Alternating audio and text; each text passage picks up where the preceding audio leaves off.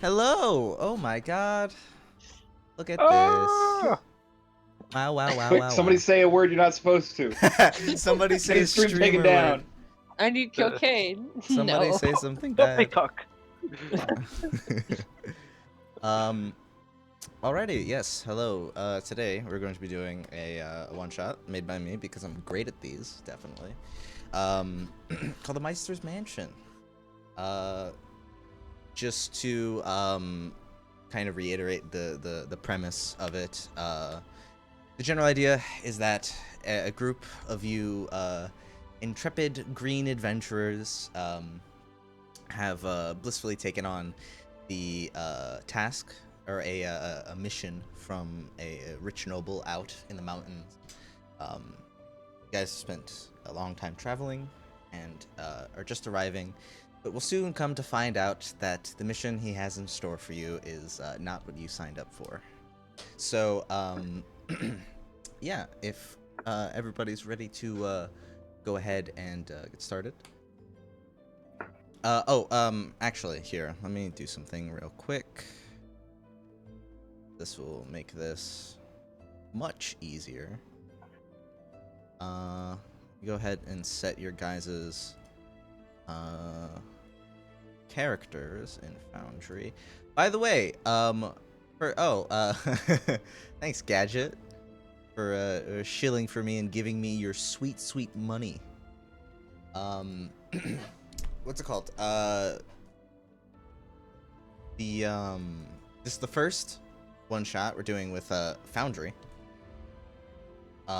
Which I am super fucking excited for because I have been working on a video and it's not out yet, and I'm very sad that it's not out yet, but this will fill that void on my YouTube channel for a short while.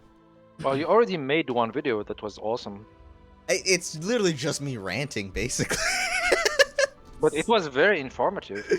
I'm hoping to make something more comprehensive, but thank you. Roll 20 bad. That's all you need to know. Yeah, exactly. Roll 20 bad. Alrighty. So I think with nothing else, yep. The okay, the stream thing is working. Sick, lovely. All right. So let's go ahead and get into the opening scene. So, you and your group have undergone a couple weeks of arduous travel, and with your bellies painfully rumbling, you finally see your destination ahead of you. The mansion of one Maister Crowley, who sent out a call for aid for heroes and adventurers like yourselves. It's a small walk up the snow-covered path before you all finally get to the door, the sun daintily falling to rest behind the western mountains. Ahead of you, you see a tasteful set of locked double doors, adorned with bulky iron knockers. Silence permeates the air as you all look amongst yourselves. So let's get started with character introductions, starting from the top of the little stream thing on the side. So Lara, if you wouldn't mind, just as I spent the last 90 seconds trying to write one, because of all the things I did for this, I didn't write a fucking character description. It's okay. Here. All right, here we go. Improv. I can improv. Okay. Thea stands tall and proud. The first thing you'd notice about her is her bronzed armor. Beneath it is some rough, fun green fabrics with some. Honestly, it looks like dirt and twigs. It looks like she hasn't actually cleaned her bronzed armor in a long time and maybe rolled around in the dirt a little bit. She's also got maybe just a little bit of dirt in her short cropped blonde hair, and in her eye is the gleam of adventure. Nice. How's that? Okay. Don't worry, you get a pass. Alrighty. Yeah, let me just adjust that real quick. Okay, next up, Michael, if you'd please describe your character. All right. Coffee.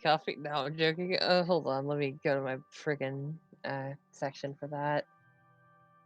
Corbin kind of has a limp as he walks. He's this not necessarily big, but sort of tall and, lanky blue guy wearing a fashionable cloak and hood, along with a prosthetic left leg, which he, slowly, drags along. And wait, I assume it's snowing, Justin, because I mean, Oh, most definitely. Yeah. That fucking background. It's been nothing but white rain for weeks. So. But yeah, he looks, barely taller than your average human, and he's decently built. But again, the only real noticeable features is his light blue skin and his fairly fancy cloak and hood, along with his prosthetic leg. Other than that, he's just relaxing, enjoying his time, taking in the sights. And that's it. Next to introduce themselves, Orsen. All right. So Rizio is walking tall and proud. He has a very sturdy demeanor. You know that he's an ex-soldier. He's wearing studded leather armor, and he has also what looks like a rank or an emblem that looks like it was torn off and sewn back, and looks like he's taking extra care of it. whenever you're resting or whatever. Now, like he's wearing an extra cloth because of the cold. You know that he was expelled from the military because of some reason, and now he turned to the adventuring or mercenary life to survive. He has a big longbow on his back, and he has a really light glow in his eyes. You can guess that it's from his celestial origins. He has a very pale and dark skin and very piercing eyes. All right. And last but definitely least, Eon. Please Well, introduce fuck you, I'm us not to doing it now.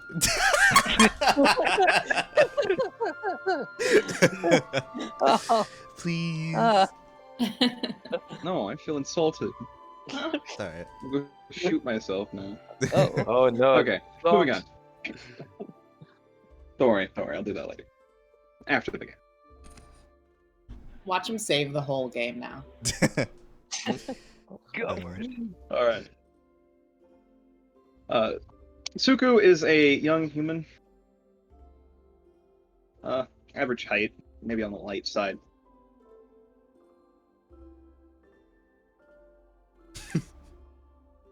All right. Does it? Yeah. Oh, all right, I got you. He wears very bright clothes. Oh shit, he- there's more. I guess his- you're cutting Neon. Yeah, you're kind of cutting out. Am I? Yeah, just a little bit.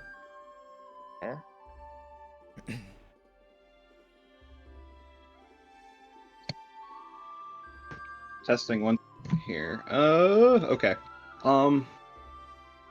There's brown hair. He wears a mask a lot of the time. It's like in the shape of a demon, I guess. A good way to put it. Interesting. And his skin is very heavily tattooed. Ready? Very, very cool. So, with all of you, Justin, what's up? we're forgetting the description of Huggins. I was yeah. wondering if you wanted to do that as part of yours, but if you wanna. Yeah, no. Dude, like I said, I'm sustaining myself through coffee here. I forget things. But yeah, Huggins is perched upon Corbin's shoulder. He's a very colorful owl that seems a bit strange, I might say.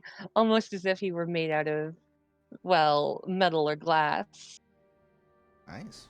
in the way that some of his colors reflect. All right, that's it for my boy Huggins. Don't worry, he'll carry this entire game, I believe. All right. I think that he will be the only one who will be surviving. Probably. Already my Probably. favorite character. God damn Probably. it. No. Um, Now he jinxed it, you bastard. Sorry. let's go ahead and move, you guys. So, you've all finally made it to the entrance of this manor, and all that's left is to approach it. Oh, shit, it's not loading for me. It'll take a second to load if it's because it's gonna be the first time you guys are loading into the map Oh, itself. okay. It needs to, Yeah, like, I think you cache it. can preload it, like so. I think you can, yeah. Yeah. Be able to. Yes, I can do that. So I'll do that. I'll do that for future. But Yeah. We're in. Shit. Switch me over, game, please. All right. Okay. Well, this place is giving me the creeps. Actually, I'm gonna reload my Foundry. Laura's token Yeah. isn't showing her health bar. oh, yeah. Hold on. That's. It's because I'm not able to be hit or damaged in any way. She's Just invulnerable. you have no life. yeah, yeah. You bought the DM. You now have God mod. Yeah. It's like I'm invincible. The bard shows up. Vicious mockery. You die. What? Good. Actually, Thea will look Delete, repeal. sadly at the clouds that are covering the sun and the snowing sky that's been there forever. Shit, it loaded. And she wish that she could see the sun one more time before they go into this creepy big place. Mm. and then turn to the party and say, "Well, I think we've reached our destination. Are we ready?" Oh, Well- certainly. Oh fuck! She has a big emblem of a sun. That's Oh, what? Oh, well, that's the most important thing. yeah. That was the most important part of the description earlier that I She- forgot. She has to profess that she's the sun, bro. Of course, Yeah, it that's matters. oops. Oh my god. I hope I don't have to narrate in a German and then Irish accent. Because these two assholes are redeeming accents. At some point. Yeah, like Rizio will just sigh and he'll go, well, the things we do for gold. Let's do this. Mm. All right. So I if don't know about no you one guys, is but I do trying enjoy to open eating. the door, Rizio will open the door. Shouldn't you knock first? No, we're Is just it fighting it. closed? Yeah, it's closed and locked. There's two Alright. large iron knockers on each door. Yep. I'm using the knockers. All right, you go ahead and with 3 loud bangs. After knocking on the doors, it's a brief prelude before the sounds of shuffling footsteps can be heard on the other side. The door is pulled ajar. Greeting you all. Let's go ahead and set that up. Greeting you all is an older human man with a clean, well-shapen face, as well as long brownish-gray hair and a fine green cloak and golden necklace adorning his shoulders. Most strikingly about the man, though, is the sight of a horrifying burn scar that encompasses the entirety of the right side of his face, leaving him blinded in one eye. His posture is firm and professional, though he keeps one hand on the door as he looks you over, and eventually speaks up. Good evening. My name is Simon. I'm the butler of this estate. What is your business? Rizio will do like some kind of military salute. We were summoned by the master of the mansion. Apparently, he needs some help, and we are capable adventurers. As he turns and look at the others. Ah, right. I forgot he did that. Very well. Follow me. He kind of gestures with his hand, opening up the door for the rest of you to follow past. Step inside, and I'm going to go ahead and Alright. cut off the snow effects because it does not snow indoors. But it could just At least most of the time. open roof. We could have this. So he, Does the burn look recent? definitely not. It looks like it's scarred over years ago. Okay. As Suku Also, steps Justin, inside, he'll take off his shoes. Justin, for the sake of like the argument, my familiar Huggins, he's gonna be in his pocket dimension. Okay. For now. Oh, Alright. big room. Yep. That's Go a, ahead and... that's a nice house. Oh no, it's still snowing on this one. Let me go ahead and reload for the screens thing. There we go. Alright. Go ahead and pull it back up. And... Okay. Right. So, as you all enter, Simon will, turn back to you. Give me but a moment.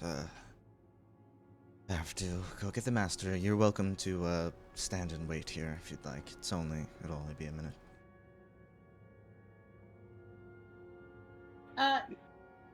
Just curious. Do any of the decorations around this room look religious at all?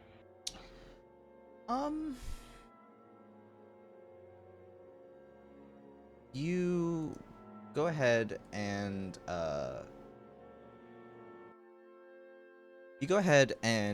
you look about, seeing, but there's not very much to go off.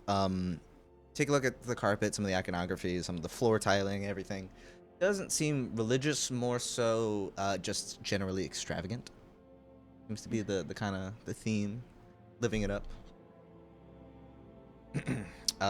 However, you'll see the butler kind of step out and back.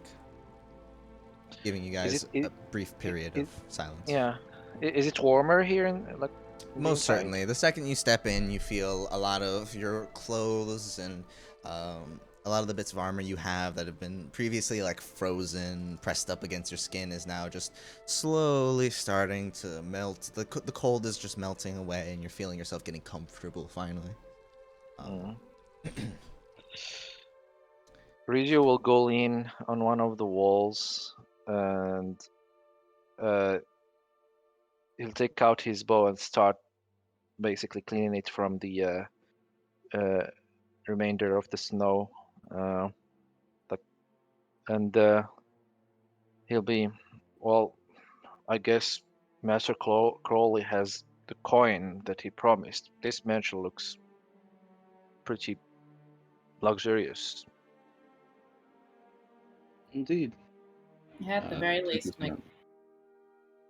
Go ahead. my fears are quelled that this was a hoax.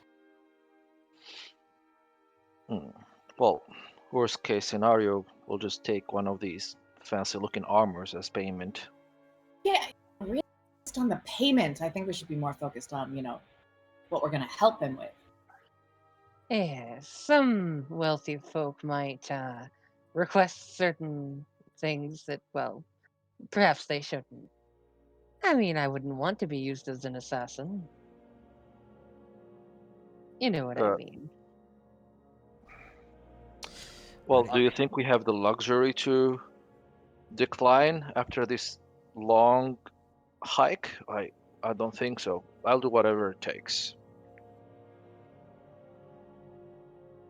Alrighty, you Hmm. guys see the doors across open. As first steps through, the butler. He kind of moves down the stairs and takes an aside to the pathway along before speaking out. Now presenting the master as next up. The doors atop the foyer open, and you see a dapper individual wearing a suit and top hat of orange silk stepping through on the top step. He suddenly produces a fanciful black and gold cane, which he uses to mildly support himself. As you look up to his face, you are a bit surprised to see it obfuscated by a long bird-like mask with large blue lenses shielding the eyes. The man gives a small bow as he introduces himself. Oh, how absolutely wonderful to meet you all. And I must say, you all look splendid. Please, make yourselves welcome to my humble estate. I take it you're both tired and hungry? Indeed. It's Ah, been a long trek up yes. here. Very well. Simon, please show them to the dining room. And you'll see Simon goes ahead and nods. Begins stepping out towards the door to your left. He opens it, steps aside, and gestures for you all. Rizio will just give a little salute and follow. Oh, how proper this one. What the fancy house you've got out here. Oh, indeed, I have made quite the fortune. I'm just happy to be able to share it all with those willing to help out a poor old man. And what is it that you needed help with? Oh, I would like to speak over dinner first. I'm sure you wish to make sure you're comfortable and, ready to use your brain for thinking. Please, I Well, implore you. He very unsuredly steps into the dining room. Well, I wouldn't want to be a rude guest, so sure. Let's see. thinking is not exactly my specialty, but I will try. So, you guys will see Simon enter the room last, closing the door behind him, stepping in front of a small table of assorted different foods and bits of a prepared meal. And as you look out and ahead of you, you see this wonderful spread of different meats, different vegetarian options, wine pre-poured out in goblets, plates, knives, forks, napkins. It's looking like you get to have a bit of a nice meal before you ready for your next adventure. The Meister, as he sits down, he places his cane aside to the chair and gestures with his hands for all of you to go ahead and dig in. Please don't wait for me. Anything suspicious about the food? Not that you know of. It looks I mean, if you would want to make a perception check or something, go for it. But- Yeah, we'll do that. Nothing is free in this world. He's gonna start making himself a plate. He's going hard. Yeah, there. Corbin's getting himself a plate. 13. Uh, It looks like really good food. All right. Gracious of you. I'll just smell it before eating it. Thea sits with her hands clasped on the table, and it's not that she doesn't trust the food. She looks at Crowley and says, "I'm sorry, I don't mean to be rude. I'm here to vanquish darkness, and feasting is not where my Well, you mind's can't right do now." that on an empty stomach, can you? Yeah, I've lived off- as you're trying to fathom your protest, you feel just there's a bit of an audible that echoes out. And the Meister Okay. just kind of turns his head. I'm sure you can spend a minute. Well, it does need to be a whole Please feast, don't and then know. I'll just grab a potato and eat a potato. They're Uh, careful. There are Killians watching. Not a Wait. glut. All right. So as Rizio is eating, he will turn towards Maister Crowley. So any reason why you're wearing this mask? I had an accident, but a few years ago. It's been unfortunate ever since, but sometimes that's the way things are in my profession. Oh, what profession are you doing? The only thing that I think could encompass my interests would be an entrepreneur. What's that? Somebody who's very interested in making lots of money very quickly. Oh, I wish I could do that. Oh, you will most certainly. As for what I have for all of you, I've been having a bit of an issue. You know how it is in the mountains with barbarians and such. I spend a lot of time occasionally stopping by and letting me know how much they have a distaste for my estate, throwing rocks and arrows and other barbarous tools at me. So Will nod in it's, understanding. so it is a trespassing problem. Of the sort. I mean, they'll come by and do a small bit of property damage, and it's not like I can go to the king to, find some kind of solution for that. So I was hoping you could all help me out. You'll be paid well, have a wonderful feast, a good night of rest. Any other hospitality I could offer you? Well, It's all well and nice. Can't really think of anything. Thank you. Good. Again, I'm very sorry, and I do not mean to be rude. But if this is a trespassing issue, did you trespass on their land first? Oh, of course not. I bought this land, built it all up myself. Okay. so I don't mean to be rude, but maybe we should talk about rewards first. Oh, of course, yes. The announcement that we got spoke with. It was a little bit vague. It just said high reward. So Well, I suppose thinking some of negotiations are in. something valuable for needed. getting rid of a bunch of barbers. I was thinking something in the realm of perhaps 2,000 to 3,000 gold. at this point, Regio's eyes just open wide. Yeah, Thea reacts. That is quite Oh. hefty. Wow. I hope that would be sufficient. I don't wish to undercut your services. Certainly. He just starts counting on his fingers. That's not going to help you. It's yeah, that's oh, pretty that's funny. that's Funny. like more than 400 gold each. Well, make sure you eat up quickly. I'm sure you want to get that reward as soon as possible. Alright, well, what exactly does the job entail? Are we scaring them off, or are you trying to get us to... I'd prefer complete and total annihilation. Right. No, I And, like, definitely can do that. what he just says, like, complete total annihilation. Like, Corbin's face kind of goes blank for a moment. He's just, like, spinning around his wine glass.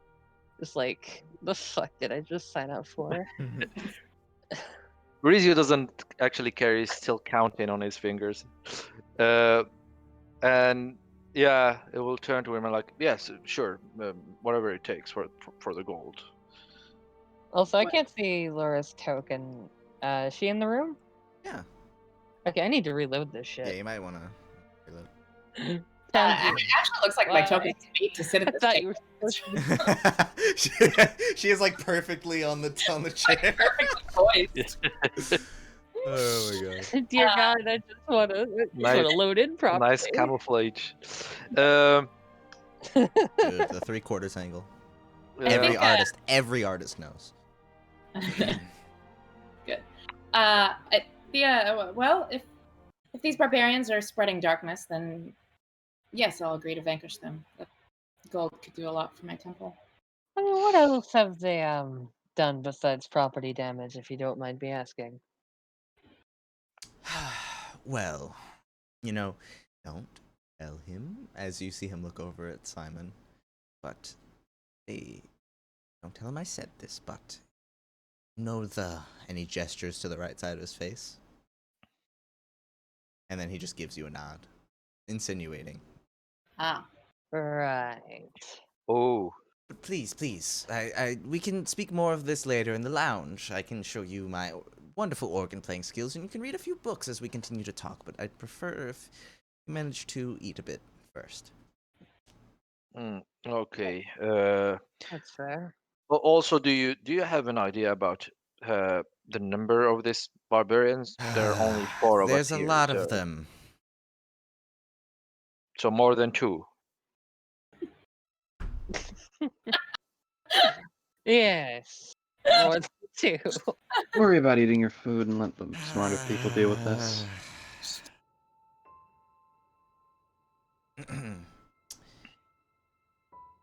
All right. And you guys see Crowley suddenly shoots his hand underneath the table. With an audible click, you feel your chair pulled out from under you as the wheel of gravity pulls you through a hole that has appeared in the floor. As you begin falling, you look up to see Meister Crowley's head cocked to the side in amusement. As you guys have... You motherfucker! As you guys have kind of tried his patience a little bit. I mean, out of character, I had a feeling it was gonna be something like that. I just Kronk fucking pulled knew. the lever. He's just fucking... loud. He's like fucking Dr. Evil. He's just like, okay, Yeah, you're falling man, down now. I'm going Robin Hood on his ass. All right. Like, Foundry just doesn't want to work for me today. I'm like stuck on the 80%. Tried preloading it. It'll come in at some point. Alrighty. So, immediately you're plunged into darkness, with the walls of a tunnel enclosed around you as you fall. There's a sense of growing anticipation as you plummet, until your body is surrounded by piercing cold, submerged in icy water. The torrent of the water is pushing with great intention, dragging your powerless body along with it. As you're taken, you begin to hear the sounds of gasping breaths alongside you, and your visibility gradually increases with the ever-encroaching light at the end of the tunnel drawing closer. A frozen knot ties in your stomach, and your intuition is quickly proven right as you feel what little purchase you had taken away from you again. Jettisoned out of the tunnel, you begin falling out of the mouth of a waterfall, with the breadth of a small valley within a cave laid out before you. You only get a glimpse of its expanse, which is littered with sparse fluorescent blue spots. Gravity intends to pull you from thought once again, and you hit the water laying at the waterfall's base. Your concussed mind scrambles to string together the imagery you see as you're washed along the rocky banks. Trees, rocks, snow, or water? Finally, your pace begins to slow down, and you can promptly right yourself above the freezing surface. Around you, you see the members of your party shaking out of a similar daze. What the hell happened? It's fair to say that asshole duped us. Damn, that was painful. Did he just See what? kicked it out from the house? He Where are we? just sent us plummeting. I don't know, but we're not here to kill barbarians.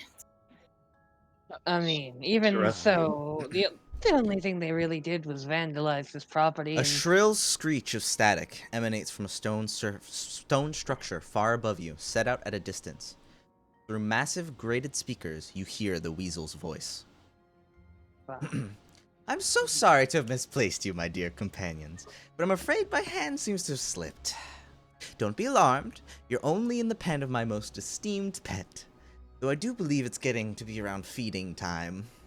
I wouldn't dare insinuate that you're supposed to be his food. That would be most inhospitable of me. But alas, getting you back up here would be quite the chore.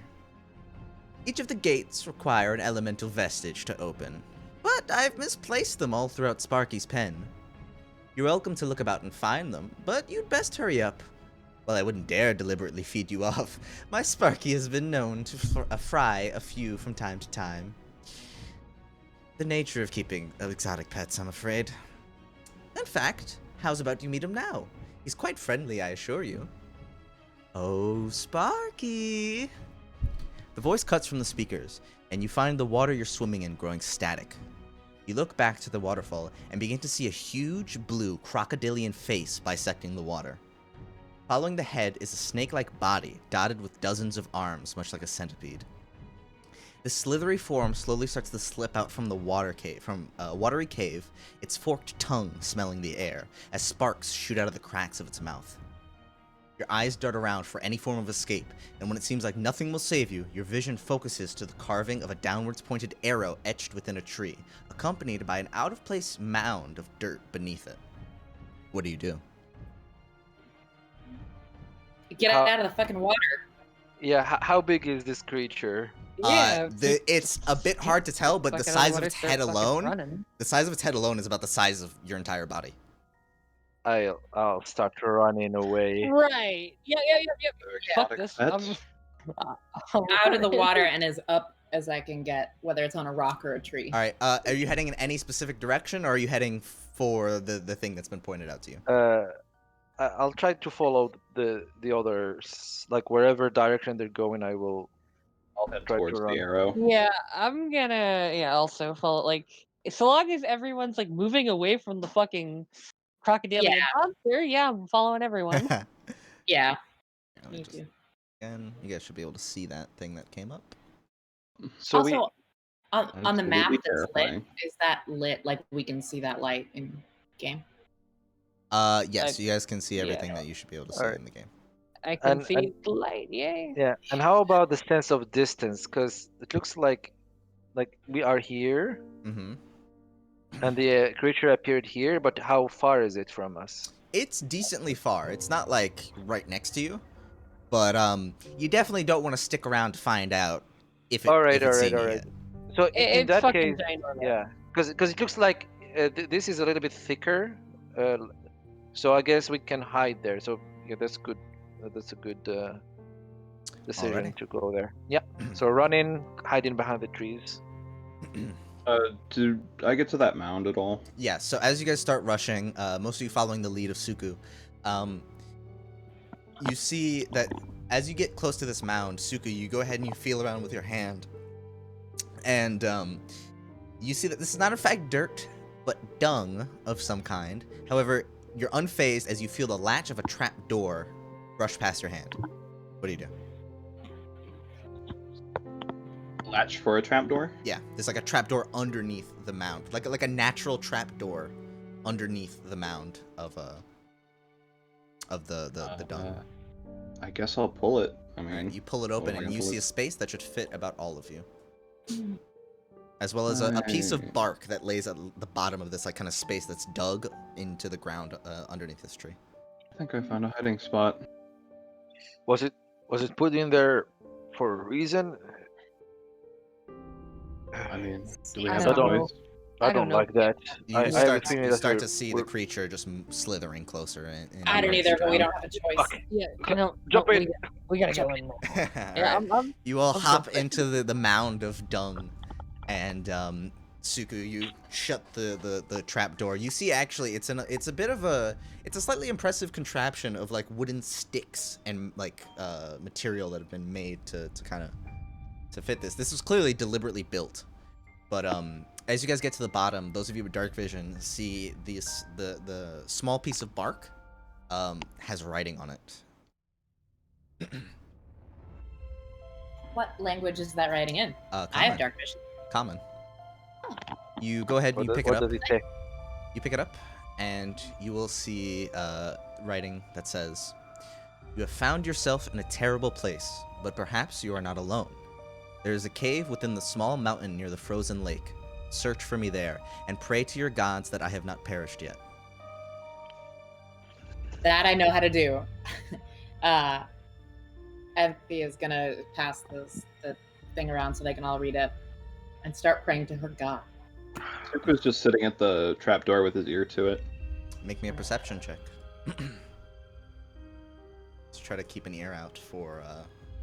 I am not good at these. Large Oh no, creature. I'm actually okay at these.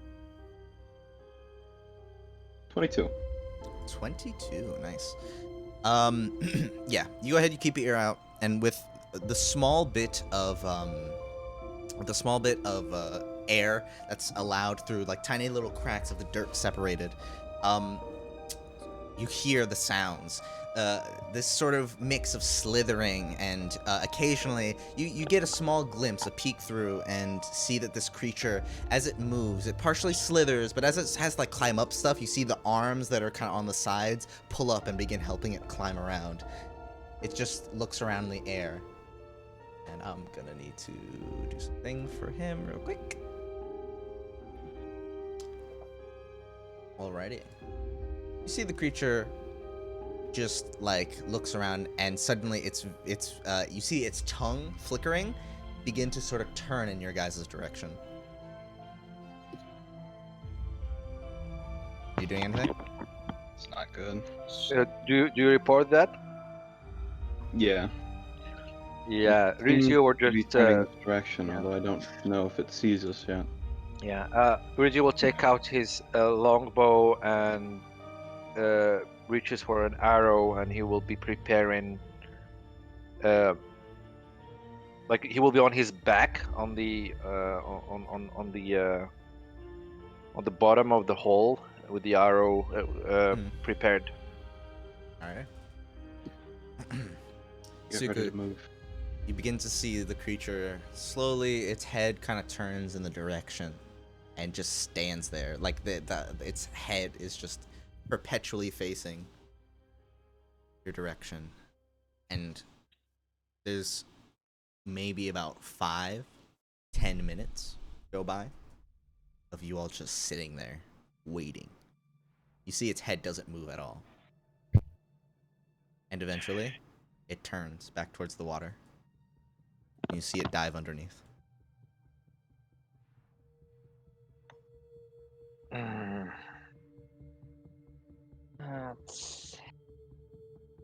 I hope it's not messing with us. That would be cool. If it's anything like his master, then he is. Ah, damn it. This is like a game we used to play back in my hometown country. Hide and seek. What? Well, hide and seek. I get you. Well, hold on.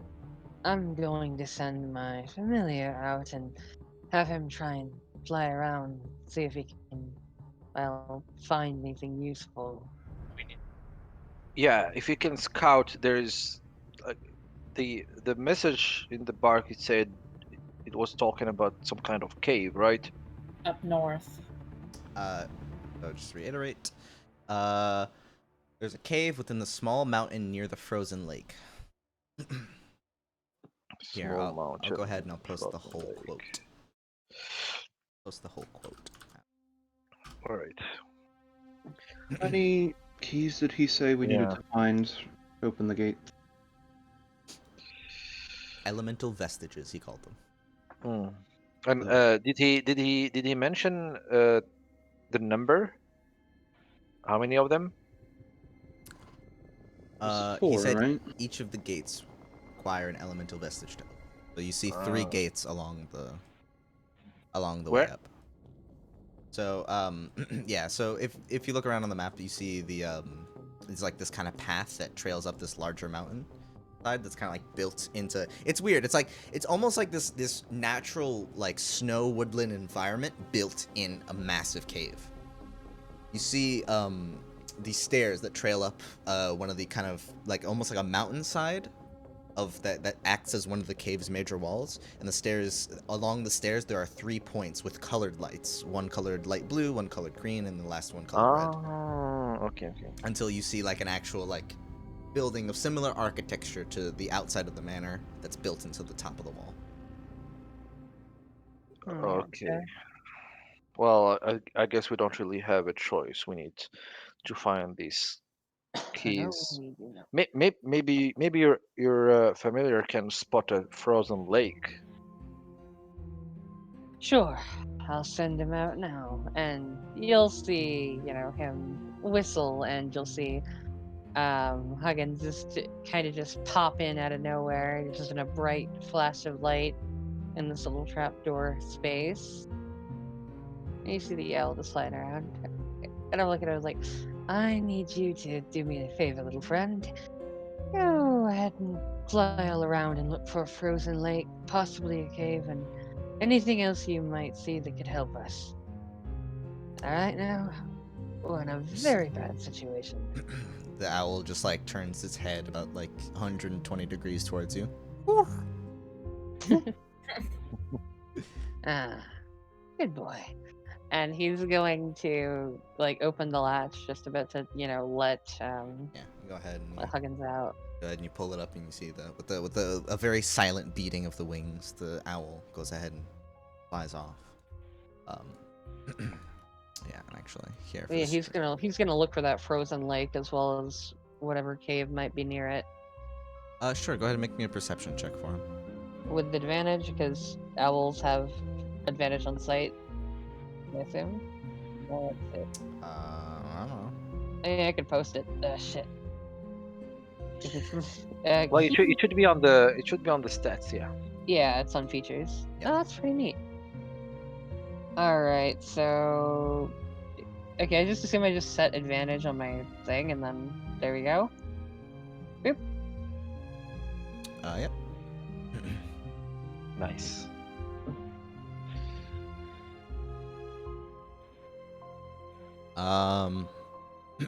Yeah. So as Huggins makes his way out, you'll see he do you at all look through his vision, or are you just relying on him to relay this information to you? I will look through his vision as well, but I'm letting him fly. All you right. know. So you guys see Corbin, his eyes kind of roll over into this sort of milky white as he goes a bit catatonic. And Corbin, as you look through your familiar's vision, you see several notable locations immediately that are pointed out to you. Firstly, the stairs, which I already explained, kind of that are built along this like strange mountainous side of the cave wall. Gotcha.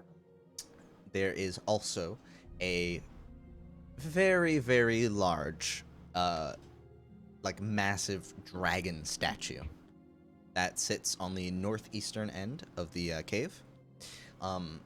Around it is kind of this constant sort of reddish-orange glow, and masses of dead trees and cracked earth that's around it. To the southeast there is what seems to be like some kind of village. A lot of similar looking buildings and long houses, all made of like wood and thatched roofs, but completely like covered in snow basically, and very much so devoid of any kind of life. And lastly, you do see in the sort of southwest, you do see a frozen lake, and 21. Yeah, with a 21, you don't quite see a cave, but alongside the small kind of mountain built alongside the frozen lake, there does appear to be kind of the mouth of a frozen over waterfall. That is that does kind of act as sort of a cave mouth, but you're not quite sure. I gotcha. So the mountain is the one that I'm pointing at right now. Yeah. Yeah.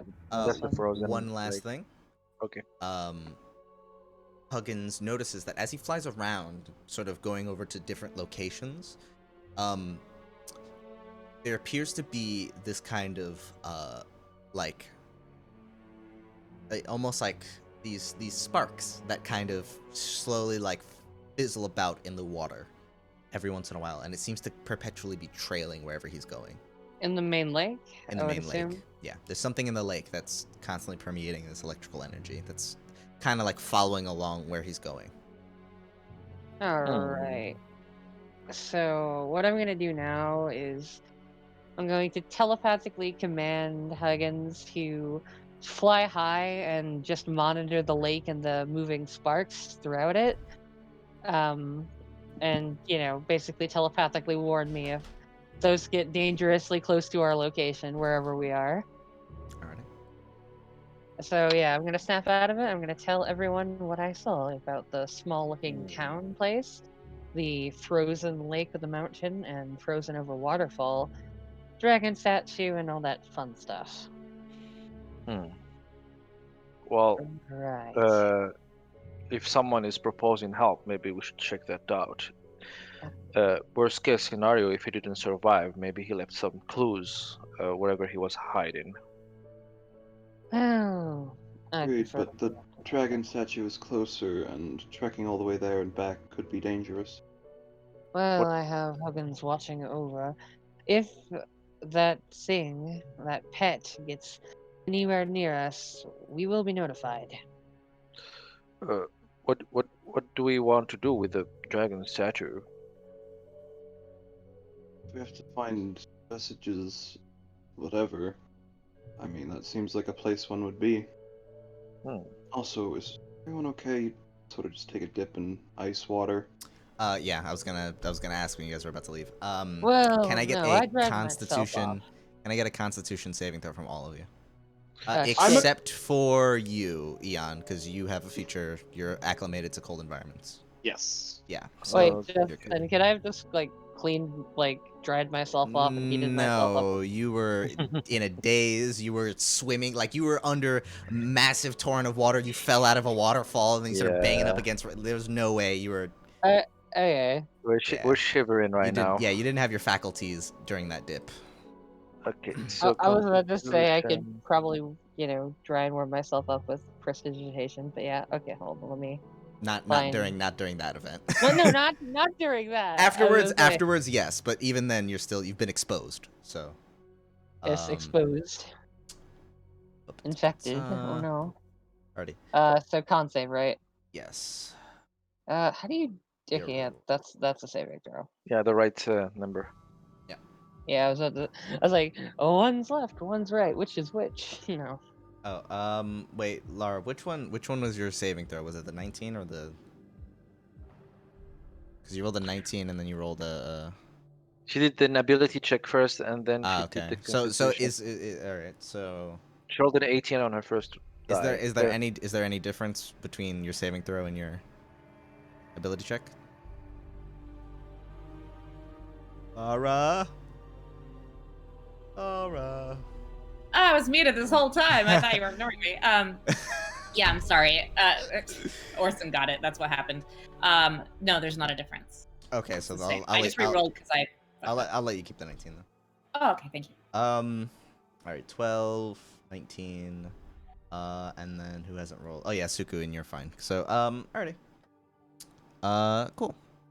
So yeah, so you guys are fine right now. It was definitely a bit of a shock to your bodily system, but you're not facing any major penalty. Perhaps also heading over to the village would be a good place to warm up and dry off. So we can take the long route. We can go through the statue first, check it out, then go to the village, and then continue our way. towards the lake. That's what you're proposing. Yes, as it would most probably be very dangerous to go there and then head back if we find nothing. Well, Alright. I trust your judgment. Let's do that. I think I'm going to agree real quick, Justin.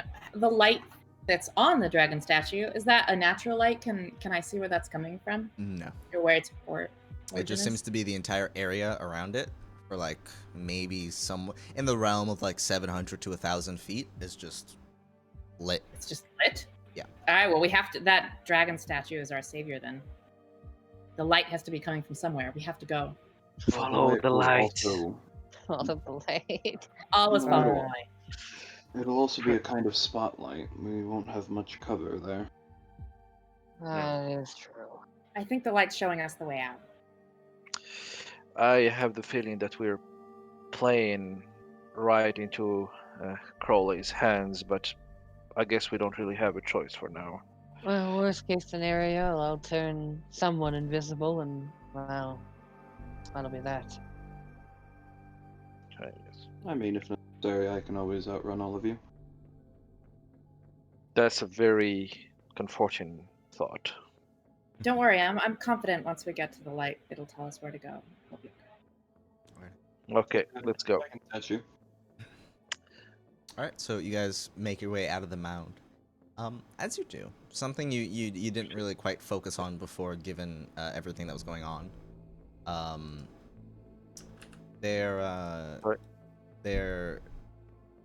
You kind of get out and you see maybe like 20 so feet away from you, underneath one of the trees, this kind of like seems to be like glowing blue, like fluorescent plant. It sits maybe about like 4 feet tall-ish. Nice, long, these kind of like bluish leaves. I'm a nature hippie. Have I ever seen anything like that before? Make me a nature check.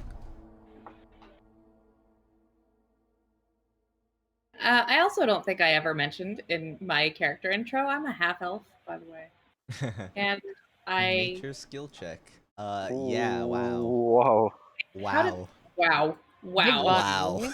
Wow. Nature hippie rolls a 0. Nature know hippie about that one. extraordinaire. Your God has forsaken you. Yeah, Yeah. I'm a little worried. So yeah, unfortunately, you have no fucking clue what these things are. You're absolutely baffled that plants can even glow. Is it close to us? Yeah, it's within walkable distance. Can I go grab it? Sure. You go ahead, and as you touch it, you go ahead and you put your hand out, you touch it. You see that you thought to be the plant glowing was not, in fact, that. You put your hand on it, and you see this puff of like glowing dust, but the same color as the glow you saw from the plant, suddenly like pop up as all of this sort of. You notice that the glow, in fact, wasn't coming from the plant, but from this dust that appeared to be like caked all over. And as you touch it, this puff kind of poofs out, and you guys, all you guys turn to see Thea covered, front face covered in this glowing dust, making her extremely easy to see. Right. Well, we can't have that now, can we? And then I use prestidigitation to clean it off. Just remind me what prestidigitation. Can you post a spell card for it? Because I want to see if that actually fixes Sure. this. I think it's Hold the light trying to speak to me. The light. Yeah, Oh, you no. you became a walking target. hold on, We just don't I'm want getting we don't want that. We should launch you off in the river. Oh, Too much fairy dust. No. Yeah. You're right.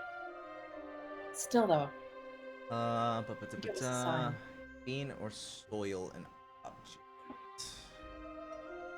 I don't know. I'm gonna say that doesn't work for this. Right. Okay. You go ahead and you try to do it, and if this was like, it's weird. If it was like anything like a glow dust or something like that, like an alchemical ingredient or something like that, it would just go away. But it's not going away. I'm just going to assume that it's just magically retardant or something. May I take a dip Right. in freezing water? Yeah, well, that might also be a Yeah. solution. Rizio will try to help clean it out. Thank like you for from the trying. Yeah. Once you guys Like, you manually, guys kind of yeah. put her you put her in the water, and And Corbin, you go ahead. It seemed the report from your owl is that the sparks seem to still be trailing wherever it's going. So feel good Well, about like the fact it's that not has- in our direction though, right? Yeah, Yeah. no, it's Soup. so far. Corbin, there's no real place for it to. Corbin has no real place to perch on the top because it's a cave, but he can just continuously fly you mean around in a Huggins. circle. Yeah, all right, Corbin. Huggins has nowhere place to perch, but he just kind of is continuously flying around away from you guys, and it seems that this thing is still following him. However, you guys quickly kind of put Thea into the water, and you see immediately the kind of glowy dust-like thing is washed off quite quickly. Though Thea, you go ahead and you jump into freezing water again. Can I have a con save from you, please? Since I walked Soup is gonna clean the shit involuntarily. off his hands or arm. Yeah, you're having to clean this off of you. It's gonna take more than an instant. It comes off quickly, but it's still. Oh no! All right. Guys! Go ahead and mark me one exhaustion, please. Oh no! My magical cleaning. I'm sad. Oh no! Should get going soon. Oh. The longer we stay here, the more you guys are going Yeah. to freeze. So And I do we prefer see? to not have yeah. popsicles. Do we see a way to cross here? There's a few instances where you can make a jump across. All right, so let's try to avoid this freezing water. Yeah. Water's Might pretty also be best, just because I don't know how well that creature can sense things in the water. Yeah, that's very true. Okay. So I guess we cross. bad. Go ahead. You find a jump, a sort of an area that's a little closer to you, where the rocks get pretty close to meeting. However, the jump itself is going to be is a bit of a challenge. So can I get a round of athletic or acrobatics checks from all of you as you attempt to? What's the exact distance? The exact distance is around 12 to 15 feet ish. Closer to 15, like 14 maybe. 15, 14. Do I show off now or later? Oh. I think I'll just show off now. Oh, you're already using your key. All right, go for it. Alright, you gotta see Suku just take a deep breath as he just takes a leap and does a backflip up over the breadth of the. I wish I could do that. Natural 20. Natural. Nice. 4. Damn. You did it. Oh, wait, it's acrobatics or athletics? Yeah, whichever one you want to use. Okay. Yeah, I was gonna say I think acrobatics might actually be better for me. But you know, Evidently RNG. not. Corbin! You go ahead, Corbin, and you get yourself pumped up. You just take a deep breath, go ahead, make the run, and just as you're about to jump, you feel the one of the rocks underneath your feet just kind of crumbles and falls off into the water, and so do you. As you plummet into the water, can I please have a Constitution saving throw from you? Of As you course. Plummet, Uh, full body submerged. You will mark 1 Oh point my of God. exhaustion as you're exposed to the freezing, frigid water. You rolled a 1, then a 4. I'll give Dude. him a hand. like I said, my luck is notoriously not so good. Yeah, What I'll give him a happened? Now hand we're to in get out of the two of water. us have exhaustion. Oh yeah, I you're gonna think make this with disadvantage, aren't you? I'd say Yeah. my biggest complaint is just why my spell no work. Anyways, 1 exhaustion. That did There not is- there- automatically. There is a Sorry. reason for it, Michael. I'm Uh, not just trying to fuck you. I I thought mine. And Roll it. actually, Thea should have rolled with disadvantage, right? Because Yeah, I thought Yeah. that. No, once you guys Roll with fall into disadvantage. once you guys fall into the water, you can just swim across the rest of the way. You're basically like, fuck. The point of trying to jump is you avoid going to the water at all, but once you're in the water, you might as well just swim across. Oh no, I think he was mentioning the fact that she'd make it with Wow, disadvantage that's because of good. the Yeah. exhaustion. I thought it would automatically do disadvantage, but I guess it doesn't. So. I rolled it For as what? For her Okay, jump? For okay. her leap across? For the athletics. Yep. Did No, it didn't automatically do it on that first one. didn't you get exposed? No, you Yeah, got like- exposed when they threw you in the water. Yeah, So you I'm could saying I you have could just swim exhaustion across by marked that. on my sheet. You could just swim across by that point. If they already threw you in the water, you just swim across. Oh, okay. okay. You're already We can freezing. assume that. If So she didn't need to do the athletics. She Okay. didn't. She didn't need to do athletics. She already All was. right, She already cool, was cool. freezing her ass off. As Okay, long but as you feel like if you're in there for too long, you'll need to make another save. But as long as you're quick about like you're in there, fuck it, just swim across. Okay. I just dragged myself into, well, oblivion, I guess. I don't even know. So can we see the statue from where we are right now? Yeah, it's looming far above the trees. So how big is it? Like depending on like our sense of distance. Looks It looks pretty pretty tall. fucking huge. Looks pretty fucking tall. Size-wise, maybe in the realm of 600 feet tall. Ish Oh, at like the head, All right. and then the wings continue up maybe like another, like the tips of the wings continue up like another 100. So it's pretty sizable. I wonder who built that. I mean, I have a guess, but Suga shrugs. Let's just try Maybe- and find maybe- that thing. Maybe it's part of this crazy crawler's collection. Maybe just bought it. Is it emanating the light? No way to tell. It seems as you get closer to it, you feel you start to, as you guys start to get close and pass by a lot of the dead trees. Like you sort of double take and you notice they're not dead, they're burnt. Oh yeah. You feel like it feels a little warmer around here. You're kind of like, okay, this is strange. I thought the second ago, but mere like feet away, it was frigid. It is cold still, but as you're getting closer, you're feeling the warmth grow. It's the Lord. I don't know about that, but Let's not get ahead of ourselves. It may be yeah, the demon. it's this The Lord and asshole. Dragon. And he's,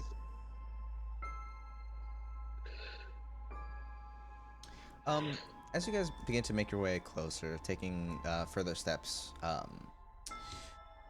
you look about and you see around the dragon statue, the land is completely charred black. The trees around you unmistakably burnt, and looking at the statue itself, you see the statue of a red dragon perched upon stone. Its eyes, you see where the eyes are, two massive rubies, maybe about the size of like your torso. And you guys approach and you notice something. You see almost somebody make me a perception check. Who's helming the kind of the surveying the area? it I was just guess- my owl. Oh no. I'm talking Maybe specifically in your group. Suku. I bet Suku is good at it. It seems like Suku's sort of leading the way Yeah. at the moment. Alright. Go ahead and Suku, make me a perception check, if you please. Can anybody help me? Or Anybody who's Uh, proficient in the perception skill. Rizio is, so he can help. Alrighty, so make it with Alright. advantage. Yeah, I can too. Ooh, oh, Why? yucky. Alrighty.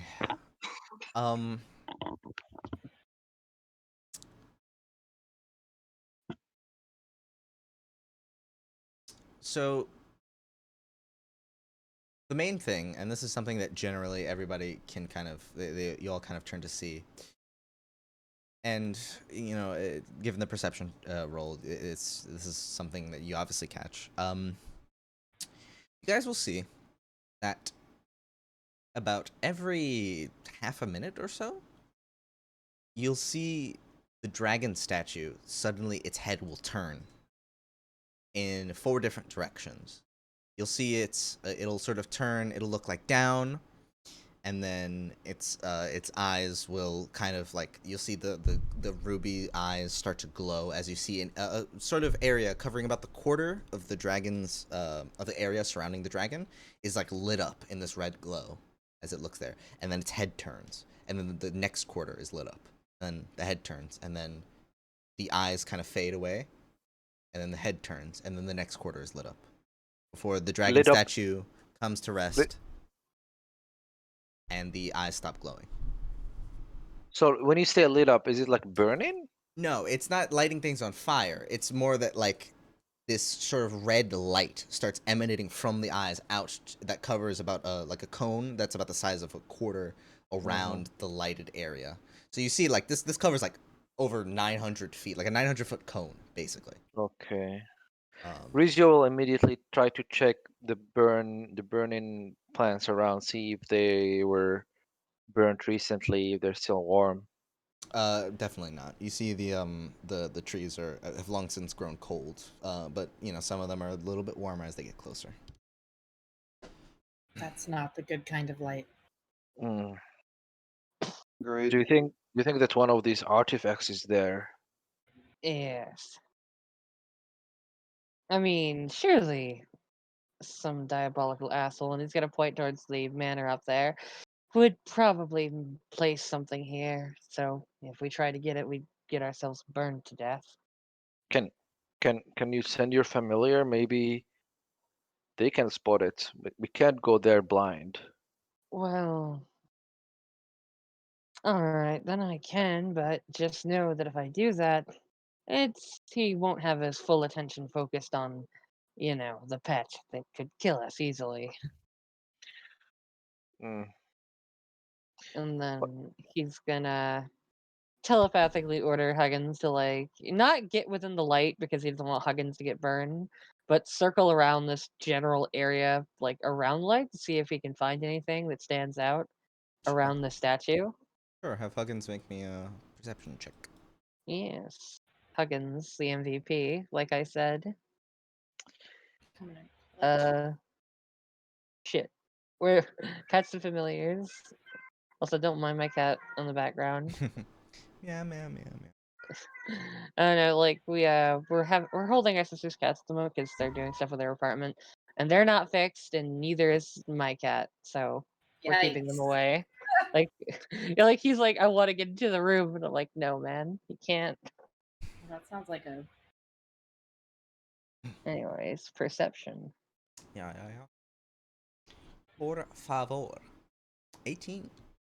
At this distance, staying away from the statue, Huggins goes ahead and he sees, while he doesn't see anything other than, like, he looks around, like, the base of the statue, he looks around through some of the small cracks and crevices that are created around it.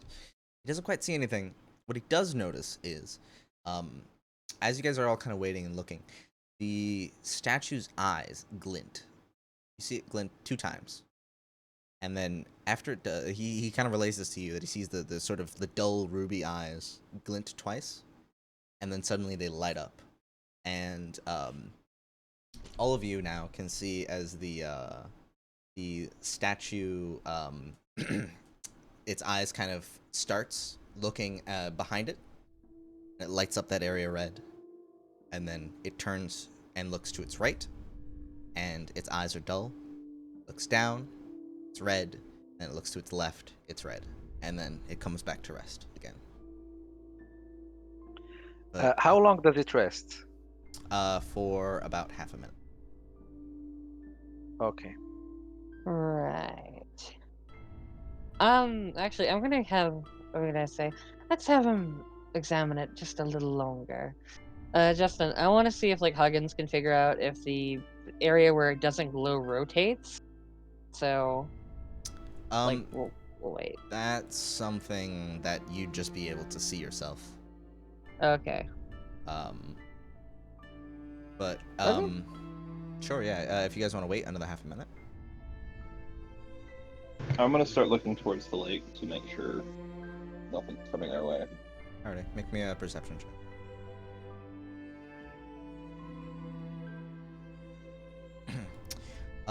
You don't see anything coming towards your way, but there's a faint moment where you see something shift through the trees, a far ways away, maybe like 2,000 feet or so. Which direction? Somewhere in the woods over here. Where? Sorry. To like your guys' west, along like the western bank of the lake. Okay. All right. You guys wait. and you see the after about another half a minute, the statue's eyes, it turns behind it, lights up red, turns to its right, lights up red, turns down, lights up red, and then to its left, light. And then it rests again. Wait, so Oh. did it shift? It shifted to the opposite side. So, I mean, we can spend another minute looking at this to see exactly what the order would be. If it just switches between left and right, or if it just switches. We just need to figure out the order it switches between them, is what I'm saying. So, if we actually do try to go over there, we don't get ourselves burnt. We're not even sure anything is over there. Yeah, I don't like that. I don't want to get close to the statue. I'm just saying, he mentioned there's things that we have to get, and I wouldn't be surprised if one of those was placed in or around that statue. I Let's go closer, maybe to the edge, and see what this light does. We can throw some kind of food and see if it burns or something. We still don't know if it's dangerous. All right then, sure. You guys move up to the perimeter. Yep. And you see the perimeter is very prompt and concisely making this kind of circle that encapsulates the area around the statue. Go ahead. You throw. What are you throwing there? I look at an arrow. An arrow? Yeah, an arrow to basically maybe like 50 feet in. You just shoot an arrow in there? Yeah, so it can lodge on the floor and on the ground and wait to see what the light does to So it. after about another half a minute, you'll see the dragon begin again. You see it starts at the top.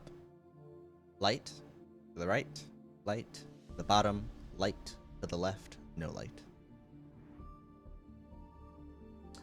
As it passes over the bottom where you shot your arrow, nothing happens.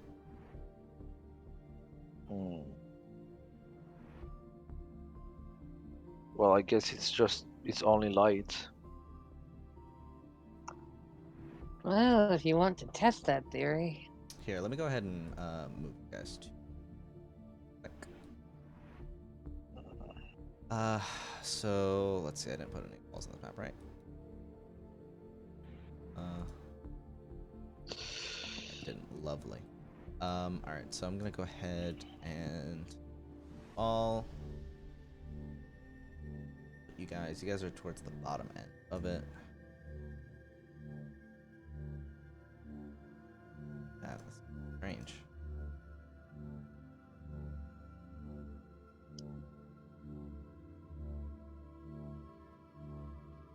For some reason, when I put you down on like on the like on a new map, like depending on the settings of the map, it's because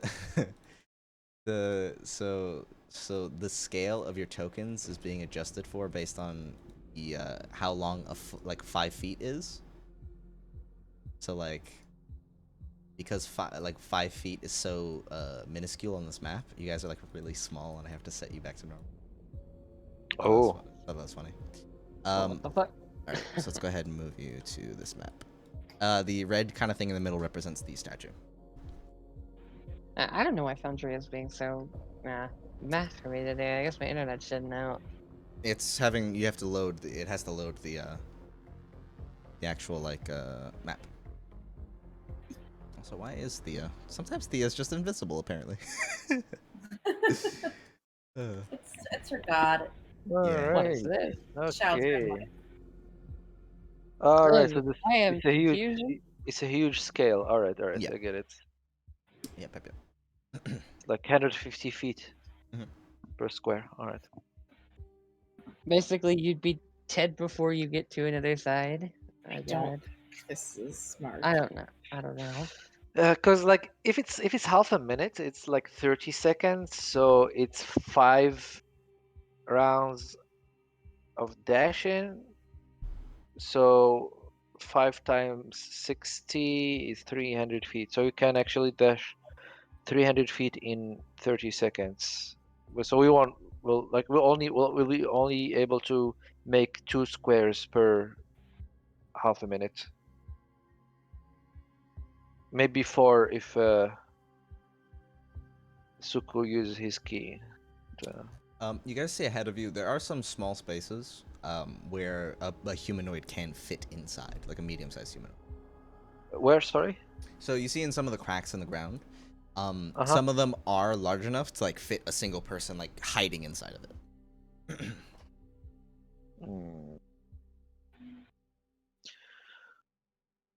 Well, now that we are closer to the statue, do we see any doors or windows, or is it like any? Make me a perception check. Okay, I'll roll. May I help? Sure, if you're proficient. I am. Alrighty, go ahead and make it with advantage, please. It's the Okay. two of you kind of holding your hands out over your eyes, trying to gauge where this lead. 22. Nice. So your vision focuses looking around the base of the statue, looking for any sort of thing. Once again, you notice that the statue's eyes glint a handful of times before each of the kind of sections where it starts looking around itself. But also, you catch at the base of the statue, just sitting on one of the statue's lips, within like about maybe like 5 feet off the ground, seems to be like a bottle of some kind. You can't quite discern what's inside of it. It's clearly a glass bottle, but something inside of it that just sits. Does it have any color? Is it glowing? It's hard to. Yeah, you got a 22. It's a natural 20.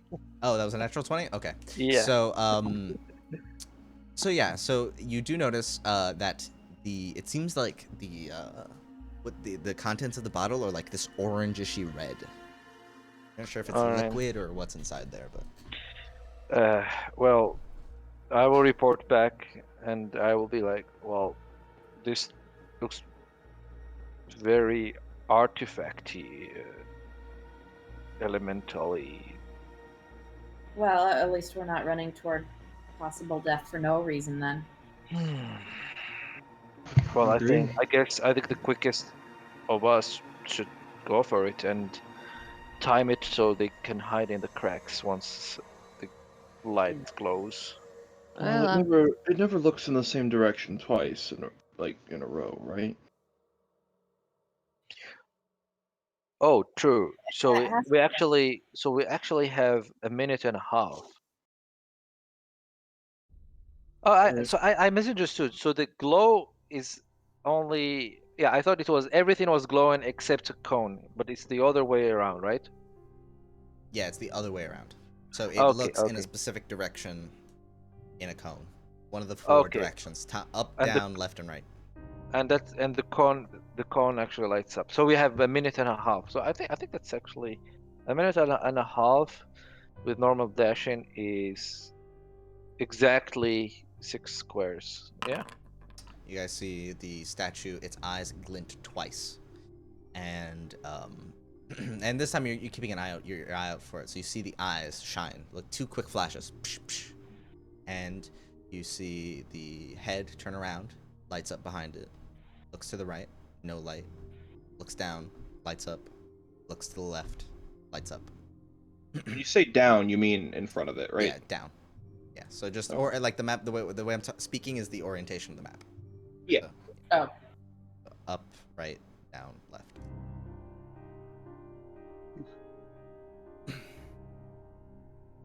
What are you guys doing? Well, I'm gonna kind of shoulder Suko. Say like, well, you're fast. That's what you do, right? Yes. I feel like it'd be best if I went. Well, Okay. wishing you all the luck. And if you don't survive, we'll be telling your tales. I'm going to put my hand on their shoulder and say, "May the light be with you." Guidance? No, No, just I don't have that. genuine I'm just good wishes. saying. May the light be with you. Sorry. Alrighty. I've got nothing emotional to say. Just It try. just lit up in front of itself, right? Do you wait to see the? Do you wait to look at the eyes? Yeah. Um. Go ahead, and you see its eyes glint twice. Do you wait for it to go off, or do you just start moving? I wait for it to go off. It lights up at the top, does not light up the right, lights up the bottom, lights up the left. Yep, I go. Alright, start running. As you begin to make your dash, the light is... You're going to see the light glint once.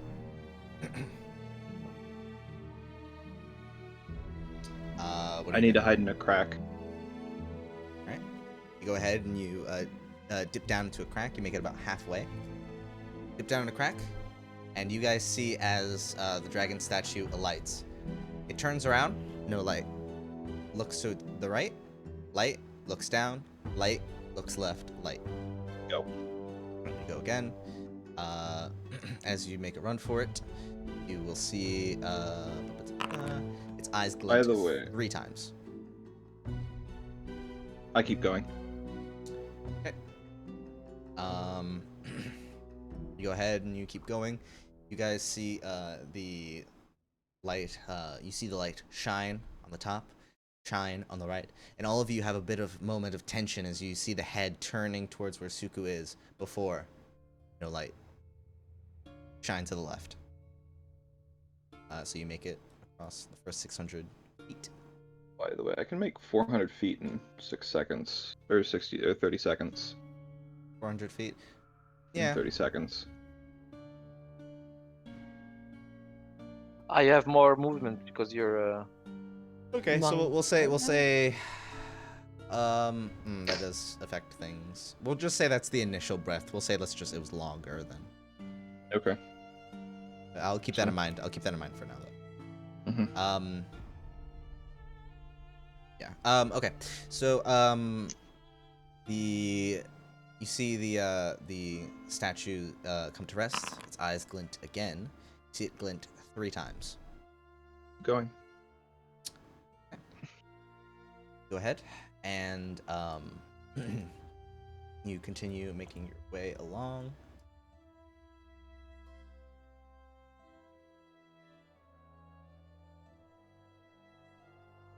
So this is when I get fucked because the pattern changes. No. The one time. The DM won't dare. You continue running. Oh no. You see the dragon starts by looking at its left, I need to hide. lights up. Doesn't matter, you decided to keep running. Looks Yeah. down, lights up, and as it does, you see its eyes glow with intensity. And you immediately kind of like pull back, ducking into one of the crevices, but there's none small enough to fit you. You turn back to the dragon statue, the rest of you look out. As you see suddenly, the dragon's head leers upwards and a gout of flame spills out into the sky. That's different.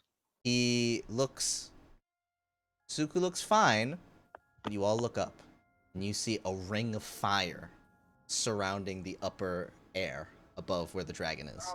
The dragon puts its head back down and begins its patrol once again.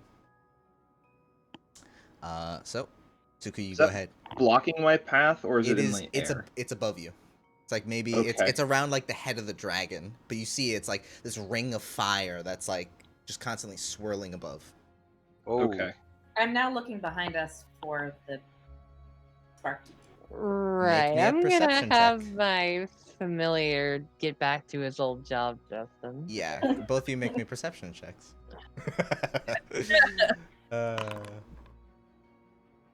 By the way, Suku, for the rest of the pattern, it started at the left, Then left was lit Yeah. up, down was lit up, right was not lit up was Yep. lit up. Yep. And Uh, Huggins is on a coffee How break. many times was that? Was that 3? Shit. Um, Okay. You see the eyes glint up 3 times. I need to hide. As for the perception check, 25 and a 9. Actually, Um, mine's a 16 because I have disadvantage. You have disadvantage. Okay. 16 and a 9. Give me but a moment, please, if you please. That If only one of us had lesser restoration. Ooh. Alrighty. Oh, I don't think it heals Thea. exhaustion. Turn around, looking out to the No. lake, and keep your eye on the water. Just watching, seeing if you see anything pop up, looking for the creature. And you see out maybe 200-300 feet from the position of the party on the outside of the dragon statue, in the woods, this blue serpentine form pushing its way through the snow, headed towards your direction. far away though. 200 feet about. Oh fuck. Also, oh yeah, that's not good. Nah. Yeah, you guys turn to hear Thea saying "fuck." I'll point it out. Yeah, no, that's not good. That's What not good at are all. you guys doing? That one needs the plan. You doing? What You you doing? know what? Shit, we gotta go. Let's just hide in one of the crevices and just I don't know. Okay, you're rushing into the dragon statue Look. area. Like if the light's facing it, like if the danger is facing us, then no. But if it isn't, It's coming. yeah. It's coming in your direction. Oh no, I'm talking about the friggin' dragon statues. Light, pattern. Depends. Not sure. Alrighty. Well, the dragon's statue begins to go for its next watch. You see its head starts at the top. You guys all rush forward in, jumping into crevices. Wait, it changed again? No. It's still Where 3. it starts? It's 3. It was 3 glints for this one. Yeah. You guys all take a Okay, step yeah, in. yep. And you Hiding in the crevices. duck into the crevices. Suku, you go ahead and you duck into a crevice, because that's what you said you were doing. And as you do, you see the dragon statue starts from the left. Left lights up. Bottom lights up. However, with all of you within the crevices, it continues on. The right does not light up. The up lights up. At this point, you guys see the form of the massive creature begin slinking over in your guys' general direction, and I like how it's fucking that. It's so small. Jesus Christ. It's because the scale of the map. There you go. I'll make it this. It's like, this is like to scale. Realistically, you guys should be like half-size tokens, and there should be 3x3, but as of now, this is to scale. Are you guys hiding? Yep. All right. Yes. Make me stealth checks, please. I asked my disadvantage. Ah no! Oh no! Blind rage. Who am I gonna kill? We have 2 exhausted party members, right? Yeah, I hate to ask Justin, but I have disadvantage from exhaustion, and I have disadvantage because I wear chainmail. How does that work? Disadvantage stats. Disadvantage. Not Yeah, always. things like advantage and disadvantage do not stack. There's no Okay. Yeah. double disadvantage. No. Okay. Okay. And if you have both I mean- advantage and disadvantage, no matter how many of each you have, it's always equaled out. Yeah. So. Let's see. Disadvantage stealth. Oh yeah. I'm feeling it now, 5, Mr. right? Krabs. 13. And Save us! 9. Suku. All right. Suku, you go ahead and you turn back, and you see Corbin, Raizo, and Thea just like crouched, huddled within one of the crevices. They're deep enough that they weren't spotted by the statue, but their heads do kind of slightly poke out. And you turn back to see the shape of the behir that's just slinking over in your guys' direction. You see its head kind of perks up, and you see the tongue flicking again before its eyes lock on with the position of your 3 companions, and then turns towards you. And it just... Not exactly hiding. Yeah, exactly. But you don't see it move forward. It's just watching.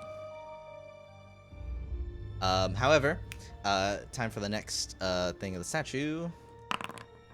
You see its eyes glint 4 times, and actually you would have progressed since you hid, but when you hide, you're not able to move as far, so I'll just move you up 1 square. Yeah. I need to hide this time. Okay. You go ahead and you dip down, you hide. What are the rest of you doing out of curiosity? You see the statue's eyes glint up 4 times, and the Behir is back watching you. Can it obviously see us? Yes, it is looking in your direction. I mean, if it's possible to, move again, then I guess that's what I'll do to a You new guys- crevice. Yeah, you guys see Suku is staying put where he is. Right. Yeah. Rizio will stay there and start sweating profusely. And I'm gonna do the classic technique of turning invisible. Oh. I'm just kidding. I'm not gonna do that yet. Alrighty. I might as well make this to scale, or like with its actual size. So this is how it looks, like on a map, how big it would be compared to you guys. Okay, that's worst. Yeah. All right. So, is anybody moving from their position currently? Nope. Alrighty. The Behir's gonna come a little closer to where you guys are, but it doesn't. You see, it staying outside of the periphery of the dragon statue. He is clutching her some symbol. Yeah, and as it gets closer, you guys feel this like sort of static in the air. You see your hairs on your arms and on your body just start to stand up on their own. But Suku, you staying put. You see the dragon statue looks to its left, lights up, looks down, lights up, looks right, lights up, looks up, no light. You go ahead and you progress. And now looking above you, you see the flaming ring directly above your position. However, as you guys stay put, in the in between from the watches, are you like progressing along with Suku, or are you just staying where the fuck you No, are? yeah, like the moment he moves, at least New Rizio crevice. will move away. Yeah, like away from the bay, the bay here or whatever. Alrighty. Name it. Big, scary crocodile, lightning, whatever. Yeah. Big scary crocodile, lightning, snake, centipede thing. It's a fucking hamster. Be quiet.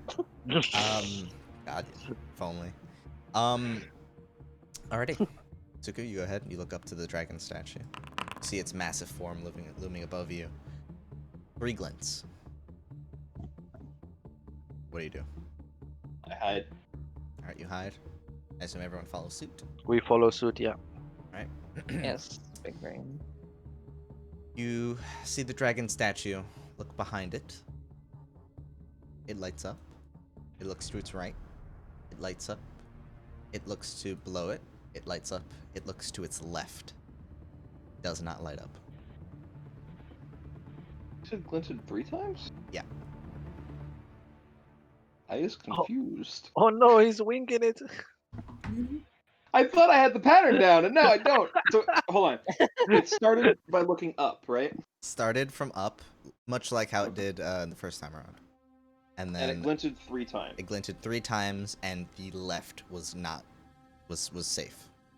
Left was safe that time. I am confused. I am confused. Well, don't risk it then. Just go in. Well, I think I can get there, don't I? Yeah. You can move up 1 space. You're now like 300 feet away. So next round you get to it. Sorry. Big Alright. brain moves, boys. Big brain moves. All right, what are you doing? All right, let me tell you the pattern. Behir just continues watching from a distance. The eyes glint up twice. See the dragon statues. What do you do? Do you move or you stay put? Twice. Mm-hmm.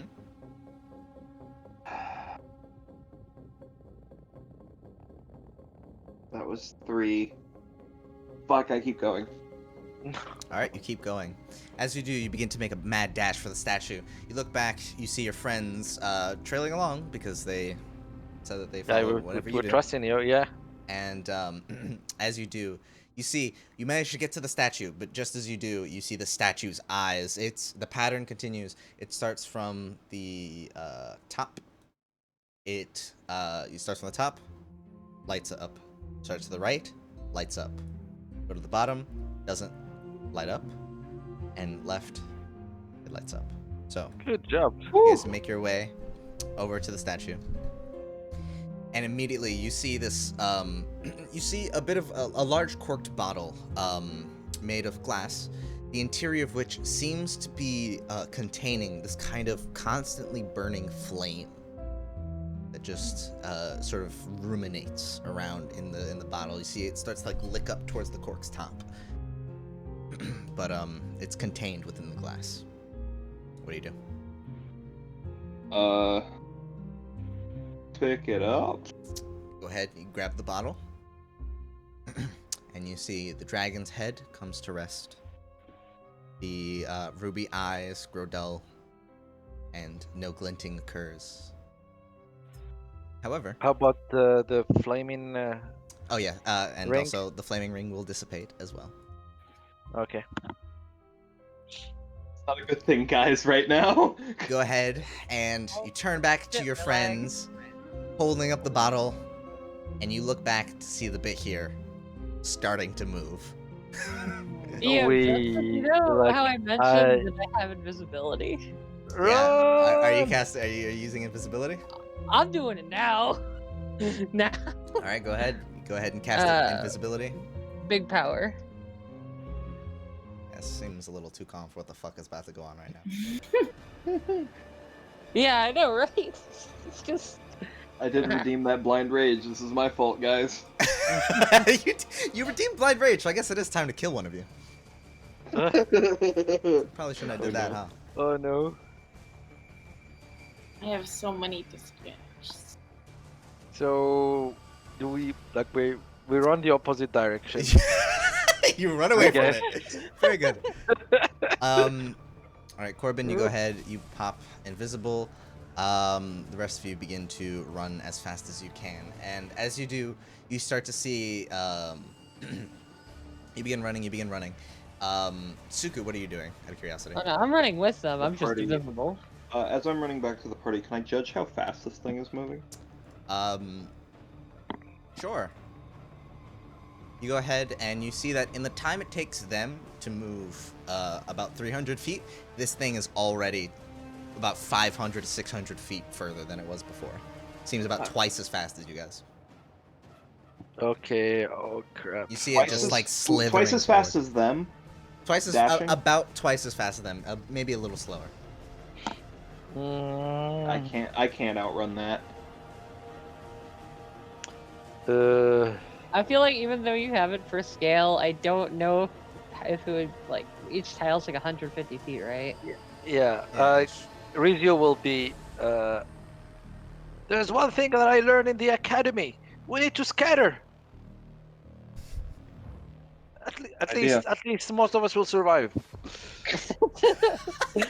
God, I feel like I'm playing Dead by Daylight now. Just leave one person to fucking die. Take the hit. Like let's leave it to luck. Let's see who he will be following. Invisibility. Damn, Thank someone's God. gonna die this early? Damn it. We So yeah. So Rizio will try to basically move in a different direction than the others. It's a good strategy. I'm just afraid to do it. Right. Oh. That's the invisible lad that I am. I will politely ignore that request and I will follow someone. Alrighty. Well, we can see you, so you do what you want. Yeah. So Rizzy, so where are each of you running? Rizio, you're running from anyone else? Yeah. Well, let's see where the others are going, and then. Yeah. So Suku, Thea, what do you guys do? I'm booking it this way-ish. I'm gonna toss a dart as I run at it to maybe try to get it. It's far. It's way too far for a dart. Way too far. Fair enough. Yeah. I do sort of want to be slightly the closest because I am faster than you guys, so I might have a better chance of outrunning this thing. I don't think I can outrun it, but I have a slightly better chance. Not wrong. So I guess Thea go this way, you two go that way, and I'm gonna just book it this way. Yeah. I'm yeeting diagonally as well. Thea, you're headed this way. Suku, you're headed this way. Rizia, where are you going? I assume not the complete opposite direction, because that's like this way. All right. I Well, didn't why see. is everything a wall? So I will move Alright. this way then. Which way are you going? This way, This way. Right. All right, straight ahead. Corbin, who are you following? because she I is going this am. way, right? Yeah. Okay, yeah, I'm going this way. As I run away, Gil, we should meet back somewhere. Yeah, you know what? I'm just The- gonna run ahead yeah, of the Rizio village. without his knowledge. Yeah, Rizio will be like, the village. Let's meet in the village. Oh Christ, we're gonna. Justin, I'm maturing my survival by staying ahead of Rizio, like just in the general direction of where we're going. Because you know what? Just dying inside because we're making such a terrible thing. I know we're all gonna be alone in this fucking whole map until the village. I can just see his face on the stream, and he is just ready to kill one of us. I mean, two of us have exhaustion. It's not good. I'm just happy to be playing D&D, guys. I'm about to get payback for what else happened in my game. Oh dear. Maybe. Alright, so you guys begin heading off. You guys will move one square that way. Creature will come forward. How Time. far is it now, right now? Huh? How far is it? From each of you at a given, maybe 300 feet. Okay. About If it's at, equidistant. yeah. Like Rizio will keep an eye on it until it's within my longbow range, which is 150. Doesn't it go up to like 600? I mean, with disadvantage, of course, but Yeah, I don't want to risk the disadvantage. fair enough. Alrighty. I don't know if a longbow is gonna help against the gargantuan creature, though. I have a trick. Maybe it will work. Let's see. So, I guess it's time to play Eeny, Meeny, Miny, Mo. that was. Look, wait, I'm Suku, invisible. I have Suku, a meat shield. Suku, go ahead and make happy. me a perception or insight check as you look at the creature that's chasing after you guys. Okay, perception or insight? Yeah, actually, any of you who are running can do this. Oh, awesome. I'll do 21. that. 21, Fuck it. Eh, 19, 3, my perception is not good, and I have disadvantage. Mine was 17. 15. All right, disadvantage. Let's set that up, and then it's gonna be bad, but I don't care because I got someone behind me. 1! Alrighty. Okay, Suku, you're the only one to catch this. You notice as you're running, and you're running around, you see you're holding this, you're still holding the corked bottle in your hand as you're sprinting. You look back, and you see the Behir's eyes trail you, look down towards your hand, and then start moving for somebody else. Does it seem scared of it? You rolled insight, right? Yes, it does. It does not seem to like the fire. Ooh. I guess time to do a dumb. The dumb could pay off. What? What are you doing? I don't think you should yet. Bottle I'm gonna charge the here with this bottle. Okay. We need it. You move straight for the Behir. You guys turn around to see Suku start running away in the opposite direction from you guys. Look down to his hand, and then just start sprinting straight for it. You guys all collectively, your jaws drop as you look to Suku. Rizio will just yell, "He's sacrificing himself for us." He's being an idiot. I'm also gonna light a torch, I guess, at the same time. if Sure, I yeah. can. You guys see him fumbling around as he's running, like trying to strike with a flint. Goes ahead, you get the torch lit as you're sprinting as fast as you can. You guys look, turn to see the Behir's head snap towards Suku, and as the I'm gonna Behir, lightning blast it. you see the Behir's eyes just widen as Suku, as you start sprinting towards it, the Behir is gonna move backwards, away from you. Hey. Gambles, boys. Yeah, Holy shit. Rizio is already screaming, "Farewell, Suku! You will be remembered as a brave soldier." Fun. I just bop like Rizio on the head lightly, like, come on. You just feel Who nothing. who did that? Who did that? Like it's not it's just a light like tapping. I'm like, dude, relax, relax. I think we'll be fine. All right, See you, Suku, what are you doing? Corbin. Rest of you. Am I doing? Yep.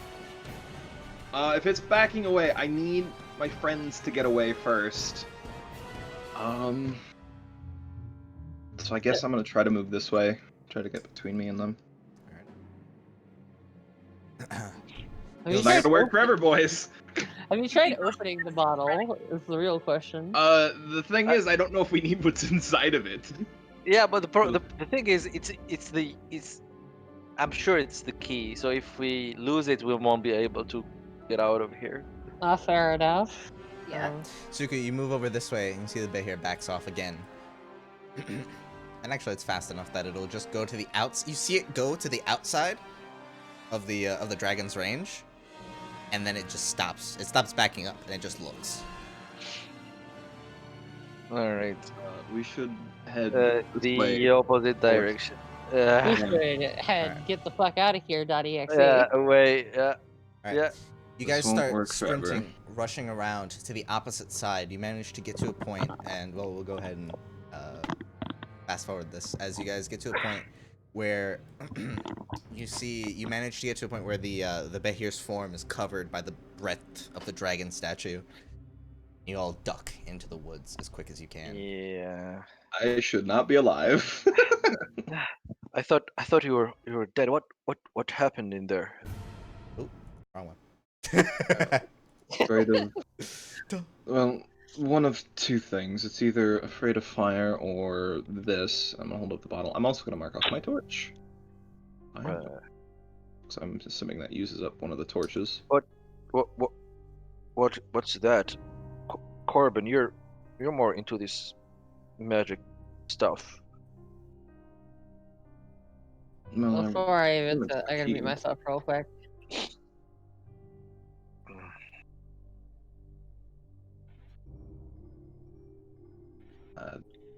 Feels bad. Damn, that was a bold move. Yeah. Yeah. Corbin, do you recognize anything? Like, do you recognize the bottle? Recognize the bottle, you say? Well, I guess I could have a look at it. Does anyone here have like proficiency in Arcana? I gotta ask, cause I'm a dumb arcane archer, so Sorry. I should, but I don't. I chose history. no. Yeah, I chose religion. Damn you! No, I'm just kidding. But yeah, Till tried, but exhaustion. Remember. Yeah. Oh no. I'm just don't expect anything good from it. Let's see. What? Well. Hopefully it will work. By the way, Justin, I was fully expecting you to just fucking blast me with lightning here. I'm surprised you're out of that so unscathed. Oh fuck! I can't even fucking open my character sheet. What the fuck? Okay, I'm reloading. Motherfucker. Why? The statue, when it started changing, fucked me a bit. Started changing. You thought it was gonna be that easy? No, which I was kind of expecting it when he says like, "Oh, it's 3 again." I'm like, "Okay, cool." I keep continuing. Wait, no. What do you mean? All right, disadvantage Arcana. Let's go. Hey, that's 23. something. That's great. You pick up a few things about this, though at a glance it's hard to really get an idea of what exactly this might be. It's very clearly some kind of magically preserved flame. You imagine it kind of doesn't hold the same properties as normal fire, where like a breeze will put it out, or water would put it out. But you imagine you don't want to try playing around with it too much for fear that it might break. But it seems to be something that kind of like it's something that contains this fire and keeps it constantly lit, no matter how much you jostle it around, or whether or not there's like air around it. It'll always be lit and burning. All right. I mean, fair enough. It's exactly what I would expect if I just looked at it normally, like just trying to guess what it would do. So yeah. All right. It's just a container for that flame. Nothing too crazy. I guess it might also be one of those keys he was talking about. Hmm. Well, we have 1 in 4 now. You And see 3 lights Re- on the line. Rizio will strongly pat Suko on the back. Well done. I really thought you were a goner. Yes, your bravery and stupidity were admirable. That is a compliment. Certainly. It was. Alive matters. We should attempt to head to the village next, I think. Yeah. Well, Yeah, it is the next closest place. and maybe keep an eye on that creature with your familiar Corvin. Well, I'm gonna have Huggins look around the village for a little bit, and then I'll have it try to track the creature again. And Justin, I'm gonna give it the telepathic order to like fly low by the village, like try to get in the finer details and all that fun stuff. Because I mean, like, why not? It's a village. Yeah. There isn't some dragon like blasting fire at it. Yeah, it's gonna take your familiar some time to get there, so there's gonna be a bit of travel you guys have before No, that's Yeah. okay. That's fine. if he wants to get up close. Also, during the travel, I'd like to be searching for signs of a lone traveler on foot, like just kind of looking out to see if we could see who wrote that note in the beginning, or if there's any sign of him. Sure, make a Yeah. perception check. With disadvantage, I gotta learn how to set my rolls to disadvantage. It's in the chat above where you'll see the chat box. There's a little dice thing plus a Oh! modifier. You click that little dice icon, and then it makes it a Thank you. advantage or disadvantage, depending on what you. 8. 8. Yeah, you're not sure. It's hard to spot. You definitely don't see any man walking around. But there is there's the snow that continues to fall, and you just kind of drift up, and your mind wanders from the man to how is it snowing in this cave. But yeah. So weird. I assume you guys continue traveling. Which way are you going? Are you going? So, yeah, I was thinking around and then down, like following the thickness of the forest. Oh yeah, that makes sense to me. Yeah.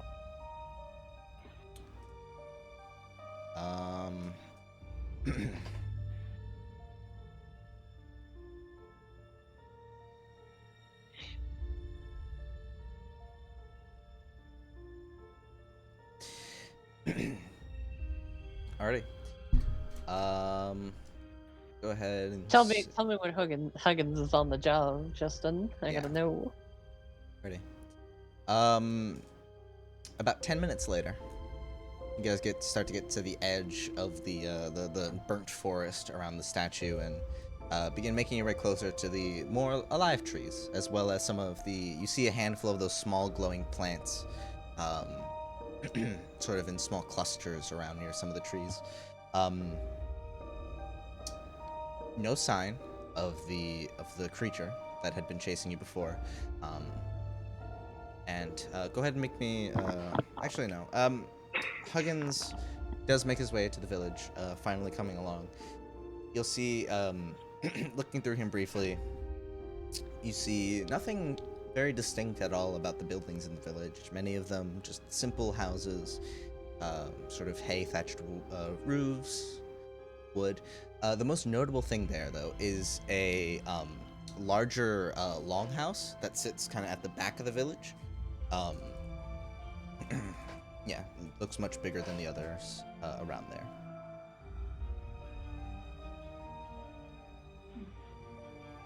But no sign of activity. No, nothing. Oh, sorry. Yes, I can tell. I was just typing something. Yeah, that's it. Okay.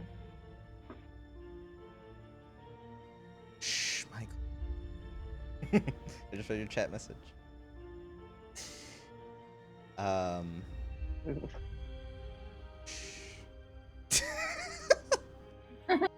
I may or may not be using these ideas now. Oh no, he just Just- nerfed the white dragon. No, just like playing this game for like the amount of time we have. I'm like, this sounds an awful lot. Like, there's a lot of similarities between that idea. We kind of like brainstormed. I want to say a couple months ago. Yeah, Oh no, you gave him inspiration. Now we're paying the price. Tile. The DM. With fledgling ideas. All right. Well, honestly, it's pretty cool. I like it. Regardless. What's it called? So do you guys continue on? Yep. Who's leading and keeping an eye out?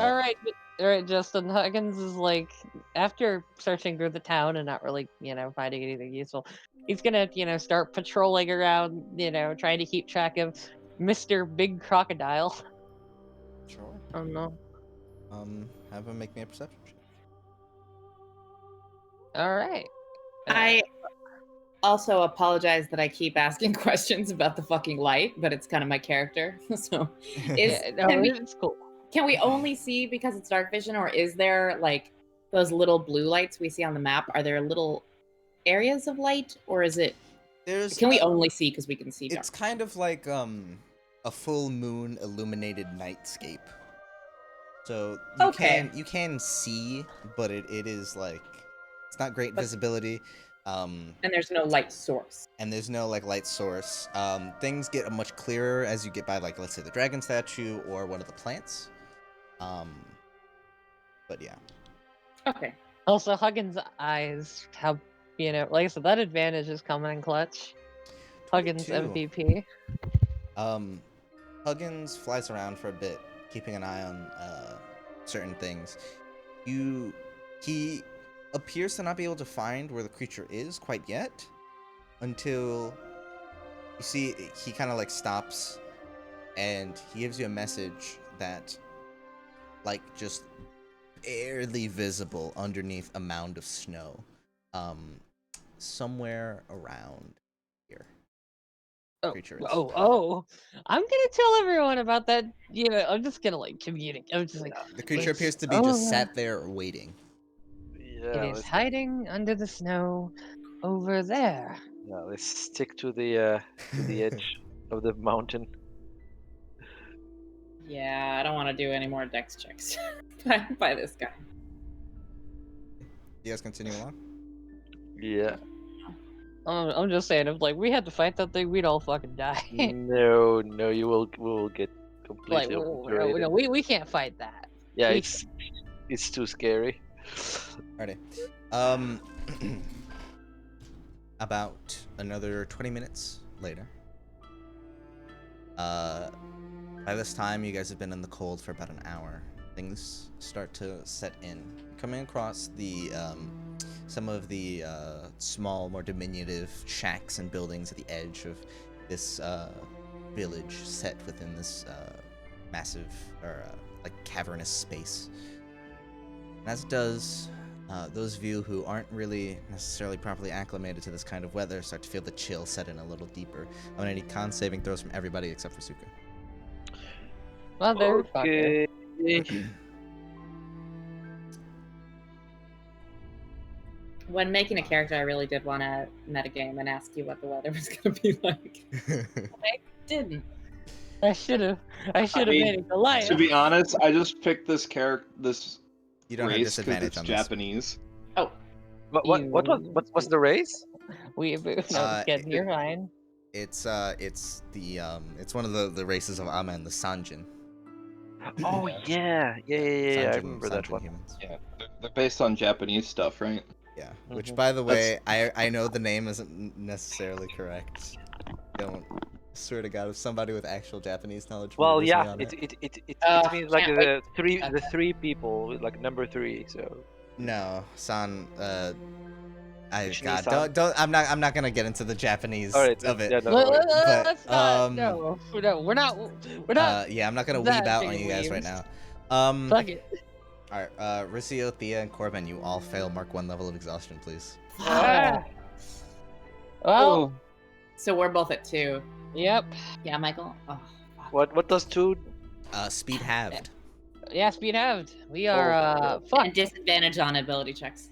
Yeah, Well, yeah, we already keep the had that. disadvantage. Oh, okay, yeah. Ricio, you only have the disadvantage on ability checks. Yeah. Sanjin, or I was about to call you Sanjin. Suku, you are completely fine. Of course. If only I had some way to circumvent this. Oh well. Maybe Uh, someone in this village will. I doubt can it. we Magic. can we see the houses from where we are right now? Yeah. You guys start to get to the houses. Far is it about? Any light coming from any of the houses? Those plants. Well, thank As you guys we- manage to get into the village, it's about another 20 minutes. You guys are moving at a much slower pace as you guys see Thea and Corbin just like shivering cold and not able to walk fast enough to really keep pace with a lot of you guys. However, you guys finally enter. You see sprawled out before you in a break of the woods is the site of a modest village. Each snow-buried building is indistinct from the next, except for a quite sizable longhouse in the village's rear. Guys, go ahead and look about. No sign of activity or life amongst you. You Justin vibe check on where Mr. Crocodile is. Sure, go ahead and make me a perception check.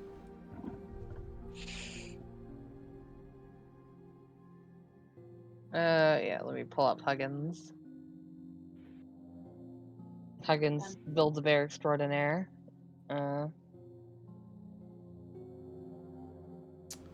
11. No idea. Oh, bitch. All right.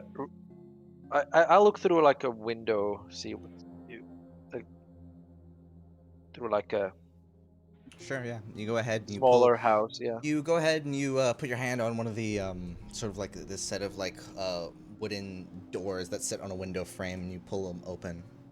You look inside, and the door is just kind of like the window door is just kind of slapped against the wall as it just hangs ajar. You look inside. The house that you're looking into, completely empty.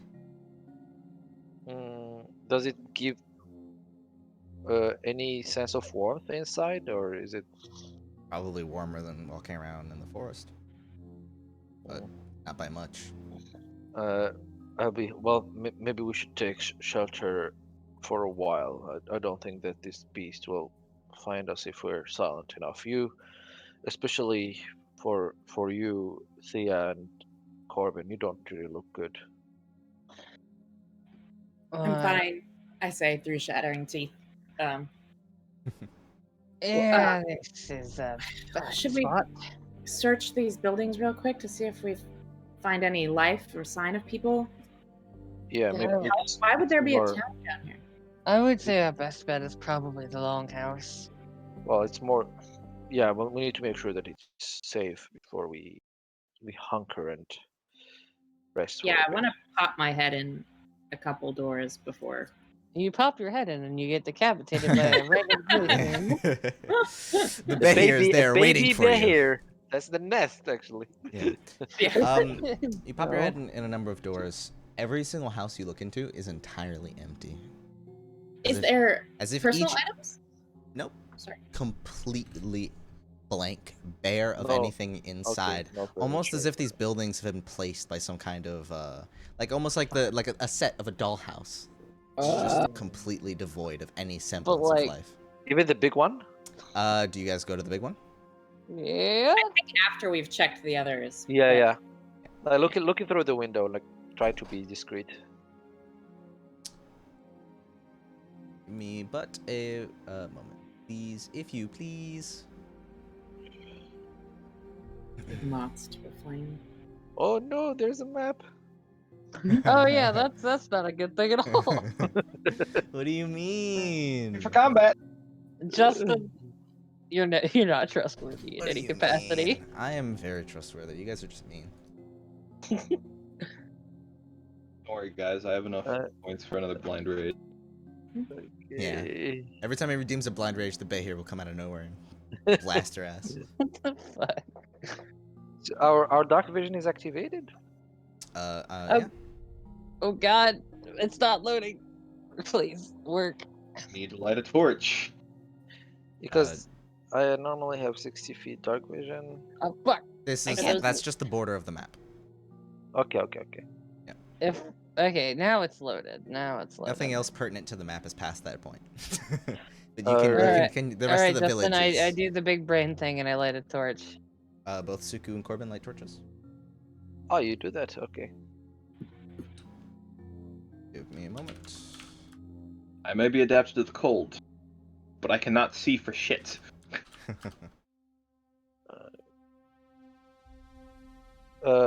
Rizio will be. I'll go around the house and see if there's a window.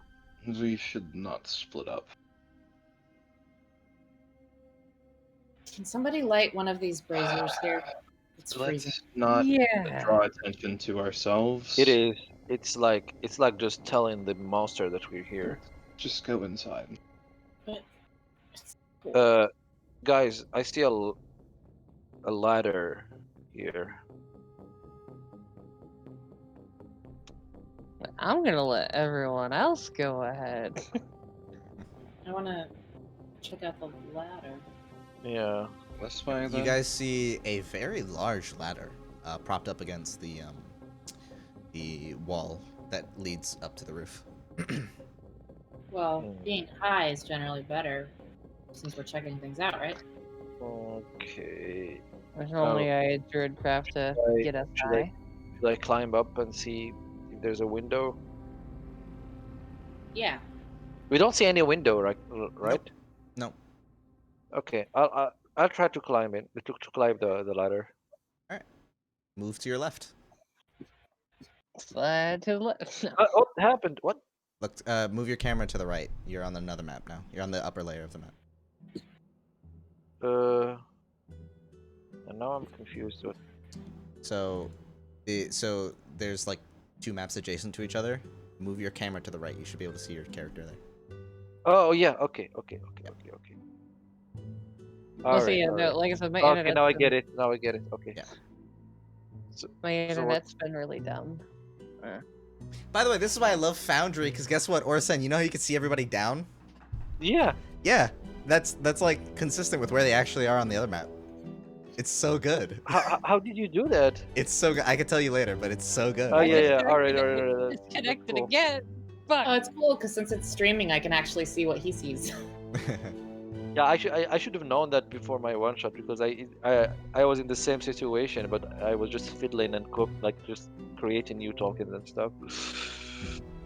Alright, so what do I see?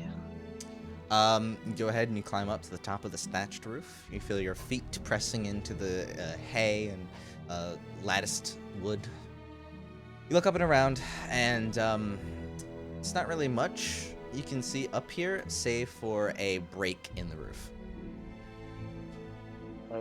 I will secure my footing and get closer to the breach and try to look inside. In the meantime, what is everybody else doing? I'm spotting the ladder for him. He's Making sure he's we- already up on the roof. Oh, You know, chilling, literally. I guess I'm warming up by one of their torches since they won't light a damn brazier. Alrighty. Yeah, Rizio. I'm warming up on my torch and I'm using prestidigitation to warm myself up. Take that, Justin. Take it. The power of magic compels you. Rizio, you go ahead and you continue making your way up. Yeah, I'm doing it slowly. You tell me what happens. Oh, you're good. Go on. Yeah, alright. Don't worry, I won't shoot you. Now, does my footing does it make any sound? Besides trying the to be small careful. crunch, oh my god, besides the small crunch of the wheat and hay that's like built up this roof, no sound. Okay, so it's muffling my. Yeah, my you're not foot. very Alright, audible. Okay, so I will go here in the edge and I will look down, see what's Go inside. ahead, you take a peek inside. You see where you're looking that the as you look down, you see the room beneath you is kind of this massive room. You don't quite see the contents of it clearly, through the hole, but the hole that you're like looking down into appears to have been made by one of the wooden support beams underneath the roof, having broken and fallen down, where you see it now lodged into the wood of the ground, and bits of snow that have kind of drifted in through the hole in the roof. How deep is it? From roof to the bottom, maybe 25 feet. Can I look at an angle and see if there's anything blocking the door, the main door? Sure. You go ahead. You take a step around. You get a good enough line of sight on it. No, door seems completely fine. All right. I'll wait for a little bit. I'll listen through, see if there's any activity or I see anything moving. Completely silent. The only thing you hear is small breeze of wind. All right. I walk back and report. You guys go ahead and you see looming above. What's called Rizio? It looks secure and safe. I think we can rest inside. Why is this here? Well, Well, maybe it's some sort of sadistic joke. I don't know. Do I really you think he's watching us right now somehow? probably. I mean, I'm sure he does this for entertainment. I mean, why else would he do it? Rizio will look up and just give the finger.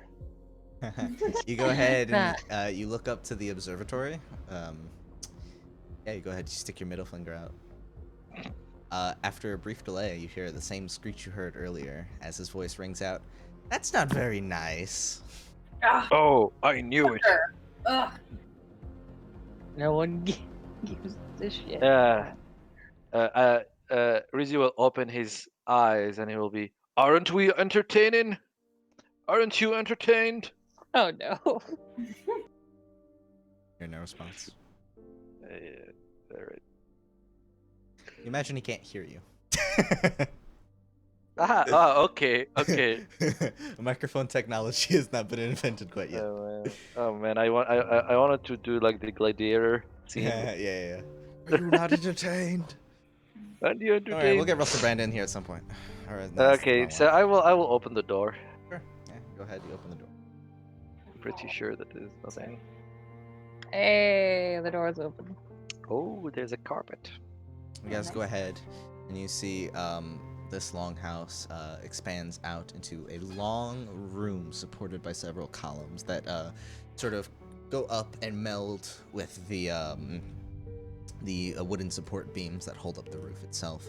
On the far end, on a massive throne, you see this sort of bovine skull sits laying on top of it. So this is the part of the roof that fell down, right? Yeah. Okay.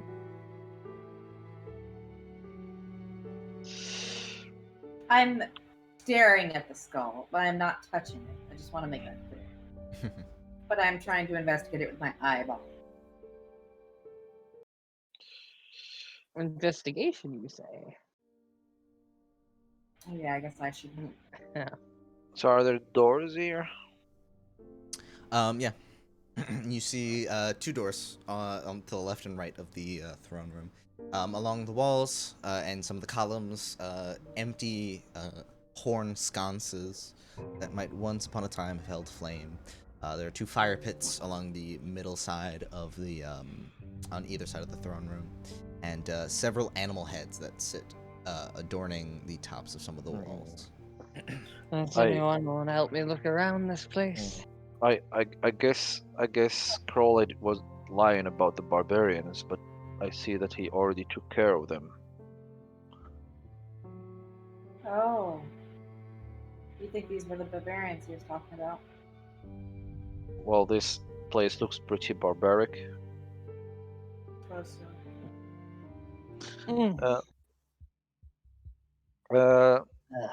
I'll investigate the door here. Sure. Are you like checking for traps? Are you No, I'm just seeing if there's anything funky with it or how it looks? Is there a keyhole? I looked through the keyhole. No. Alright, I'll just open it. Well, the door is actually a mimic. It eats your arm. No.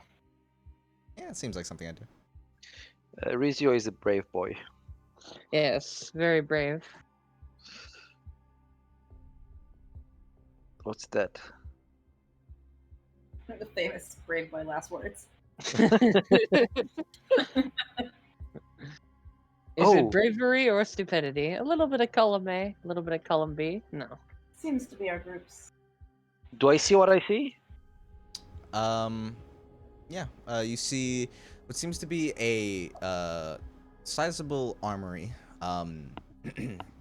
Massive. You see a sort of massive set of armor, as well as several very large weapons, kind of greatly scaled up from what would be wieldable for you.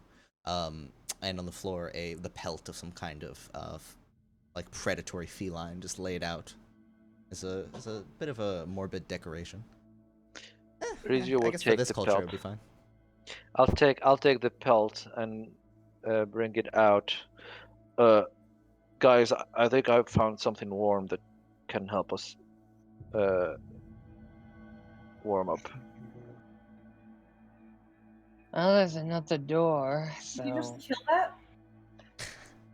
Yeah. there's no blood, obviously. Nah, never mind. Oh, Yeah. I knew that. Thea, Oh, God. Corbin, I think that both of you can fit inside. That will keep you warm for a bit. I'll grab it if he's handing it to me. It's a massive pelt. Like it looks like 20 by 10 or something. 20 by 10. Oh, damn. Not that big. I don't know. Like Hey. wait. It's big, but it's Yeah, maybe 10 by 10 by 5 or something. It's Yeah. enough room for the whole family. No. 10 by 5 is more That's accurate. good. Like 10 by 15. Okay, 15 by 10. Anyway. Sorry, my game crashed, but I'll go take part of it from you and say thanks and get under it. I hope I can lose exhaustion. Corbin's gonna do the same, even though I know it's probably not gonna do anything. Jesus Christ. Sometimes you forget to turn off alarms. By the way, Rizio. No. Actually. How dare you? Oh, that's fine. You just went and grabbed the pelt. Suka, are you going to the armory room as well? I was just taking a peek in. Yeah, sure. You see the same set of weapons and armor in the back. Maybe those barbarians were giants out of character. Maybe. Maybe. Thea, you go ahead. One thing before I get to you, Rizio. Thea, you go ahead. You look along the racks of weapons, and again, you see that they are very much so scaled up. You look, though, at one of them that seems to be some kind of very, very large dagger. However, at its size, it seems functional as a short sword for a creature of your size. Nice. It sort of glints with a fine. It's weird. It's a little inexplicable. It has this uncharacteristic sheen to it that the other weapons don't. As a player, fuck you, I don't trust it. But Thea will go and she's gonna pick it up and swing it and see if it feels right. Feels pretty good to swing. Yeah? Yeah. Okay. It's gonna feel even better when we get 3 levels of exhaustion. What does 3 level do? Is it like disadvantage on attacks. on everything? Okay, shit. Okay. Yeah, I gotta ask. Hey Corbin, you know magic stuff. Yes. Does this look normal to you? Let me try to have a closer look at it. I mean, it's kind of hard to tell, seeing as how my eyes are a little blurry right now. Sure. Let me look. And, make me an Arcana check. I'm gonna make my disadvantage Arcana, Espresso Depresso. While they do that, Rizio, you go ahead and you come into this room. You see this appears to be a very, very large bedroom. There's the pelt of a bear that sits at the foot of a massive bed that could easily fit all of you in it. Also, on a long wooden table, you see an uncorked bottle of a similar shape to and look to the one that you saw containing the flame that Suku had. Oh, I'll go and check it. Let me just that 12. It wouldn't take a genius to figure this out. This is unmistakably a +1 short sword. Oh.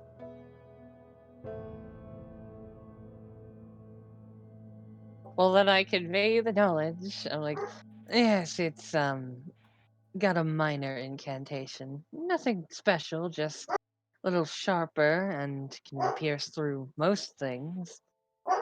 So not bad. No, not bad at all.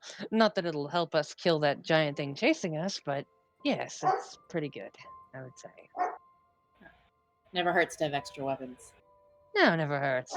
And hey, if we ever meet up with, I don't care about the Lord's name anymore, but if we find him, we can get him. I don't care. Oh, Actually, what are you talking about? I think that would be very cathartic. that's gonna feel pretty good. I mean, be in service to the light. uh, Suku, what are you taking a look at there? I'm just looking at the skull. Alrighty. Rizio, do you go ahead and pick up and inspect the bottle? Yes. As you do, you pick it up. Seems to be a bottle very similar to the one you saw before. Seems a bit interesting. Suku. What's inside? Nothing. It appears to be empty. Suku. Oh, it's empty. Okay. You go ahead, and as you hear a small rustle in the room that Rizio just went in, you take a step back as you begin to see the skull on the throne starting to rise up in the air, glowing with a faint sort of black purplish energy. Suddenly, its entire form begins to manifest fully. And just as you begin to draw your weapons, getting ready for a fight, you see through the floorboards a few other creatures burst out. We have problems out here. And with that, we're gonna take a break. Oh no! So, Okay. yeah, super fun so far, loving it. Yeah, combat's good. Combat's great, right, guys? You guys are looking Yeah. forward to this. I don't know. I'm gonna take a break. I'm thinking 5 minutes. I don't really want to take super long. It's enough time to Sure. get water, use the Grab bathroom. a drink. Yeah, Okay. Yeah. all that stuff. All right. So, for those of you watching, we'll be back 5 minutes. Very quick. Yeah. So, more coffee, more fuel. all right, be right back.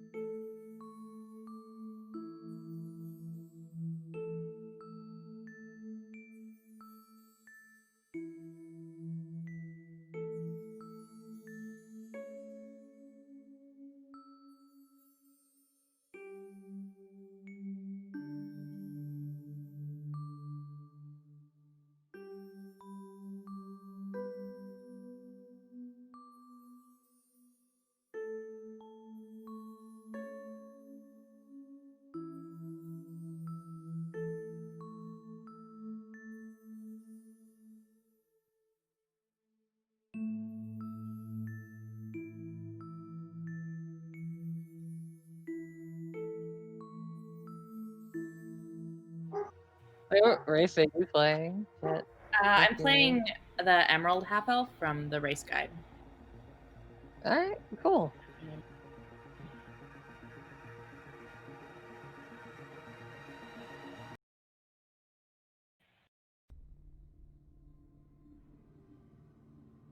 Oh, I'm sorry. Should I add a regular +1 sword to my inventory or no?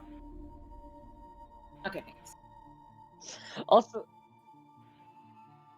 yeah, that's pretty solid. So we're just rolling initiative right now, right? Okay.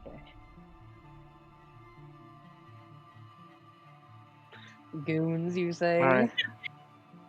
Can you toggle the disadvantage thing? Do you know how you do it? How to I do don't it know in how I would do that with Foundry? initiative.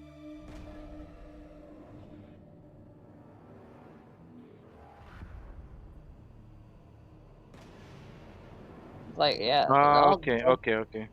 do it. I don't know if it'll actually.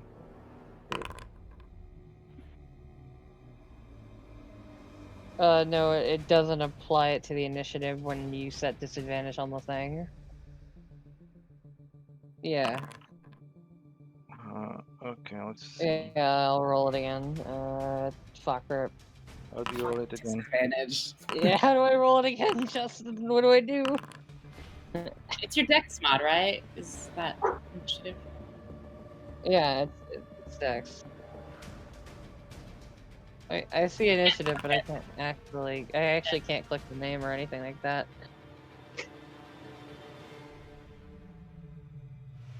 Mine's a straight D20. Mine's D20 plus 5. God damn it!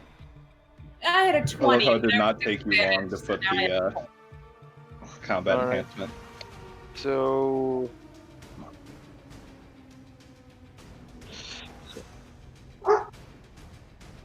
So I'll Damn, be our rolling initiatives again. suck. I guess 11? Yeah, 11.14. If you can change that. Take Okay, away so I'll keep my 12 because I rolled higher, so I'm good. my-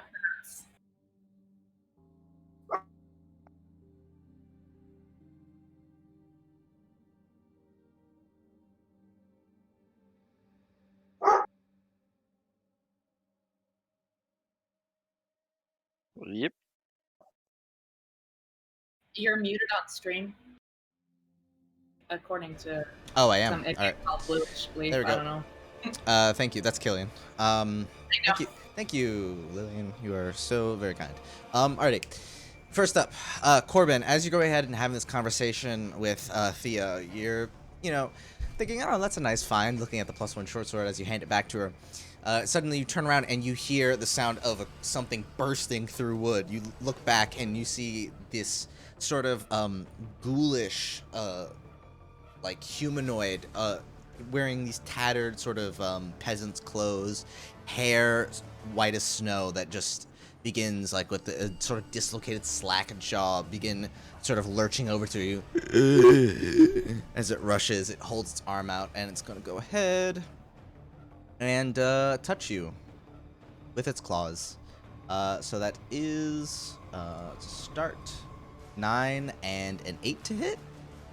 That's it, me? No, that's at Corbin. 9 and 8 do not do shit. So I'm Alrighty. happy.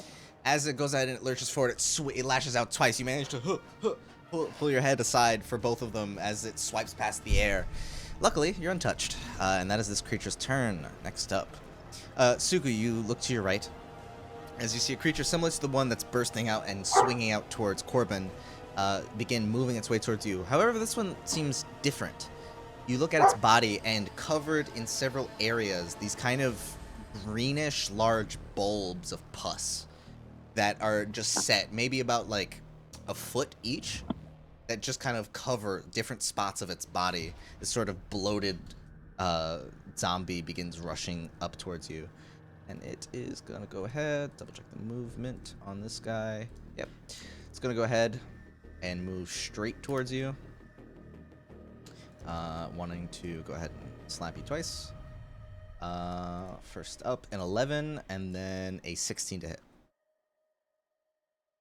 Ian.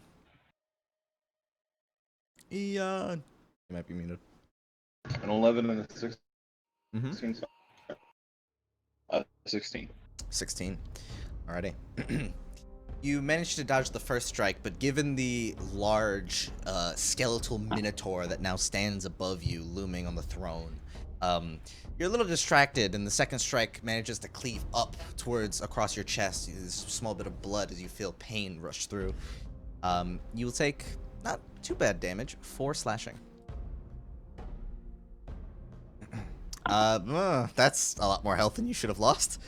There you go. Alrighty. Is that your turn? Oh no, that's this thing's turn. What the fuck? Sorry, I fucking messed that up. This one's gonna go ahead and begin to make its way towards you. It has no concept of flanking, so it's just gonna rush towards you. And it's gonna make another 2 attacks. Okay. A 21 and a 15 to hit. Yeah. What are they? I'm sorry. 21 and 15.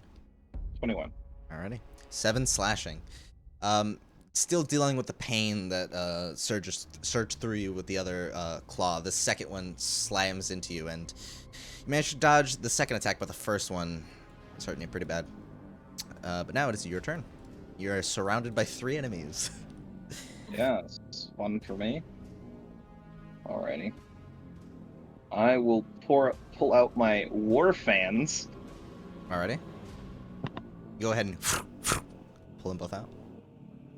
I will make 1 attack against the Minotaur. Alrighty, make me your attack. But go ahead. 16.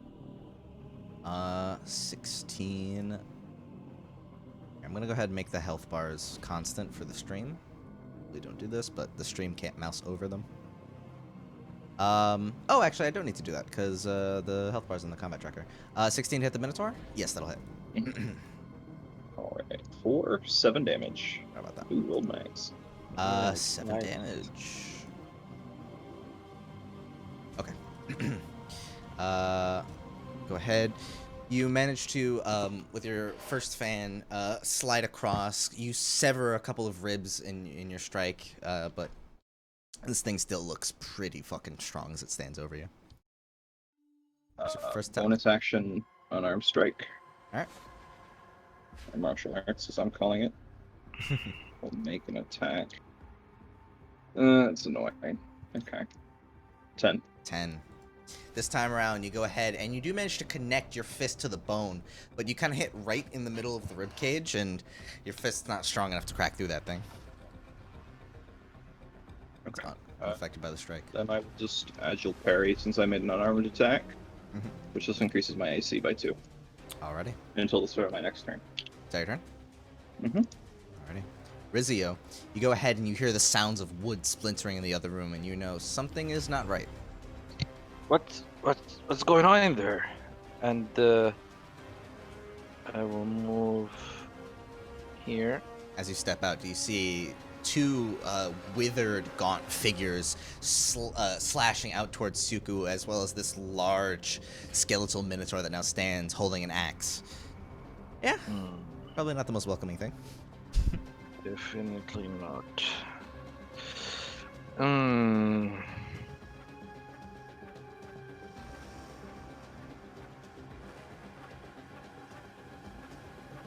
Corbin, you're on deck, by the way.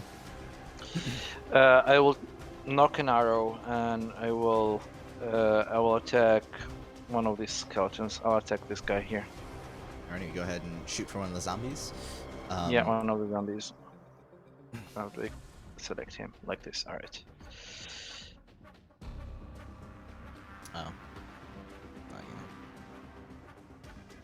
All right. Longbow. 18 to hit. 18, that'll hit. They will take 8 piercing damage. 8 piercing. Alrighty.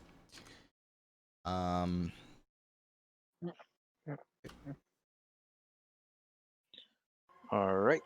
And I still have some movement. I will move 15 feet here behind the column. You go ahead. That's You me. duck behind the column, getting your Yep. bow ready for your next shot. Corbin, you're up. Alrighty then.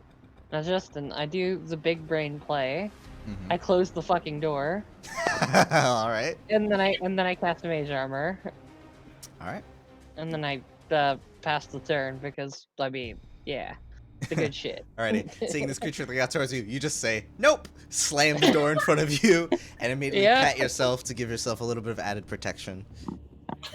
Corbin, what the fuck? Hey, I'm out here trying to live. Alrighty. Anyways, mage armor, it's gonna last for 8 hours. I feel great. Alrighty, Okay. that's your turn. Next up, the Minotaur skeleton. Oh no. You look down, and you see this thing looming above you. And, yeah, you're right within swinging range. So it's going to go ahead and take up, almost like a woodsman chopping a block, is going to swing down onto you. 14 to hit? Nope. All right, you manage to nimbly duck by as you see the axe blade slices right past you. The wood in front of you splinters and shoots up several feet in the air. It looks towards you as it grabs its axe out of the floor. That'll be its turn. Thea. I look at Corbin very serious as I grip the new short sword I have, and I say, "It's better to light one small candle than to curse the darkness." And then I run out the door. Alrighty.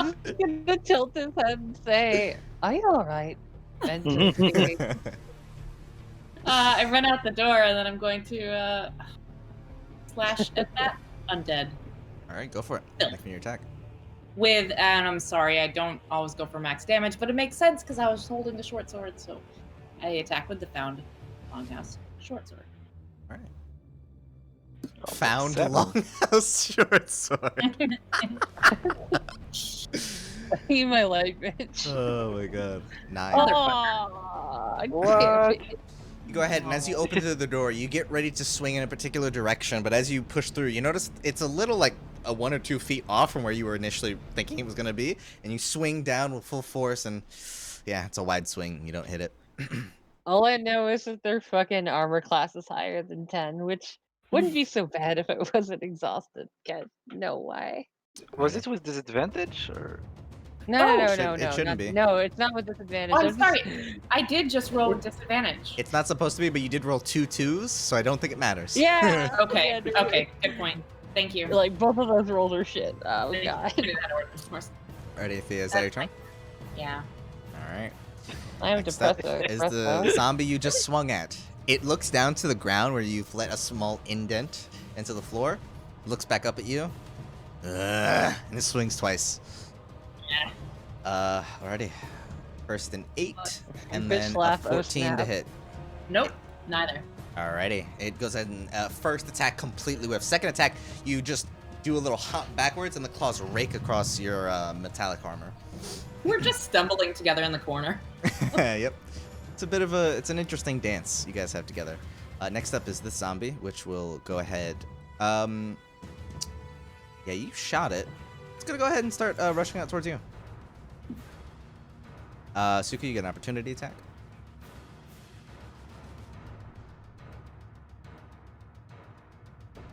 Big punch. Ooh, Oh. 25. Yeah, that'll definitely hit. 8 piercing.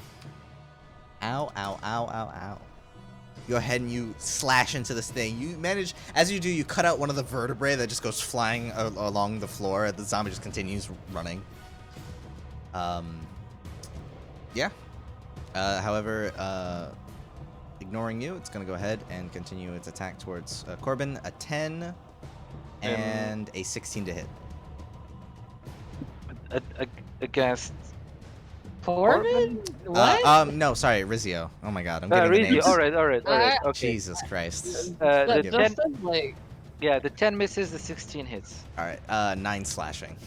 Is this thing Ooh. as it runs along? You see its claws. You're like not expecting it. You see all of a sudden this hand in front of you as the claws rake across your face.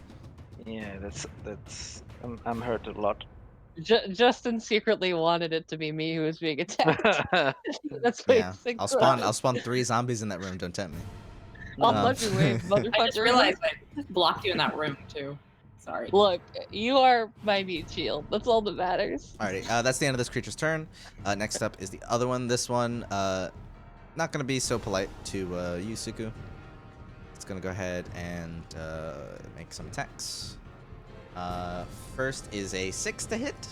The next is a 9. Neither. Yeah, you see the zombie goes to claw, and as it does, you see like one of its ankles just snaps with the sheer force of its movement, and it falls down, trips, and doesn't manage to swing the other arm high enough to hit you.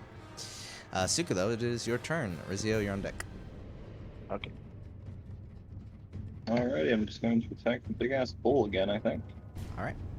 Big smack. Your attack. Yeah, Nine. that's just fucking disappointing. Ugh, yeah, again, you go ahead and you make another attack. You're just basically scratching the front of this thing. Punch him in the face. And then punch. 12. That will hit. Hey, and it does double damage because 4 it's damage. bludgeoning. Well, I think it should do double damage. So I think all I don't skeletons. think so. I think all skeletons have vulnerability to bludgeoning. Who knows? I You go ahead and you you swing first with the war fan, not really hitting it much. It begins to lurch up for another swing, but you quickly manage to do a back fist that just slaps across, breaking, like making a small fracture in the front skull of the creature.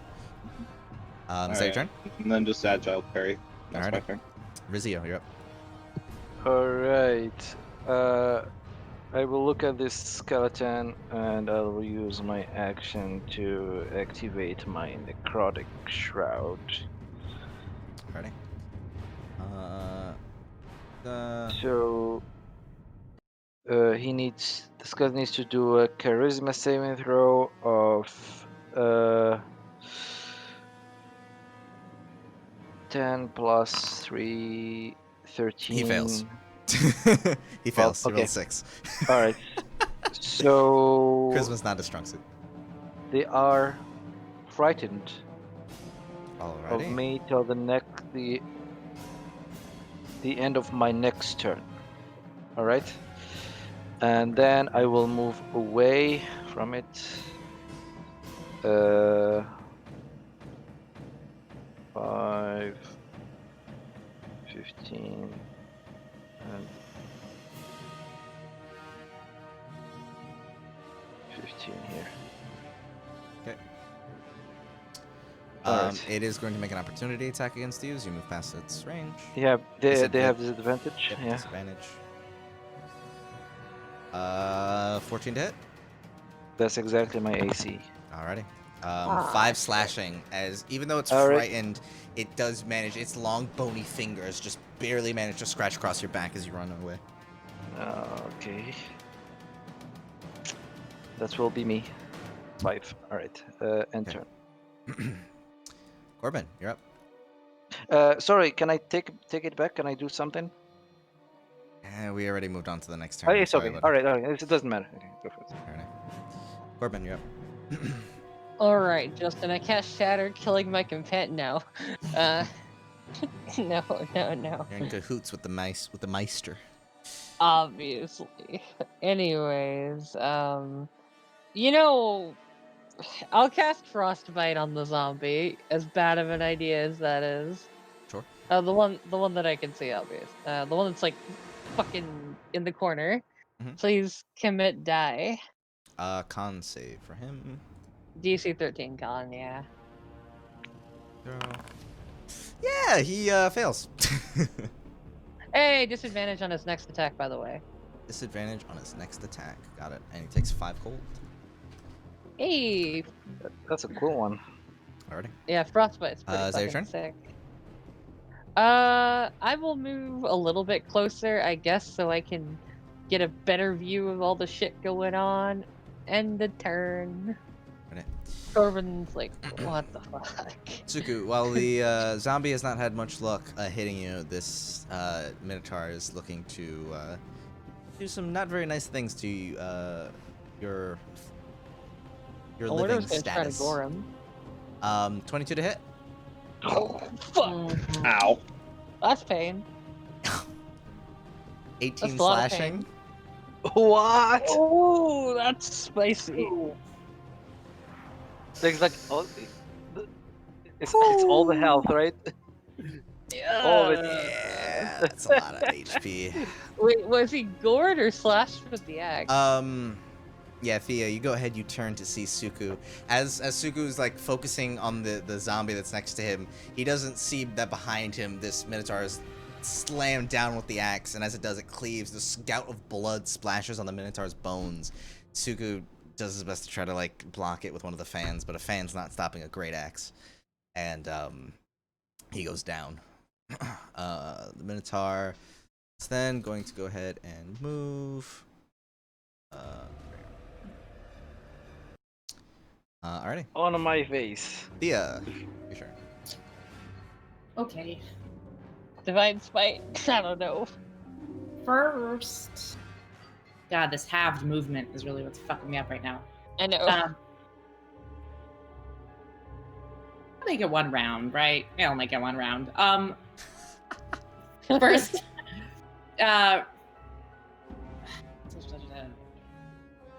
will you penalize me any movement if I drop the short sword and grab my old faithful sword? No. Okay. Because fuck that. I don't know this sword. I want my sword that my priest gave me.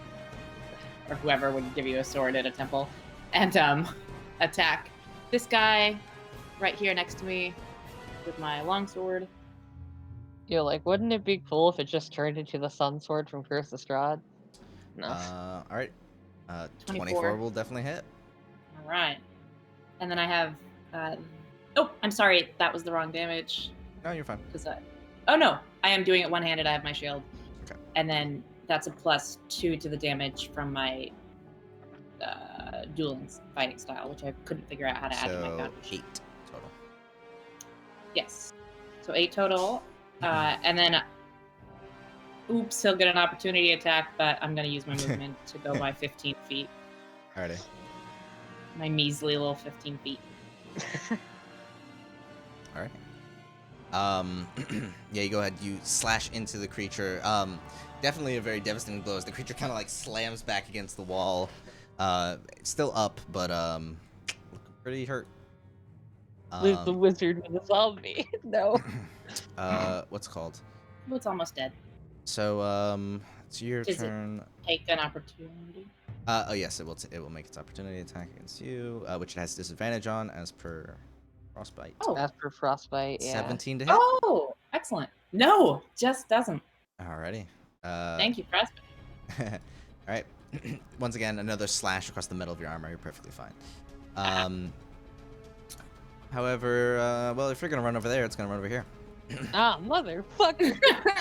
These You things go with have my door tactics too. Oh, I have killed it for you. these things have very simple minds. They will chase whatever is directly in front of them, and as such, it will make 2 claw attacks against you, Corbin. I don't like this, Justin. 9 and a 21. Let's see. Hold on. I need to look at something real quick. I need to see if I can use my Chrono G trait. I'm gonna post it. I think this is it. Let's see. Make an attack Saving roll. throw. You Force the creature to reroll. reroll. Yeah. Oh. Do you want to do Okay, yeah. I forced it to reroll that 21. that? 12. No. Nice. Alrighty. As the creature begins lurching forward towards you, you dodge the first attack, but you see the second one's imminent. As you see it strike into you, you focus in, and sort of the creature's position shifts and fades quickly. As suddenly, where the arm was previously slashing into you, it now has moved past you, and it misses you entirely. All right. Just remember that I can use this ability one more time. Well, that's a cool one. Yeah, no, like Chrono G is awesome. Alrighty, Yeah. that's this creature's turn. Next up is one of the bloated ones. It can't really do It's much. frightened of me, so it's. Yeah, so it's just gonna go here, I guess, and that'll be its turn. Why did you leave me with the zombie? You are the closest to it. Squishy wizard. So it's gonna make 2 claw attacks against you, Thea. A 20 and an 11. 20 hits. 20. 4 slashing as it immediately rushes forward to you, grabs you by the breastplate, and while that first kind of grab doesn't really hurt you, it digs its claw into the gap between. And yeah, doesn't feel good. But that'll be this creature's turn. Suku, death saving throw, please. Natural 20. Get up. Natural Nice. 20. Oh, Yeah. 12. 12. It's Not better as than- exciting, but a success. Yeah, it's like it's still not terrible. Fuck. Alrighty, mark 1 success, and Rizio. There is now Uh, a very large bovine humanoid hybrid creature thing. Horizio will stand between Suku and this monster. And he will drop his long bow and take out his short sword. Alright. And swing at it Go for it. in a desperate attempt. I have my shroud, so I have a +3 to the damage. Already. Does Uh, the shroud? No, the shroud only It's hurts for people 1 you minute. choose. Shroud only hurts people you choose, right? the shroud, like when it's activated, it frightens, and then it just gives me the plus damage Okay. on attacks, and that's it. Alrighty. All right, so attack 18 to hit. 18 will definitely hit. All right, so modifier, I need to add 3. Hopefully it will work. I don't think it did. No, it didn't. Did you tick the damage box on the right? Oh no, I forgot. Yeah. I didn't. So it is 9 total. 9. 9 total Alrighty. damage. Yeah. Piercing. Alright. Yeah. And as a bonus action, I will second wind. Alrighty. So Seeing this Big creature heels. above you, you quickly duck beneath it, moving around, putting yourself between it and Suku. You go ahead and you stab forward, breaking a handful of bones, and as you pull back, you just take a deep breath. Let yourself recover. Nice. that's nice. Some All good right, second wind. Mine's pretty good. Alrighty. Is that your that's turn? me. Yeah. Corbin. All right, Corey in the house over here gonna just, let's try some shock therapy. Fuck this guy. No. What? Shocking grasp, commit die. Roll. Does 14 hit? 14 will hit. Yep. All right, and he can't take reactions. Not that it matters because I'm stuck in here with him. You go ahead and you place your hand upon this creature. Just kind of looks to it as it just seizes up from the pain of lightning. I assume I can't squeeze past this guy. And he can pass, did he? No, yeah, he's kind of purple. Yeah, it's kind of what I in the figured. doorway. I mean, I might as well back up. I mean, not that it'll really do much, but like, why not? Alrighty. Is that your turn? Actually, you know what? I'll just stay in this same position, and then yeah, end turn. Next up, the Minotaur skeleton. After feeling the pain from your short sword, it looks to you, and it's gonna take. It's gonna move 15 feet back. You get an opportunity attack if you'd like. All right. Yeah, I will swing at it. Please hit. What's? Oh shit! No. I also the bonus. Still. All right. So this is a normal attack. So 19 to will hit. And then I need click 3 and damage and 8. Oh, it didn't add there either. That's weird. It didn't. So So it's it's 11. Yeah. Okay. 11. As it steps back, you actually manage to land quite a sizable blow into the creature's several bones go flying off from it. It looks back to you, its dead eyes sort of filled this glowing energy where its eye sockets would be filled with anger as it rushes forward towards you. It's going to make a gore attack. Okay. Oh, fuck. 21 to hit? Yeah, it definitely hits. Alrighty. TPK question mark? 12. 20 piercing damage? That's exactly my HP. I'm down. All right. As it sort of takes this step back, you manage to land a good shot. You feel good about yourself. And suddenly, your body seizes up as you have no idea what to do in the face of this creature just rushing towards you at full speed. You feel the two horns stab into your abdomen as you get lifted up and your eyes just relax as your body lets go and you fall down unconscious. At least I died protecting my comrades. Alrighty. Thea. I can move diagonally in between me and Suku and not provoke an opportunity attack, correct? Yeah. Alright. I'm gonna do that. I'm going to... Can I... Hey, can you... No, it's called lay on hands. Alright, I put my hand... I guess I get down. I get down on my knees. I put my hand on Suku's chest, and I say, "If the light is in your heart, you will find your way home." And I slap 5 points of lay on hands into him. Alrighty. I like to imagine 5 you points. actually slap him as you do that. I wanted to do it with my foot, like on his chest, but I didn't think that you could do lay on hands through your feet. I mean, as long as you're touching. It's fine, right? Alrighty. 5 points. Suku, suddenly your eyes seize up as you wake up, pulling yourself together. You see Rizio down in front of you. One of the zombies is just off in the corner, kind of like scared looking and not wanting to engage really. Another one's rushing into the doorway of the other room, and you're awake. Situation doesn't look good though. And I don't have any bonus action I can use right now, so I'm done. Alrighty. Let's return. This zombie is gonna go ahead, make another few attacks towards you. I don't like that. I don't like that, Justin. Boom, bop, 19. Bada bing. 19? Yeah, a 10 and a 19. I already know 10 doesn't hit. Yo, Justin. So- I got a query for you. It's actually Oh, we lost. We lost. Shield. Alright. The first time this creature rushed you managed to alter time itself to help prevent the assault. This time, much more simple solution. As the claw rakes down, you just shield in front of you as this nearly invisible barrier just protects you from its claws. Yeah? Both attacks miss? Yeah. Alright. Next up is this one. He can't really do anything. By the way, as I project the shield, I'm gonna say, "Can someone help me, please?" Anyone? We're dealing with our own problems out here. Look, Yeah, things are looking pretty fucking dire in this room. my guy, Wizards were meant to fight zombies. Yeah. Oh lord. I think your Melee. situation is way better than ours.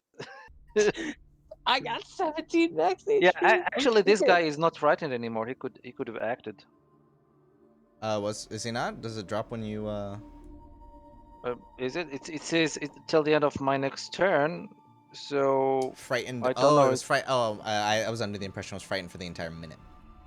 no, it's till the end of my next turn. So my next turn, so I frightened him and I moved. So I don't think he's. So he's no longer okay. He's no longer. Yeah. Thank you for the clarification.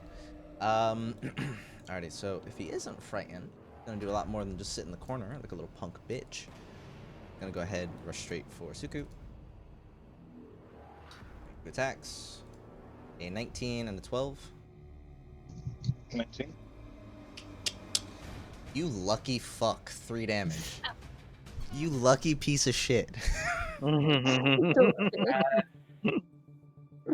Justin's Jesus like, Christ. I want the TPK. I need Exactly. Yeah, I need you all to die here. That way it ends on a. I Well, win. The well, GM he's wins. he's very close though. Man, no, I'm just kidding. Alrighty, Suku on a hair's thread. Your turn. This guy acted. Please tell me you can heal yourself. No, but I can make it very hard to hit me. My attack action, I'm just gonna go ahead and fucking punch this thing, the Minotaur. Alrighty. Yeah, last time you punched it, you felt a good connection with that one. crack their bones. Oh, that's why. Okay. I'll have to rename that later. Oh no. Fortunately, it doesn't hit. You go ahead. You try to punch it with your fist, but it sort of uses the battle axe to keep you away. That's fine. Patient defense, bonus action, Dodge. Already? Yeah. dodge. Dodge. Alrighty. Do you Dodge. still have the bonus to AC you had before, or is that something? Yeah. Okay. As long as I'm holding one of my Kensei weapons and I make an unarmed attack, I can do that. Alrighty. Cool. Rizio, death saving throw, please. All right. Okay, how do you do that? Seriously, how do you do that? Death saving throw. Oh yeah, it's on the it's in the icon. All right. Yeah. Normal. And 2 Oh. Mark 2 failures. natural 1. Yeah, that's my luck. This one shot might be ending a lot sooner than I thought. Yeah, that's a very spicy roll. At least that's a heroic death. Rizio has no regrets. Alrighty. I've Corbin. got many regrets. All right. It's okay. It's okay. If you die, you can tune into the stream. So I gave my viewership. All right, Justin. I commit more. I commit more. War crimes, and I give him another shock therapy treatment. Alrighty. Jesus. 15. That'll hit. I'm just placing both of my hands on his head and just shocking it. Oh, 3 damage. That's depresso espresso. Fuck. 3. Alrighty. Yeah. Definitely not enough to kill it, but it's getting quite close. And then I move over here because it can't do shit about it. Yeah, you see as you place both of your hands, you shock it, you see its eyes kind of roll back in its head, and it still is like dazed as you move, take a step back. Definitely not gonna be able to hit you. Next up is the Minotaur skeleton. Oh shit. He's gonna kill another, dude, he's rolling so low. He's gonna go ahead. 12 to hit. Oh, thank God. Rest in peace, Suku. That Oh, hit. 12. Okay. 12? Yeah, they are making it with disadvantage, right? Yeah, true. Yeah. Yep. Why are they 12. at disadvantage? I guess 12 misses. Dodging. Taking the dodge action. He's dodging. Yeah, because patient defense. All right. So yeah, the Minotaur once again slams again with its great axe. Another hole in the floor is made. Alrighty, that's this guy's turn. Thea. I guess I'm taking more opportunity attack damage to save another party member. Perhaps. So I'm diagonal. Let's give 7 points 7 of lay points. on hands. Oh, and I have wait. I say we cannot hold a torch to light another's path without brightening How our many own. of these do you have? More than one. I see. Rizio sees the light and opens his eyes. Oh, yeah. What time of day is it? Hallelujah! Oh man, so good. Alrighty. I Yeah, will turn Rizio. everyone to my religion before the end of this one shot. Look, I'm not into, being Amish. I'm sorry. Of course, indoctrination is the only indoctrination. Alrighty. You go ahead. You bring up Rizio. You immediately spring to your feet, ready to fight again. This guy, he is gonna do that, and other 2 claw attacks, a 6 and a 16. Against who? Corbin.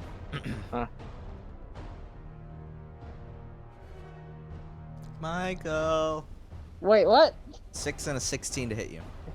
Oh, 6 out of 16? Mhm. Oh, shit. I need to reload my thing because it's not fucking You have updating. 15 AC. It basically just depends on whether or not you shield again. I'm deciding on whether or not I want to shield. You know what, Justin? I have arcane recovery. I'll shield again. Honestly. Alrighty, another shield put up, blocking the creature from touching you once again. Now that is this guy's turn. The zombie. What is on the menu? Zombies are like dinosaurs. They see movement. He's gonna he's gonna make his attacks.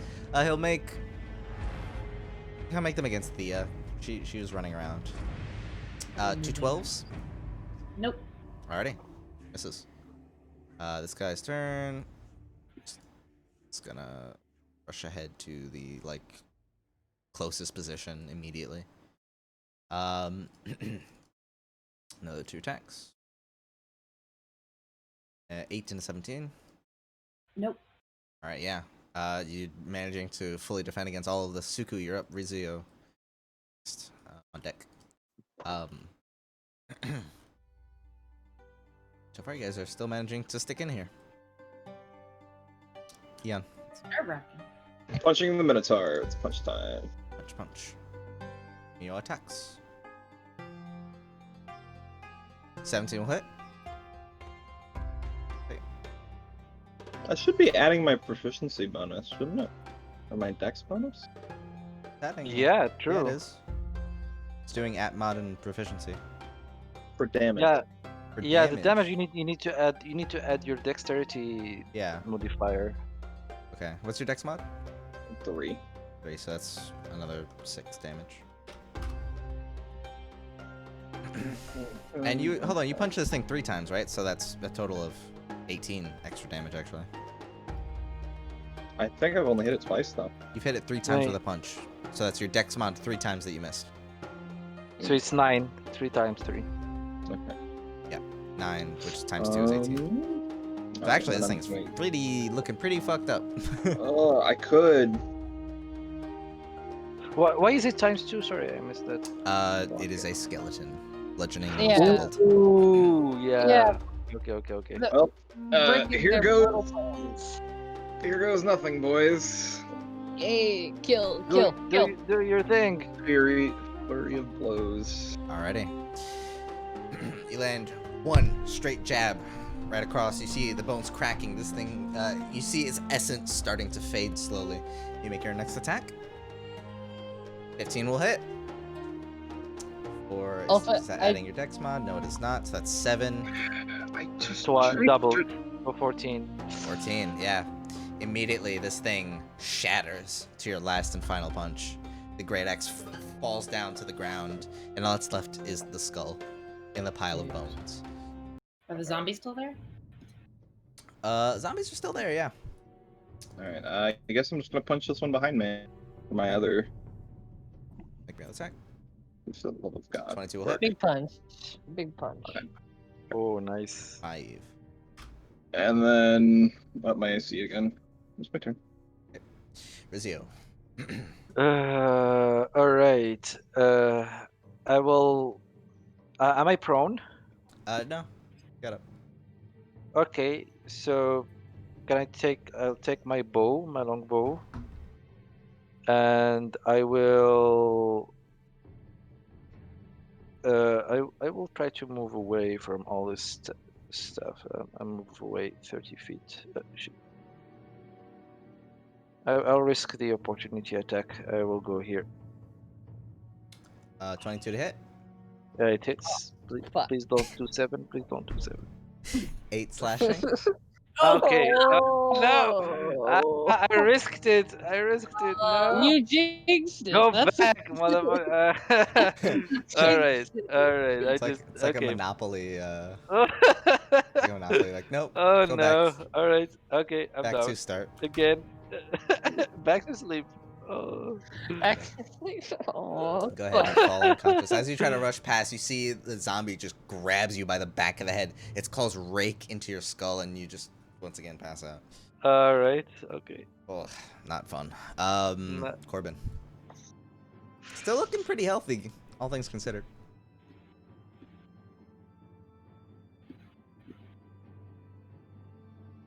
Michael. Oh, fuck. Dude, I'm sorry, man. My shit's lagging like crazy. I cannot tell you how many times I have gotten server disconnected, server reestablished. Like, how many times that shit. Sounds like you're. Sounds like it's not the only thing that's having internet problems. Oh no. Motherfucker! Why? No! Shotgun Grass 23. Okay. Like another 3! Yep, you go ahead and you make zombie fried chicken as this thing very much so is fried. Oh, like actually dead? Yeah, actually I'm gonna make the save. What's up? Yeah, that's a fail. Oh, hell yeah. All right, cool. It's dead. I'm gonna walk up to the door and close it. Okay. No, I'm not gonna do that. I'm actually gonna step out here since I'm unimpeded, and now I can see the rest of the problems. And now that I can see them, I can do nothing about them. End turn. Skeleton's definitely not in the turn order anymore. I am but a humble wizard. I have nothing. Thea. I look at Rizio and think he'll be fine. We're almost done here. Yeah, he's a lost Oh, ghost. 2 nat Don't 1. worry about him. Wait, he'll not. you're not at 2 death saves again, are you? No, because No? I think it's reset. So yeah. It resets. Yeah, It reset, okay. Yeah. Sorry, I thought somehow I missed you getting it again. Okay. Because, yeah, Thea don't like undead. So I'm going to attack the one to my left with my long sword. What side? Bring up my character sheet now. Like my internet. Maybe focus fire. Maybe. I don't like these. Yeah, fuck 'em. 24 to hit. Oh, nice. Which one are you targeting? Ooh, that's a spicy. The one to Yeah. my left. This one. Alrighty. Yeah, 24 definitely hits. Right. And that's 12 plus 2. Oh, nice. So that's Ooh. 14. That's max damage. yeah. Ow, ow, ow. Alright, 14 slashing. Go ahead, you turn around after picking up Rizio. You see him fall down again. Whatever. Turn around, slash into the husk behind you, and yeah, it's looking pretty rough right off the bat. Daylight follows a dark night, bitch. That's it. This one's gonna go ahead and seeing Suku drop the Minotaur. He's gonna go ahead and make 2 attacks against him, a 19 and a 16 to hit.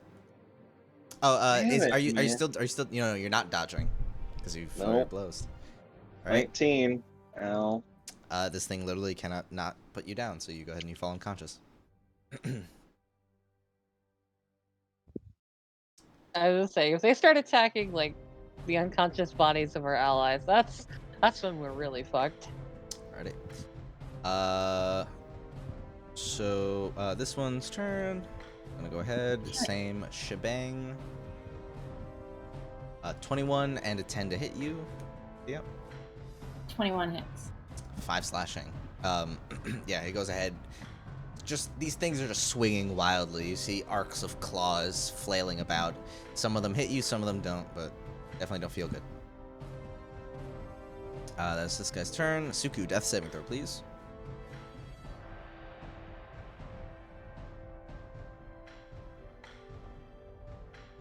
I believe. Natural 20. Yeah. I believe. Yeah. Come on. He's got a nat 20. Press the Dice. button. Press the button. Press the button. Dice, please. Let's find out. Spin the wheel. That one, boys. Spin the Really? wheel. Why can I not roll my death saves? It's not Game, coming up. please. Yeah, it's not coming out. Ah, Just gonna do it this way. That's a huge. Cursed. 17. All right. It's a success. All right. So far looking good. Rizio, how about Just you? like that. Yeah. Okay. Let's see. Lizzie, I Another commit 17. 20. Look at that. Both of you So you're guys both up. That's a success. managing to hang in strong. Corbin. Alright, Corey in the house is gonna start walking over here. 15 feet. Oh, yeah. And then Justin, he has a surprise. He casts Ooh. Frostbite on this fucker over here, the one that's right next to Thea. Oh, Ready? okay, the one to the left of Thea. Fuck, Yeah. If you ever need to, you can just alt left click. That'll let me know. I know. Yeah, big damage, by the way. Yep. Very big damage. Con saving throw. 23. Yeah, he passes. Alright, nothing happens to him, and I am Depresso Expresso. You go ahead. You rush over. You let out a small gust of freezing, frigid air. And the zombie just kind of looks to itself, seeing some like crystalline forms forming on the edges of its skin, and doesn't seem to care. And then that is how I end my turn, because I am Yeah. sad. I really, really want to just get one of these out, which I think I can with an attack, but boys need help. And I only have 3 points left, so I'm gonna raise Rizio with 1 point. Okay. Sorry, Okay. I got Yeah, one. that's okay. That's okay. And I'm gonna tell him, you know, the light god only has so much patience. Oh, fuck. I just want you to know that all of you start dying, I'm gonna cast Shatter. Just to save myself. First. Is that your turn? Yep. Okay. Oh crap! Zombies. Didn't realize this was next. I should have just killed him. Fuck. I didn't look at the turn order. Yeah, I mean, mistakes are always going to be made. At least you have 2 more points, so if we do survive, you might be able to save them both. Yeah, that's true. That's true. Good point. Optimism, let's do it. The Can I be zombies, pretending I'm still dead? He feigned it. I actually have gentle repose, so if you all die, I can just preserve your zombies bodies. just this is a simple zombie. He's gonna hit whatever's exactly in front of him, and that's you, Rizio. Go for it. Oh, no! 19 and a 12. Sorry? 19 and a 12. Yeah, well, the 19 hits and I'm down. I only Yep. got 1. Once again, you're slapped back down the second you get up. It's this Yeah, it's this cruel You're game just of flipping between playing life and whack-a-mole death here. and life and whack-a-mole. death, Yeah. life and death. When you're good. you're doing very painful burpees. Yeah. Getting knocked up and down. Well, why do they keep bringing me back? Why? This other one, seeing Corbin go ahead and let off a bit of frost towards it. It's gonna run up. Oh, I thought these guys were simple, attacking everything in front. Okay, Justin, I see you. Yeah, exactly. This is a deliberate and coordinated effort to kill you specifically. That's how I run my games. There's an opportunity attack there, so. Yeah, Yeah, opportunity attack I like for it. you. Please kill. I'll be honest, it doesn't matter because as this zombie rushes towards you, it's going to explode. What the fuck? What? As in an explosion of acid, it's gonna go ahead and run up. But maybe if I would kill him with a crit. If you smite it, maybe. I don't know. Go ahead, make me. She still has I the. will. Please kill this thing. Oh god. With an opportunity attack, I wouldn't have time to ditch my shield and do it with 2 hands. would I? No. I mean, but smite like does extra damage against undead anyway. Like if you do hit. No. Yeah, I don't want to waste my smite. Oh, that's a hit. But 18. like, 18 but I don't want to get like car bombed over here. No, he'll be fine. The other 2 players are dead. I feel like he can handle it. Hold up. 12 Wait a damage, minute. What? Dying. Same thing, right? So he survives the 10? I 10 feel like I'm slashing. not gonna be in a good spot. It was no. actually a 12 because of my defense. You've not been hit once. You're fine. No, dude, I'm a wizard. You know how much HP wizards have? Not a lot. 2. 2 HP. You're fine. Alrighty. So I'm gonna need a con saving throw from you, Corbin. Of course. Go. As unfortunately, You have Thea is not able to disadvantage. kill this thing. You see the bulbs No, all you don't. across it. Just what's it called? Start to like swell up to the point where they burst open. All right, con save. Shit, I lost connection. Did it go through or no? Okay, do it again. 2. I will reroll Oh, that no. with the power of magics.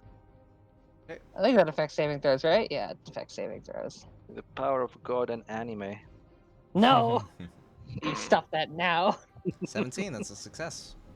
You only take half of this. You take 5 acid damage as this creature explodes. You know, I'm still salty about you not smiting.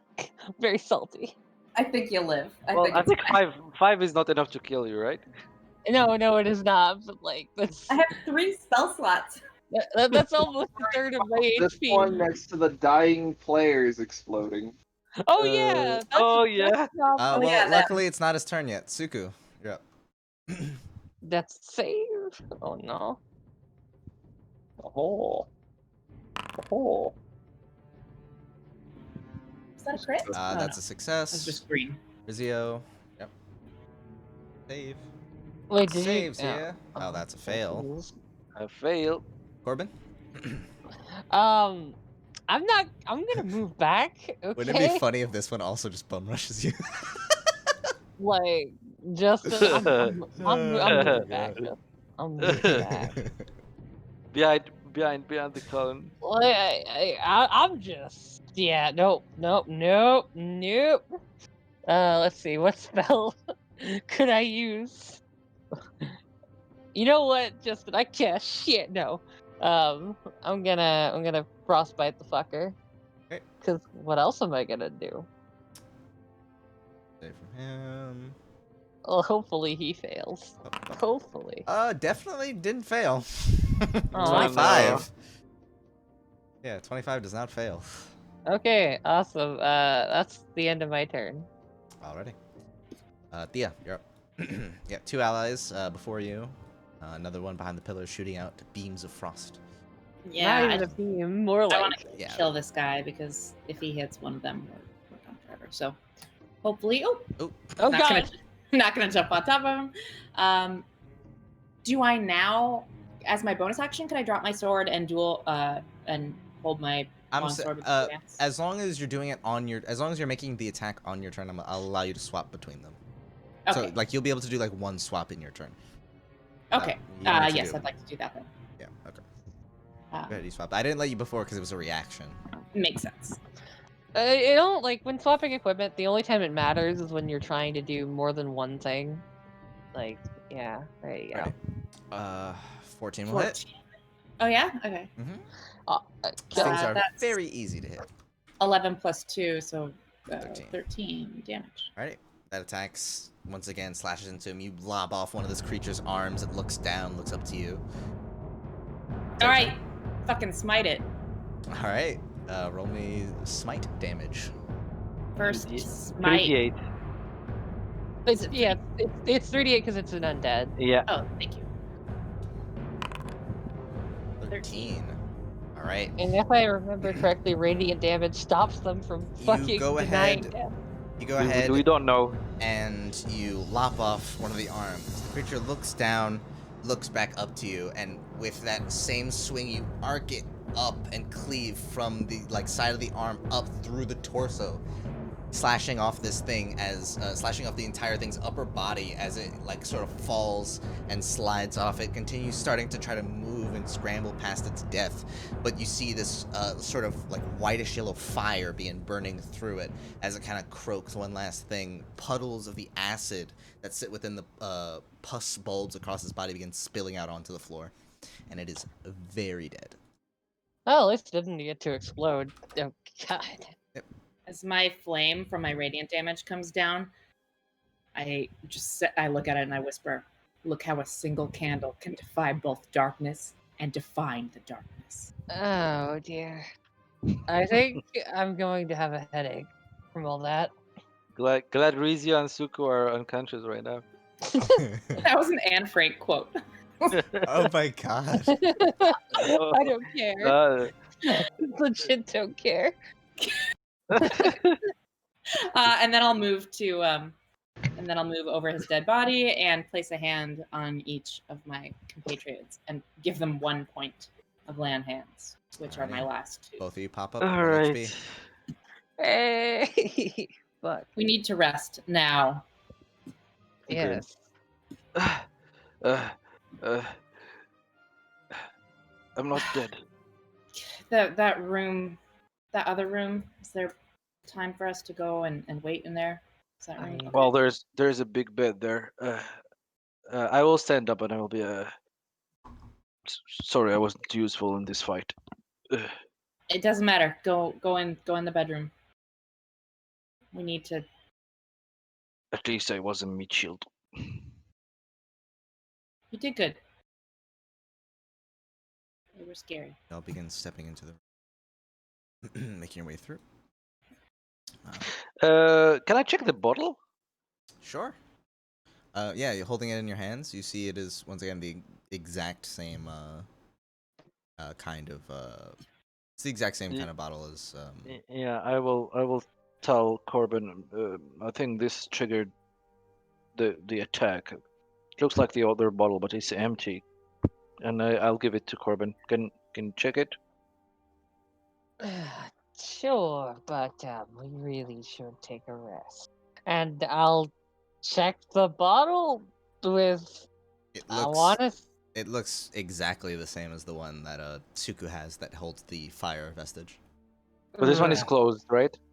No, it's open. The cork is unsealed. It's empty. Ah, I thought it was. Okay. Closed. I really thought it was. Look, it's a similar vessel to the one that's holding the fire, but it's empty, obviously.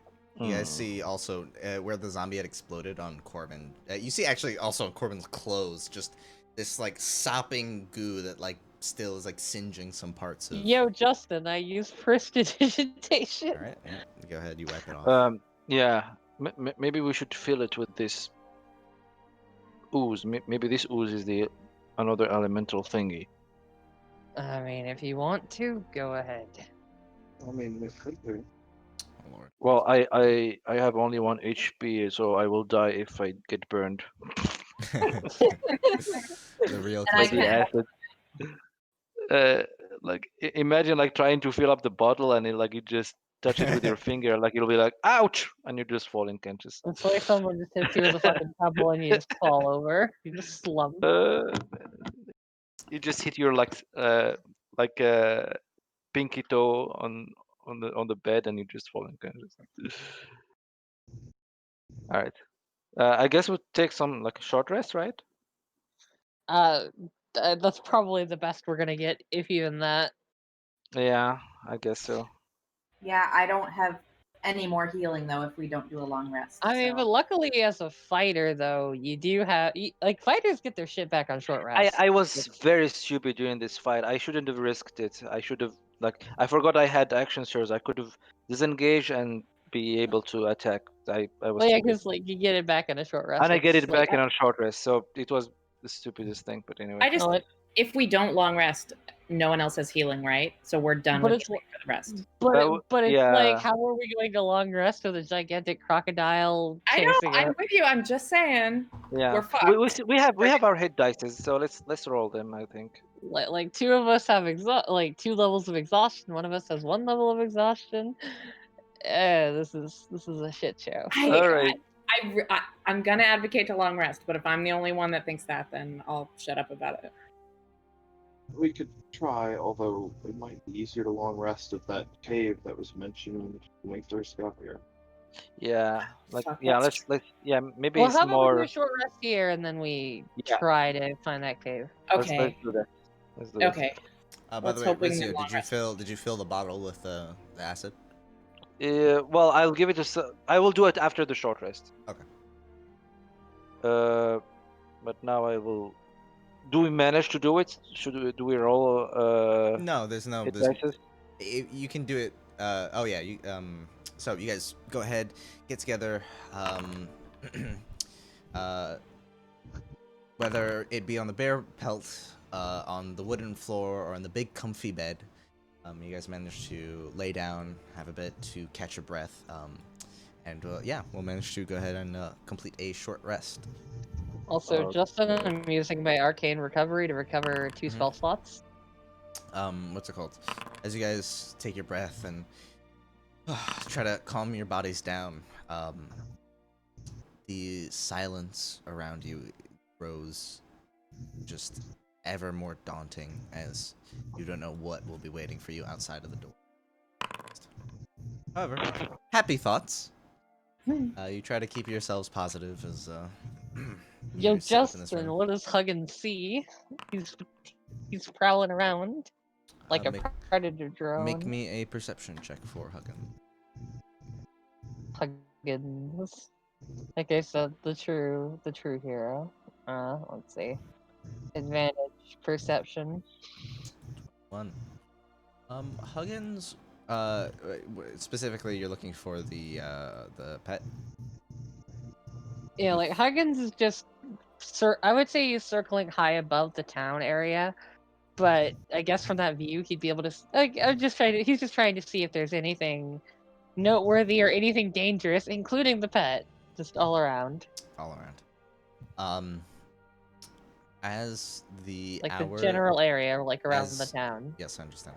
As the hour comes to a close, Huggins will see the huge blue serpentine form of the pet slinking around between some of the buildings of the village. Oh no. I will inform everyone. Oh, we're in trouble. You know, that big thing. It's heading towards this place, so yeah. Are you able to run? Well, it can't get No. in the right?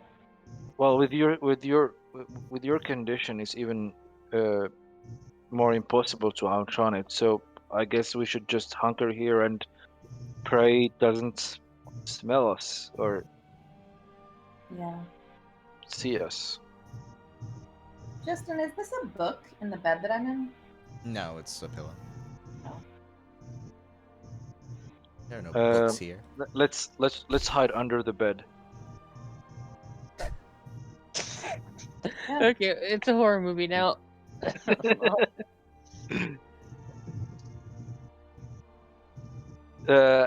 Did I manage to fill the bottle with the ooze? Yeah. Okay. As you do, you hear you put it in, you pop the cork on the top, and you kind of feel as you start to put the cork in, it kind of like something like pulls it in tightly. All right. And as you like sort of swirl it around, you see it has a sort of faint shimmer to it, different than when it was outside of the bottle.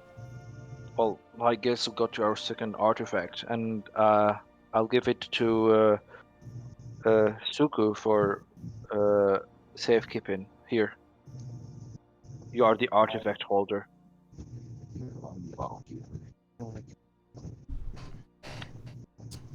I can tell Eon put on his AC or his fan or something. Fucking Oh, God. Man. Also, Justin, like in about an hour and a half, I'm gonna have to go. Alrighty. So yeah. Alrighty. So yeah, you guys. So you guys are hunkering down for a small Under hour. the bed. Under the bed. Alrighty. Huggins will watch as the Behir's form starts moving around the village. Does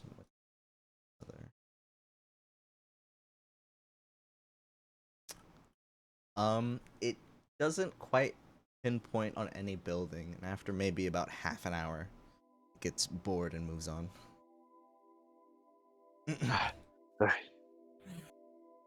Huggins cannot attack, but I'm like, can Huggins just do the bird bomb? No, we're not doing that.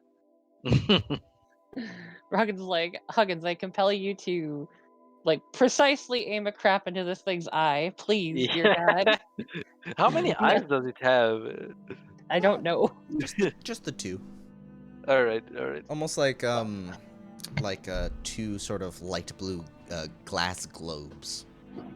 Just sit When at the the bird size of its head. hits your eye like a big pizza pie now. Anyway. Yeah. Move. The creature appears to have moved on. Seems like an opportune place to long rest, but I guess let's go. Yeah. Let's move to the cave. The Cave of Wonders. Yikes. And then it will be Crowley waited for you. Got you. I know, right? It's like, I bet you didn't see this coming. You didn't see If this one any of coming. us go down now, this is it. He's like, look how smart and clever I am. Yes, I'm a man. big boy. I mean, it was a note right where we dropped into the. Yeah, it's like waiting for us. Alright. I should really just have Corbin like fly up to the observatory and like have Dragon's Breath activate and burn his face off. Oh, God. Yeah. Kitchen. Not fucking So, Corbin Huggins. God damn it, Justin's having me do it too. so I Same guess thing with we're Erica moving Fern. westward. Yeah, I think so. Through Westward. the town. And... Alrighty, you guys continue on westward. Yeah. A question: the frozen waterfall. It was here. Yeah. Along Okay. that way. All right. Alrighty, I gotta think. So you guys move Big thing. half. So. Okay, so you guys move about. Okay. So. It's about another 40 minutes until you guys eventually completely clear out of the town and continue to make your way up through the woods. The outside, it's a little disheartening, but the outside is just as sort of dark and bleak as ever. Snow continues to fall in its same rhythmic, perpetual descent, and you go ahead and you see more of those glowing plants. I assume you take precaution to avoid them. Yes. Yep. And yeah, you guys continue to the trees. Let's say it's another. Yeah. It's about another. By this point, you guys have been out here for maybe about a bit over an hour. And as you do, the cold is not doing you any favors again. I'm gonna need another round of Constitution saving throws for exposure. Oh no. Mother. Fucker. And I I can't. didn't plan this, but I'm so happy. It is really convenient you picked a race that was naturally acclimated to cold climate. It Yeah. is. We had no Ah. idea.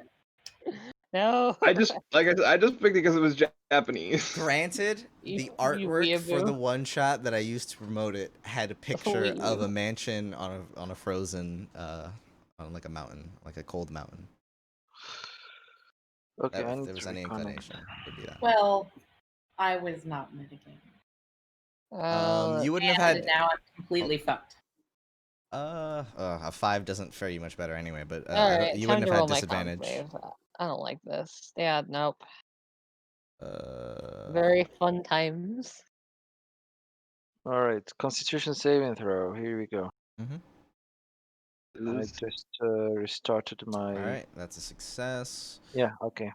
Corbin and Thea, you guys mark another failure. You now have disadvantage on attack rolls and saving throws.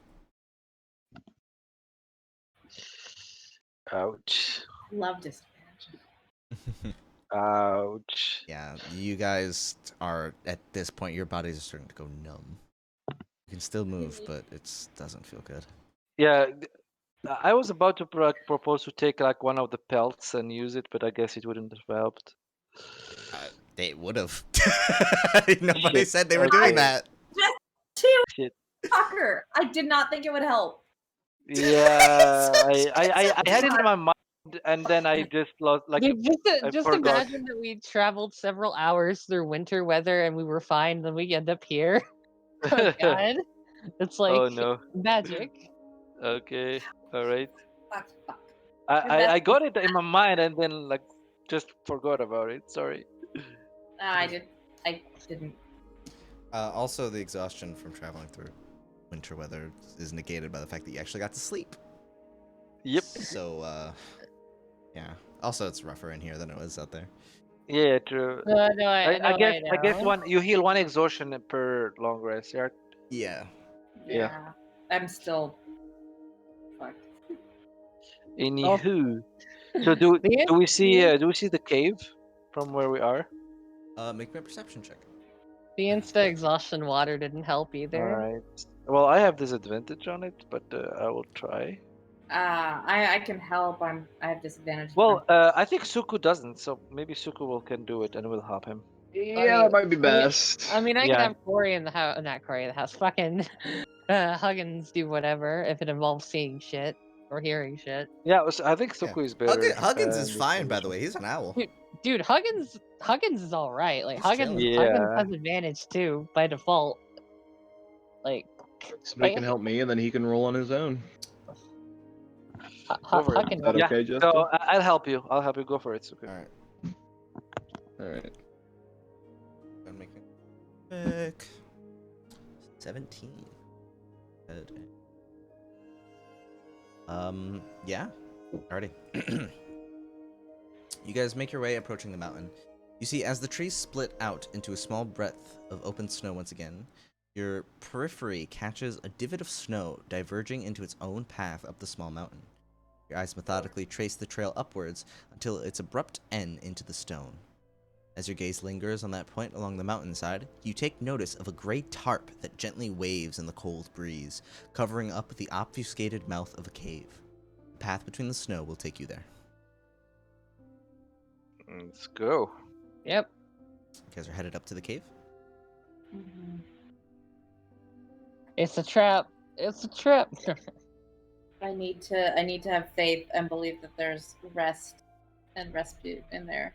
I need to have faith that there's 3 long rests waiting for me on the other in this cave. Alrighty.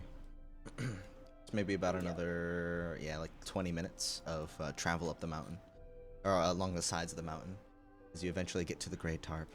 And do you guys make your way in? Yeah. Is there Want any to check for signs? traps? Yeah, outside. Like, does it look like it was made by a human? Does it look like it was made by a monster? It looks deliberately made by a person. Okay. It looks like So someone. hot. It looks like someone took some rope, hung like this long piece of torn cloth over it, and it seems like from a distance when you look at it, it doesn't look like there's a cave entrance there. But when you take a closer look, you see the tarp kind of like is just covering it. Would someone like to help me with an investigation check, just to be sure? I'm not good at those. Does anyone have Afraid. investigation proficiency? I can't help you. Fuck. I don't believe it, but you know what? Thea's gonna have faith, and she's gonna walk right in. Reload. Boop. And more torches. You're gonna light a torch. Yeah. Down to 7.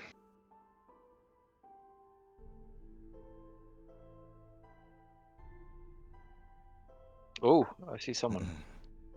So, Rizio and Thea, as you guys enter, your dark vision catches the glimpse of a humanoid figure sat on a dirty, disheveled bedroll. It's not really even a roll, it's more of a cot at this point.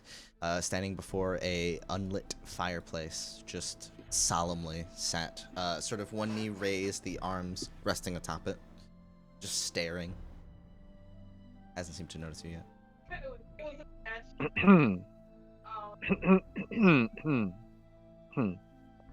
Are you making yourself known? Yeah. All right. You get a better look now, with Suku's light starting to trail into the cave a little bit.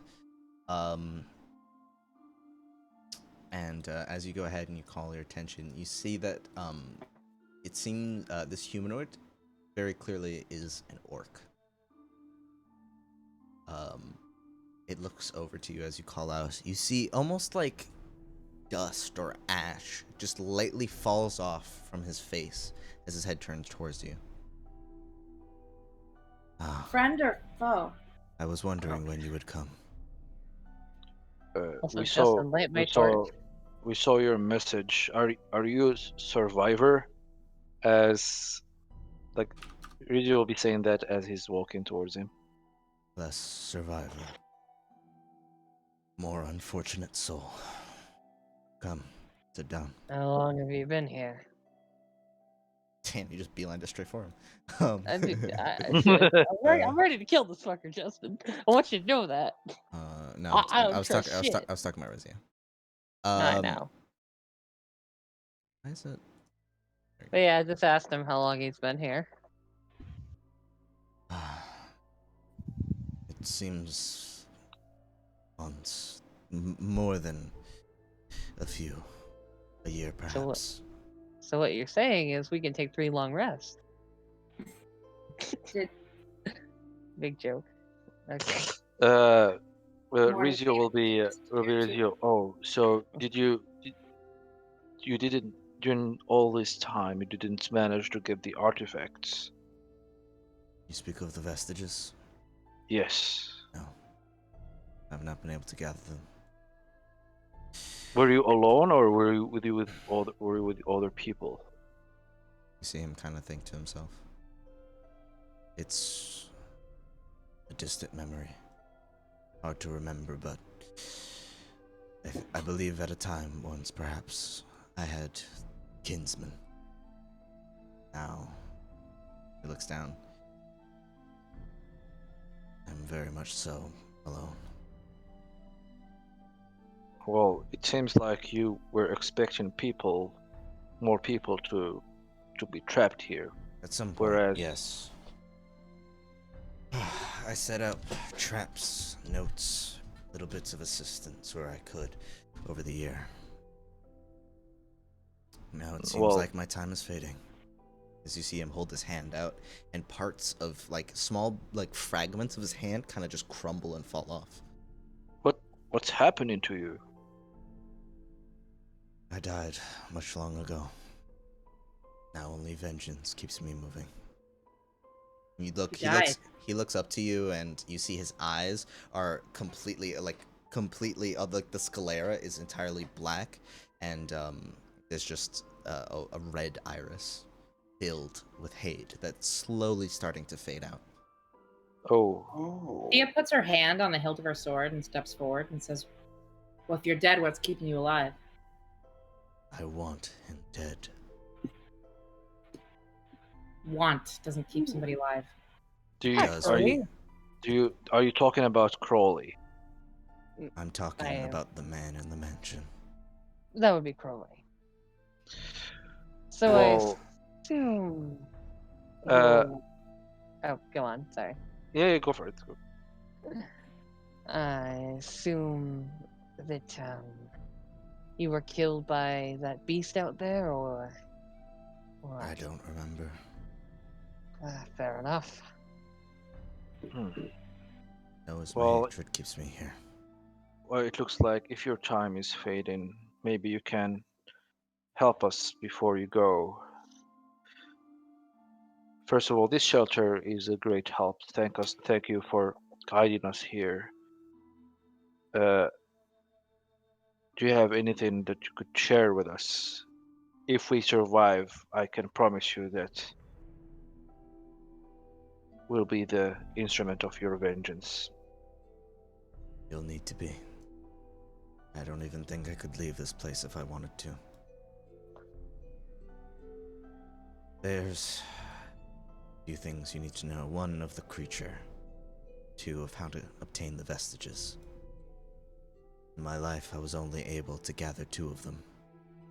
The one of ice and the one of acid. Fire one. I remember the fire. The creature. It's much faster than any of you can understand. Certainly will not be able to outrun it. And you should take care not to get close.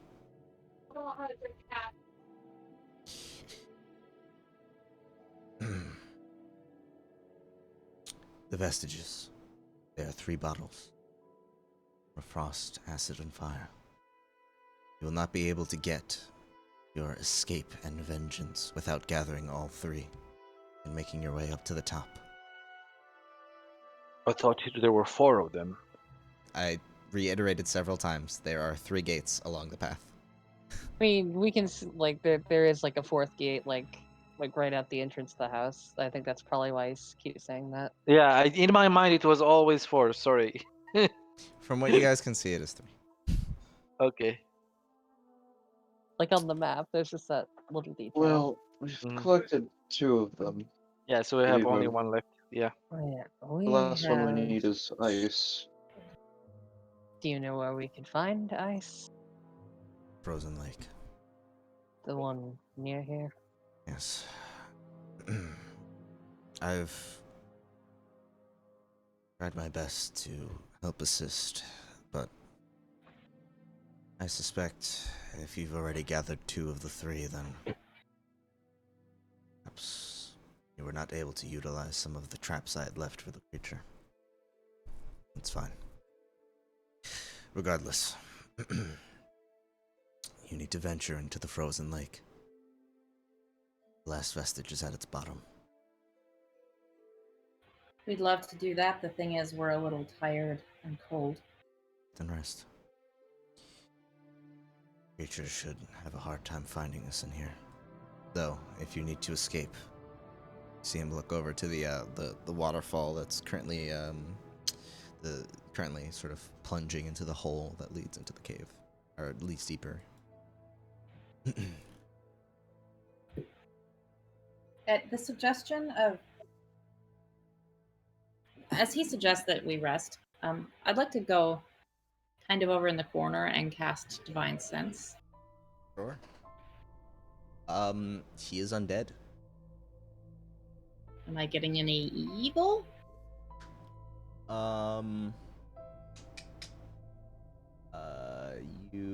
You don't get alignment. It just tells you if it's... Yeah, if he's one of these creature types, then he is Yeah. undead. Okay. You take a look over him, and you definitely see the necrotic energies that surround his body, though almost like this red aura just lightly spills out at some points, and you see it starting to just go from, it's like it's losing its, like, almost it's like losing its opacity as it's sort of just drifting away. It seems like the hate-filled energy that keeps him tied to this plane is slowly falling away. So that note that you left, is that where you fell down here too? That's where all of them fall. All the same. Has anyone else found the note and traveled here to you? Yes. Did they get out? No.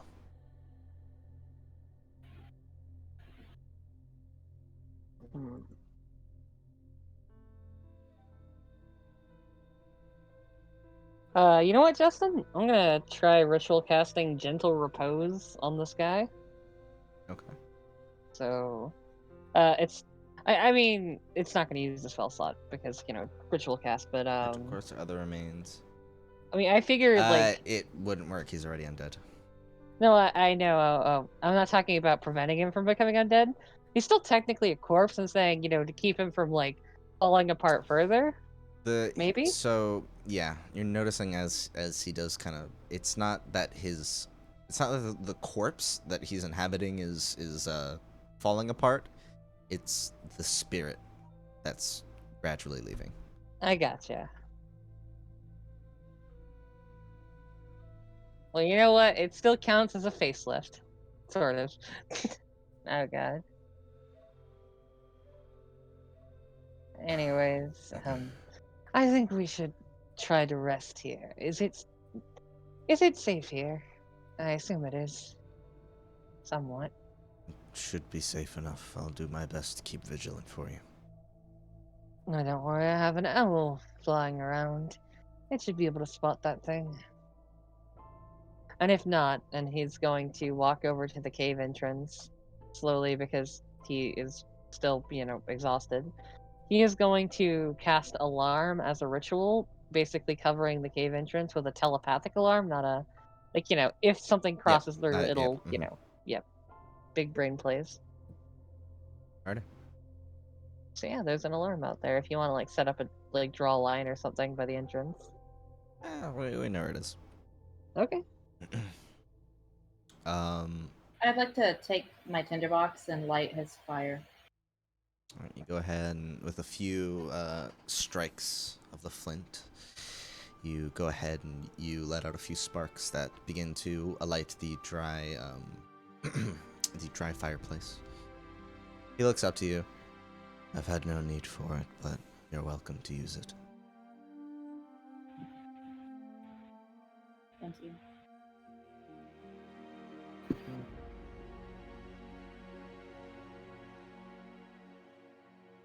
Well, I should try to get to resting now. It's been very bad as of late. And yeah, he's just gonna curl up by the fire. I mean, let's get this long rest spread. Yeah.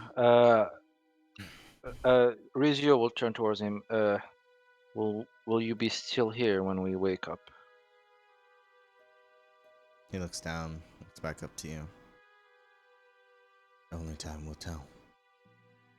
Well, in that case, maybe you can share your name so you're not forgotten. Name is Ron. At least, I think it is. Well, Ran, Crowley will hear your name before dying. I hope so. And yeah, Rizio will just sit on the edge and on like towards the wall, and he will sleep. Alrighty. Suku, you doing anything?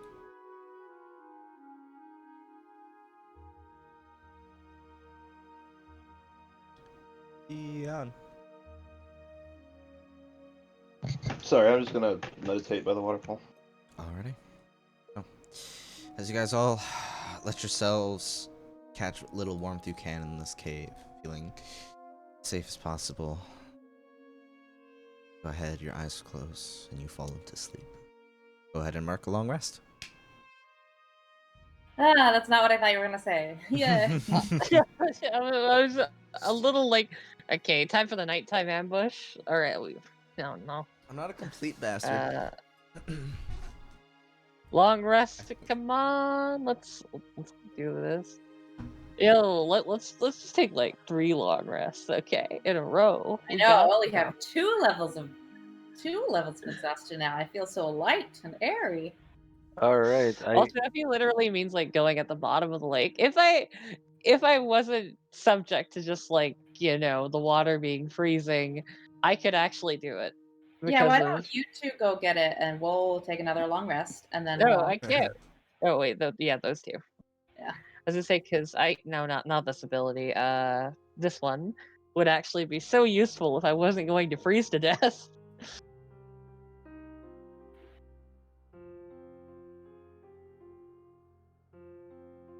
Alrighty. So, you guys awake. The fire has now faded from a small roar to a light ember. You do feel warmer, and having consumed some of your rations, you feel heartier and fresher. Still terribly tired, but not nearly as exposed as you were before. You awake to see Ran, who now is very much so reaching the end of his thread, but still standing vigilant ahead, looking towards the entrance of the cave. Doesn't appear to notice you guys have woken up yet. I gotcha. Oh, who here thinks they can make it to the bottom of a lake and back? I may be able to make it. I mean, I would do it myself, but I'd freeze to death. I don't like showing weakness, but that's not something I think I'm up for right now.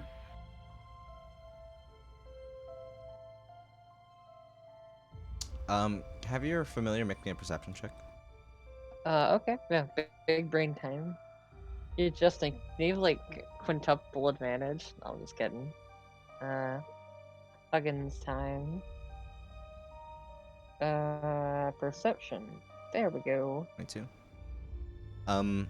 Huggins saw the creature a few times during the night, but at some point the creature went back into the cave that it came from, and ever since then Huggins has not been able to see where it is. I gotcha. But that was hours ago, so it could realistically be anywhere.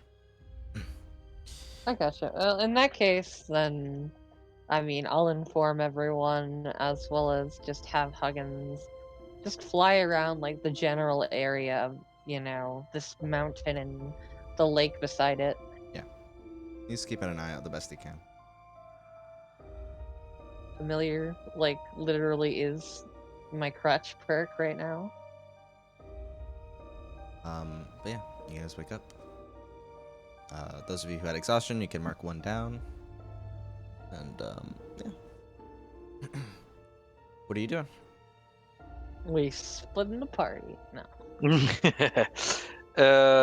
Well, now we know what we need to do. We need to go to the lake.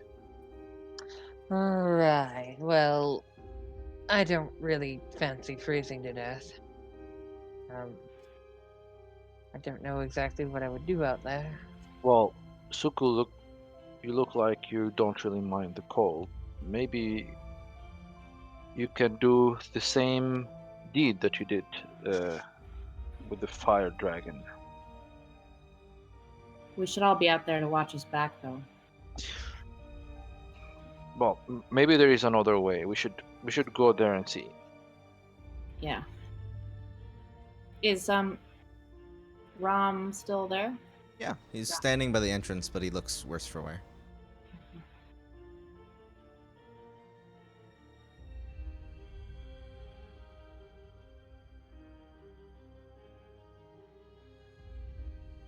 All right, so I guess we'll move out. Yeah, I've got to. Before we leave, I'll tell Rom. I'm sorry. This is where your path ended. Oh god, game pause. I'm worried. Farewell. I hope you are successful in your escape.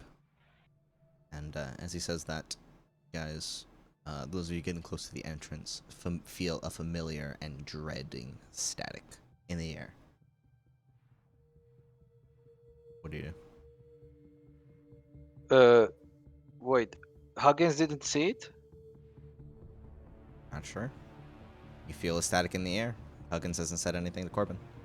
Okay, I have a bad feeling about this. About what? You see, Ron looks to you. I feel it in the air. It's coming. Hide. You see him immediately, like, kind of step back. Oh, Yo, Justin, I'm gonna hide in the waterfall. if going down there is like jumping straight down, like you're out of the cave by that point. So if you Oh, if you want to like dip, like if you want to be out, you can jump down there. But otherwise, You know, yeah, I'm just gonna turn invisible and hide by the waterfall, like, and if I'll use it as an escape route if I have to. We'll also go here in the corner and try to hide. But yeah, invisible powers activate. Ron's gonna go ahead and step between these stalagmites. Alrighty. You guys feel the static. Snuffing my torch, obviously. You I guys, snuffed my torch too, and give me a second. Like that size now. You guys have put out your torches.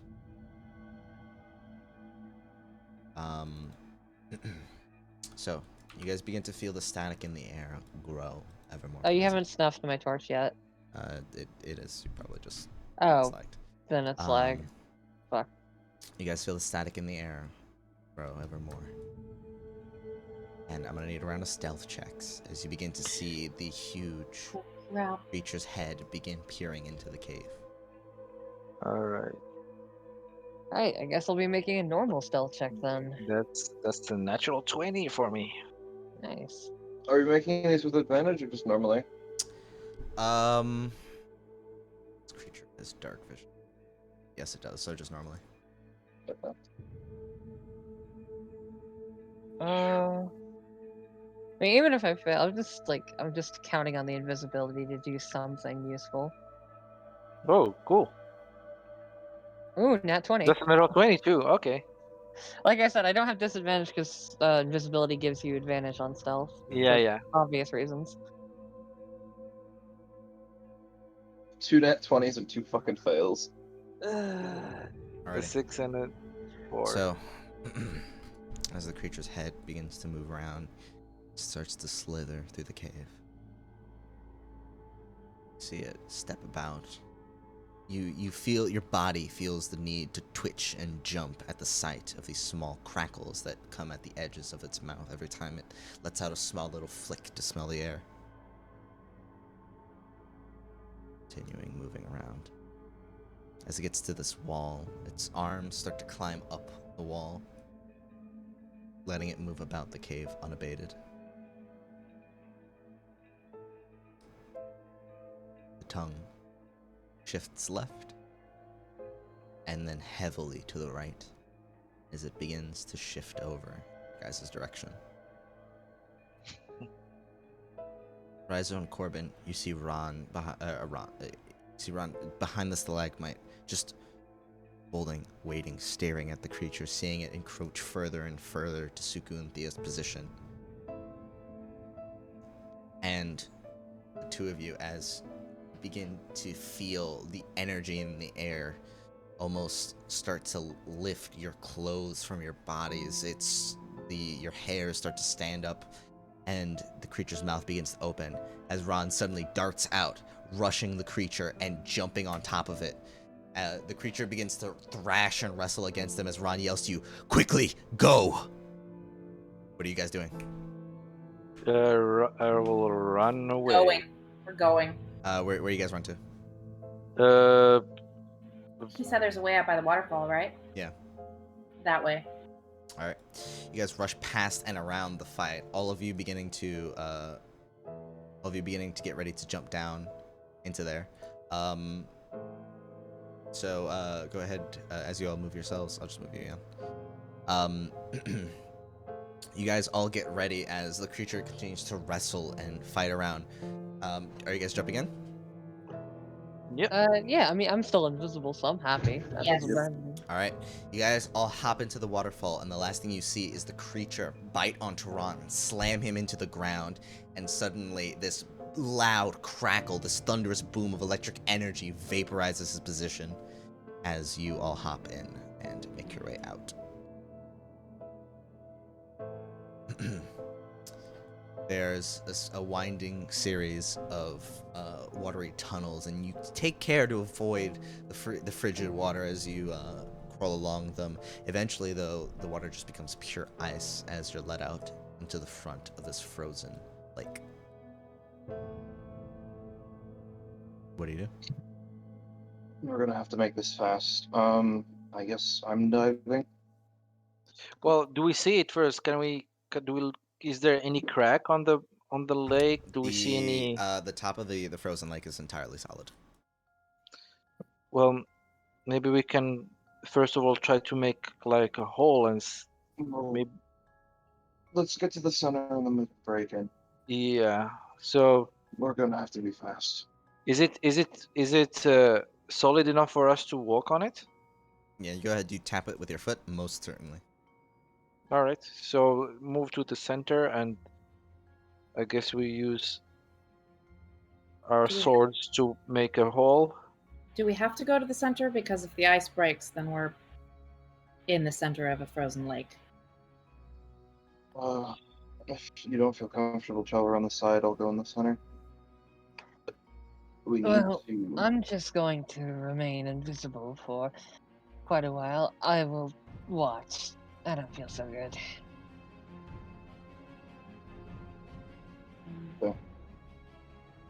Well, how big is the lake? Is it? It's quite sizable. Few hundred feet in any direction from the center. All right. I want to stand like midway at the midpoint between them and the edge. I think it's stupid to be in the center Okay. with them adding weight to it, but I don't want to be too far. So that's what I'm doing. Ready?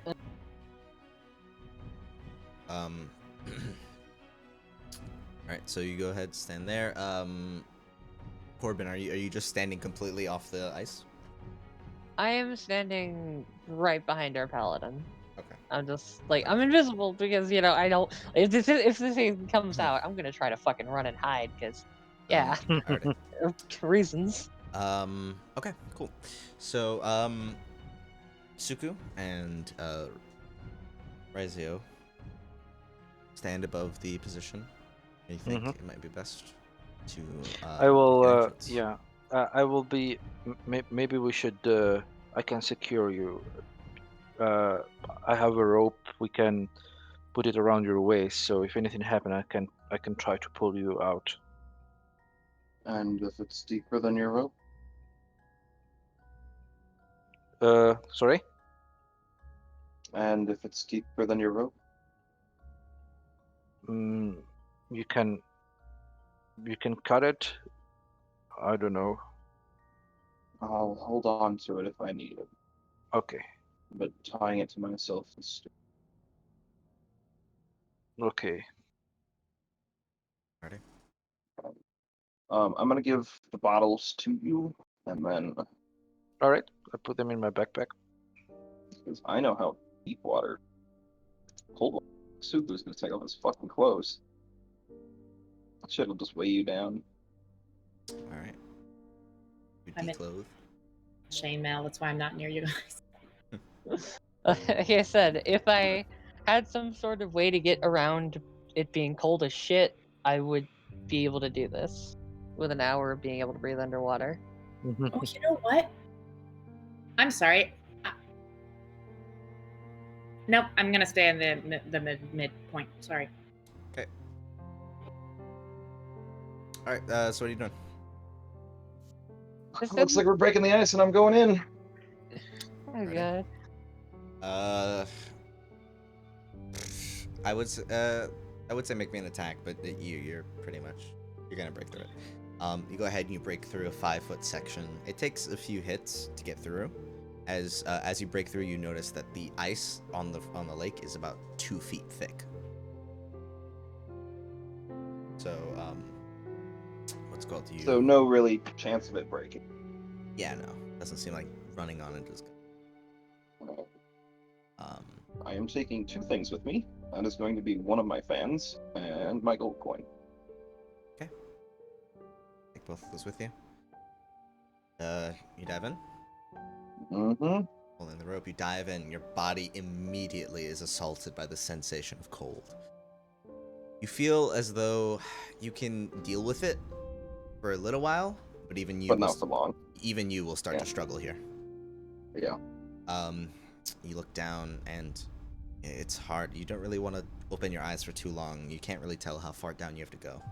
But how much movement can you do in a round? 40, half, because swimming to 20, dashing back to 40. So a total of how much in a round? 40. 40. Okay. If I dash. If you dash. Alrighty. Which I'm assuming I'm going to do until I hit the bottom. Yeah. So the first 40 feet through, and this is the total you can move in a single round? Mm-hmm. Oh yeah, because you're underwater, so it's half movement and then doubling. Okay. Yeah. You move 40 feet down. You start to lose sight of the surface, the icy surface above you, holding only the rope that connects you to the top. And still haven't reached the bottom. What do you do? I'm not to go further. I guess letting go of the rope. Alright. You let go of the rope and you keep going down. 80 feet. You still haven't reached the bottom, though start to see it. It's close. All right, let's keep going. All right, so again, finally you reach the bottom, and you start to see all around you these just several like bits of rocks, small little thing. You're not quite sure. You're looking around for everything you can. Make me a perception check, please, as well as a Constitution saving throw. Yeah, there it is. Which one do you want me to make first? The con save, because you're that's like Okay. at the start, quote unquote, start of your turn. Okay, fair enough. Oh Lord in heaven. Mark one exhaustion. That's gonna be disadvantage. Oh boy. On my perception, right? Mhm. Sure, this is on disadvantage. And the other one was a nat 20. Fuck off. Alrighty. Still haven't found it. Another round goes by. Can I get a perception check for whoever's keeping an eye out? Up top. Yes, I'm keeping an eye out. So you mean Huggins? Yeah, if you two want to make 2 separate ones. I am. I have disadvantage, but I would. That's what I'm doing. I'm like standing there watching them. So. Sure. Look, Huggins is a national treasure, okay? He's got Oh, this. I'm not denying that. 19. Alright. Yeah. Huggins will go ahead and see the Behir now starting to, as well as Thea. The two will start to spot the blue head creeping its way out of the cave's mouth. You see parts of the tarp are lit on fire for a brief period as the crackles jump to them. All right, I'm gonna tell Rizzo, pull him up now. Why? The monster Yeah. is here. You look back and you see it's coming out of the cave now. I try to just put some pressure on the rope, see if there's anything on the other side. There is absolutely no resistance. Like I try to put it. He let go of the rope. Make me another perception check for you, Suku. Guarantee you, I'm never gonna make any of these. He let go. What do you mean? That's a 15. Go for it. 15. Thank God. Alrighty. Suku, finally your eyes managed to see it. Your skin is starting to feel this like burning sensation all throughout it.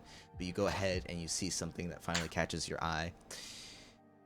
You see a bottle, much similar to the ones you've seen before, and laying at the bottom of the lake. However, tying it down is a bundle of metal chains that keep it placed below. I was like, oh yeah, I brought my dagger or my fan. Shit, they're metal. You go ahead, you swim over to it, and that is that round. Any of you guys doing anything up top? Rizio will turn towards Thea. Please keep an eye on Suku and pull him out whenever you feel pressure on like, the rope. She's like 200 feet away from you. Like you guys are like yelling to talk to each other. Yeah. I will ask. I'll ask her to come. Yeah, and I'll start moving there. Yeah. Okay. I'll try to gain us some time.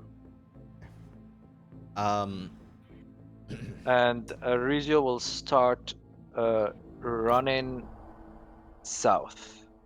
Okay. You guys can see the Behir's head has turned and is looking straight towards you all. Suku, you see the chains before you. What are you doing? Yeah. Chains are usually really hard to break. Try. I can try. Ah, shit. It's not that great. How are they wrapped? Is it like a lock? There's no lock. It's just chains wrapped over each other and over each other, tying it down. Okay. There's no way to wedge the bottle out. No.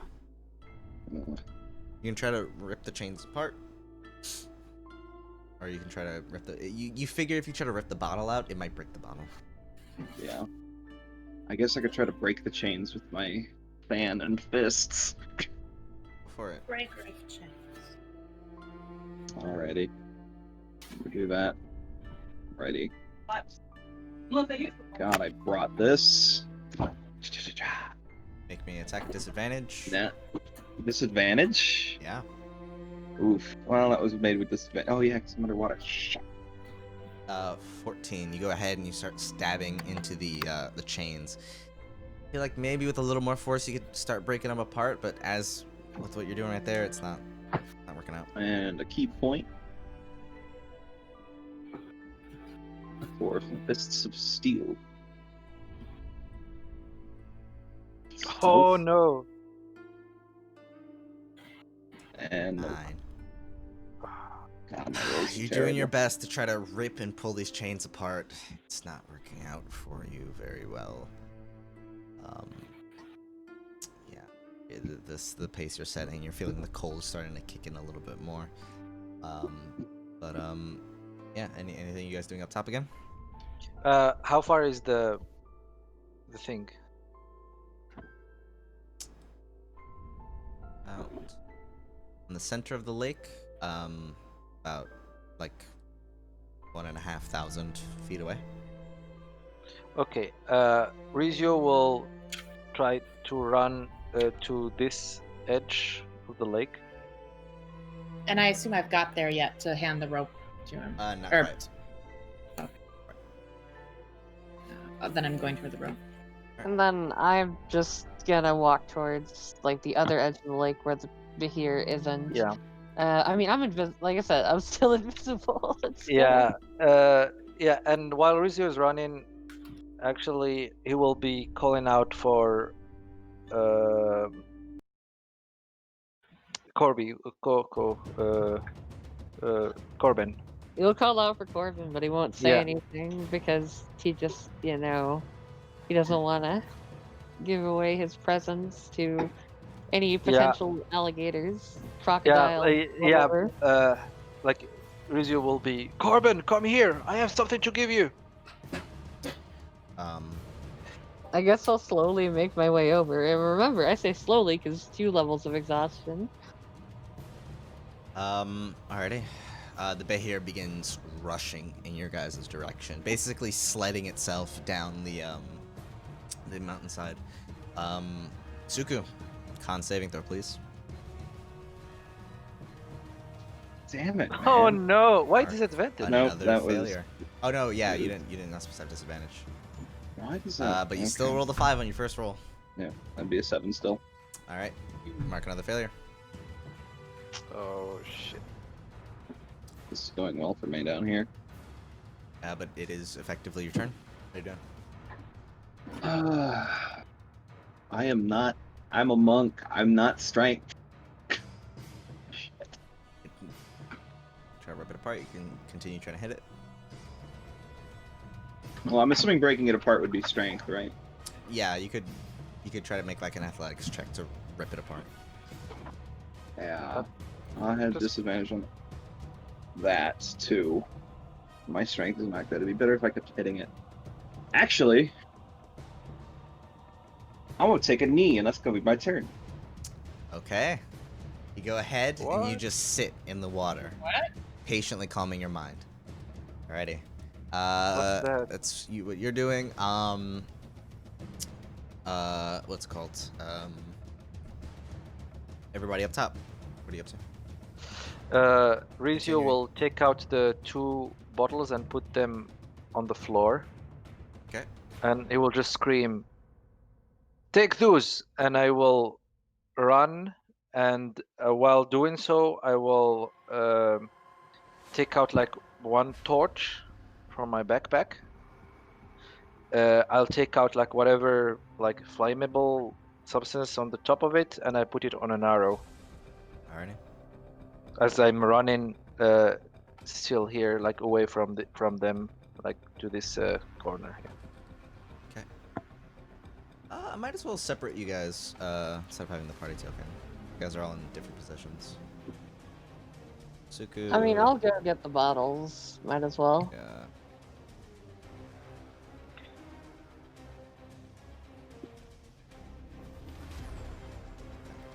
It's for some reason marking you guys as like 1 scaled to 1. Alrighty, so you're rushing over. Next round you'll be able to get those bottles. Am I able to use my movement yet to get to the rope? By this point, yes, you're getting to the rope. Okay. And how far away is the creature?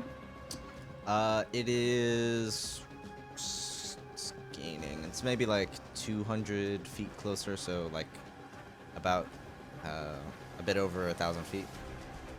Oh, okay. Where you guys are. Too far for a javelin. Yeah. Not too far. All right.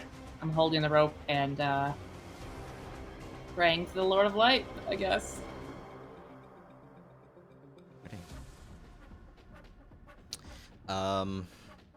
Suku, your turn. Aha! I am no longer prone. Mhm. The love of God, do something. 11 does not hit. Oh shit! The love of God, key points, do something.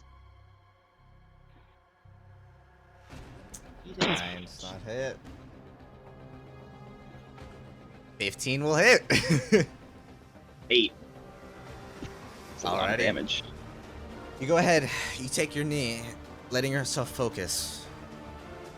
And then go ahead and you begin stabbing with the Wharf Hand. It's not working. You just say, fuck that. You go ahead, you grab it, and with a single clean chop, you cleave the chain in half, feeling it release and letting the bottle begin to drift upward. Grabbing it and going upwards, because like this shit, I'm out. You grab it and go upwards. So like another 40 feet, right? It has half movement, no? I'm half speed. Oh yeah, 20 feet. Okay. 20 feet. I'm a lot slower. Alrighty, so you are okay. Guys down here, what are you doing? I will. Grabbing those bottles. Yeah, I will move a little bit further down. Here, maybe. Okay. If I manage to do that. You're pretty much down. This is like this isn't properly to scale. It's just Yeah, it's okay. All right, I will.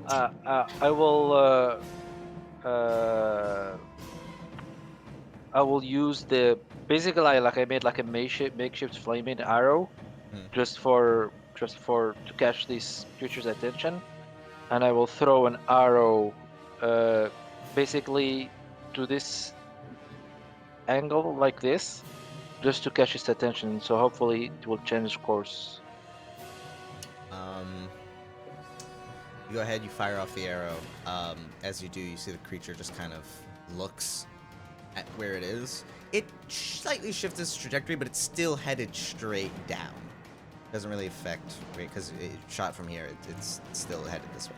All right, so I will try. I will spend the rest of my turn just making another one of these arrows. What about the rest of you? What are you doing? I'm going to dig my feet into the ice, hold the rope, and for any movement, I'm getting ready to pull it back up, and I'm holding my action with the javelin in hand for when that thing gets within 200 feet of me. Alrighty. Corbin, you doing anything? By this time, I think you'd be able to grab the bottles. Yeah, I'm getting the bottles, and like I said, putting it in my imaginary pockets, which aren't imaginary, but you know.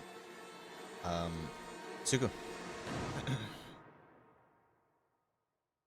You move up another 20 feet, and as you do, you see the small, sort of bristled tip of the rope dangling in the icy water. Can I reach it? Yeah, you go ahead and you start reaching out to it. Thea, you notice something. As you're getting ready, you're digging your heels in. You see that the ice, the sort of open hole, suddenly flash freezes. It is now completely solid. So as you feel a slight bit of movement. You go ahead, you try to pull, but you look down and you see the rope is now entirely encased in ice where it was. Oh, why is this? Alrighty. So Suku, you go ahead, you grab the rope and you begin making your way up. You're another 20 feet up. You're now about 50 feet from the surface. That is your turn. Thea, Corbin, Rizio, what are you guys doing? I will throw another arrow in the same angle, trying to catch the creature's attention again. So the creature is noticing them as you fire them. He's noticing them, but he's not. He's like avoiding it, kind of, but he's still very intent on heading towards it. No, but just like a slight, like he's heading this direction, right? Mm-hmm. So I'm trying to attract him this direction. Okay. That's what I'm trying to do. Make me an intimidation check. All right. 20. All right. Yep. You go ahead. You fire off 2 of these arrows, and by this point, the creature just lets out this echoing hiss that sort of reverberates around the trees and bounces off of the walls of the mountaintops in this small enclosed valley. Yeah, I will just scream, "Come get me, you bold lizard!" And it'll start making its way towards you now. All right. Nice. Alrighty. Thea, Corbin, what are you guys doing? I'm still waiting for any kind of tug on that rope, and I'm getting ready to fucking sprint. The rope is encased The in rope, ice. the rope. There was a tug, but as you tried to pull, you saw that the rope was now encased in ice. The hole froze over. In an That's right. I was instant. peeing. Thank you. Okay, then I'm smashing my sword at the fucking ice, Make me trying an to make attack. another hole. Go. Thank you for letting me know what's going. I am attacking. Both hands. Shield down. I am sorry. It's to hit. 15. 15 will hit. All right, 12 damage. All right, you go ahead. You slam into it. It's cracked, but still not quite open yet. All right, every turn you give me a hunt, I'm gonna hack him. Corbin, you doing anything else? Or are you doing anything? Gonna assume no. Okay. I am okay. doing the thing, which is running. Yeah, try to run away. All right, so you start heading off. All right, Suku. Once again, another 20 feet. You begin swimming up, climbing up the rope. You start pulling on it, kind of wanting to go up, but you're noticing it's weird. It's not pulling back. You are now about 30 feet from the surface. Alrighty. Thea, go ahead and make me another attack. Rizio, if you're doing anything else. How far is it from me at this point? It's gotten maybe it's about 600 feet away from you. All right. I will. If it's coming towards me, I will move. I will move another full movement here, and I will have my arrow at the ready the moment it gets into my long range, which is 600 feet. Yeah, it's within that range. It's within that range. All right, so Yeah. I will actually knock an arrow. All right. With disadvantage. Gonna go ahead and fire at it. Yeah. Here we go. Disadvantage. 8. Okay. Yeah, arrow goes wide. You see, it's very hard to. Even though this creature is massive, still a bit hard to hit its slithering form at this distance. Yeah. That was 10 to hit the ice again. 10 does not. You don't manage to chip through it this time around. Damn it. Alrighty. Corbin, doing anything? Oh yeah, you said you were running. Okay. Let's move you that way. Suku, con saving throw, please. I failed all of these. Game, please. Don't. These are made normally.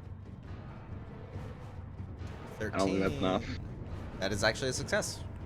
Okay, cool. This time you're managing to brace yourself, breathing. You're maybe about 10 feet from the surface of the ice, though as you look up, you don't see the hole. Working on it. Alrighty. Thea, Rizio. What are you guys doing? Another arrow. Okay. Another jab at the ice. Both of you make me your attacks.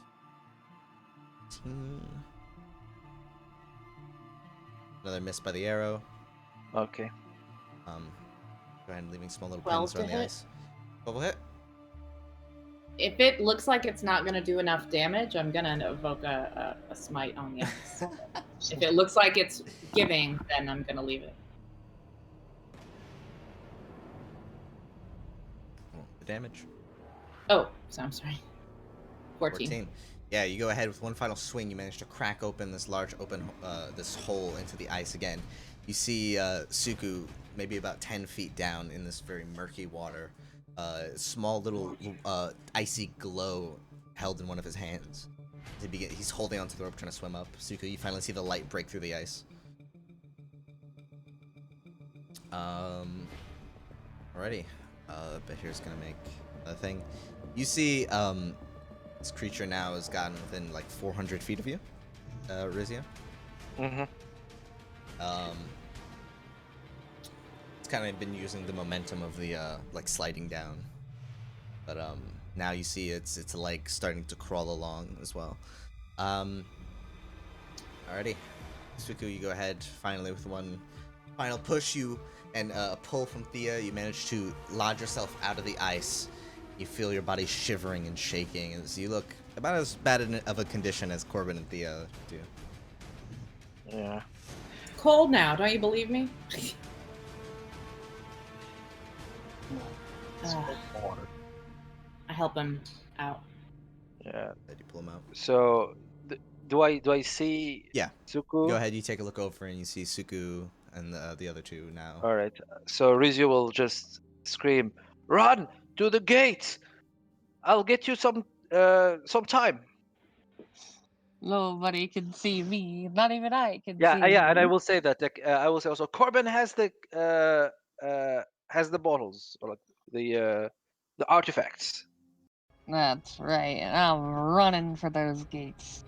Well, where's Corbin? But I'll start running too. I'll She's just invisible.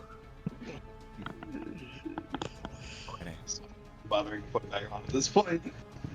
Hey, invisibility lasts an hour. That's why I'm milking it for everything it's worth. Yeah. So you guys continue running off into the woods. I will be run, you fools.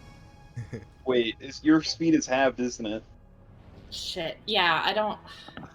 A lot of our speeds are halved. Like I said, I don't have to worry as much because. So yeah, I'm Rizio stealthy. will stand his ground and prepare an arrow the moment the behir gets 150 feet. All right, yeah. The behir closes in. You go ahead and you loose an arrow.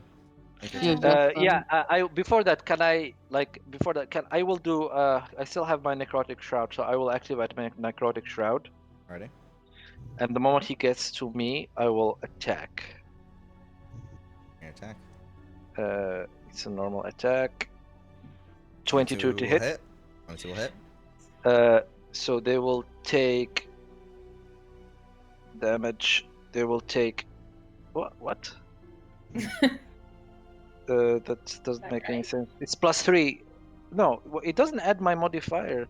No, yeah, it's +3. So it's 7. They take 7 damage. Right. And I will use an arcane shot. Alright. And I will use the grasping arrow. So they will be taking an additional 2d6 Alrighty. psychic damage. Sounds mouse slowly trailing over the behir. So they will take 5, and then they will need to and actually no, 2d6 poison damage. Their speed is reduced by 10 feet, and they will take an additional 2d6 slashing every time they move 1 foot or more, right? Damn. Yeah. Yeah, unless they use an action to remove the brambles. Alrighty. If only you had banishing arrow, that shit would have been sick. I didn't take it. It's still pretty useful though. Like it's still a good arrow, you know. You guys go ahead and look behind you as you see Rizio fire off in this blast of bluish energy. The arrow itself coalesces and shoots into the creature. The creature kind of writhes back as the arrows, this bluish energy, slowly transforms into brambles, these icy brambles that begin forming out from the frozen lake below it and begin holding it. You see it uses its mouth to start trying to rip and tear out of these. It's going to go ahead and make a check. I will move back. I'll try to kite him away from them. Alright, you go ahead and you continue moving back. Yeah, and I will do another shot. Alright, go ahead and make me another shot. Okay, another shot. 19 to hit. Yep, that'll hit. Alrighty. So, I'm just gonna narrate this scene. Okay, go for it. Because its outcome is basically determined already.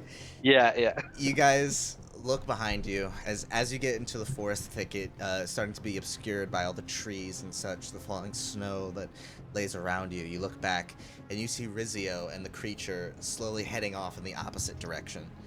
Rizio disappears into the trees, and you see the creature's freed itself from these brambles. It slithers in, and as you guys don't manage to see anything more than that, the loud roar of lightning echoes through the cave. And then silence. You guys continue running. And Rizio, fortunately, buddy, you are dead. He died as he wished. Oh. But what a fucking way to go. What a way to go. I mean, Yeah, Cersei the hero. If only he had a safe pallet loop. God damn it. Shut the fuck up, Mike. I had You guys go ahead, Oh my God. making it to the base. You guys make it to the base of these stairs that lay ahead at the top, up ahead. You see first two small buildings. Between them, a sort of wall of swirling ice. What do you do? a ball of swirling ice? It's like this wall of It's a ice wall, that's yeah. swirling. Oh. around. Corbin, where are you? Do magic. I'll just get like I'm right next to you guys and be like, I'm not the one holding the ice vial. Oh. I have it. I'm just hoping this is simple and we don't need the fire for the ice. Yes, that would be annoying. What are you doing? I'm still at the back watching for Rizio, even though I know it's, I'm doing my best. Also, I'm having like Huggins is like flying around the whole stair area. Okay, like Huggins is just What are you guys doing with the bottles?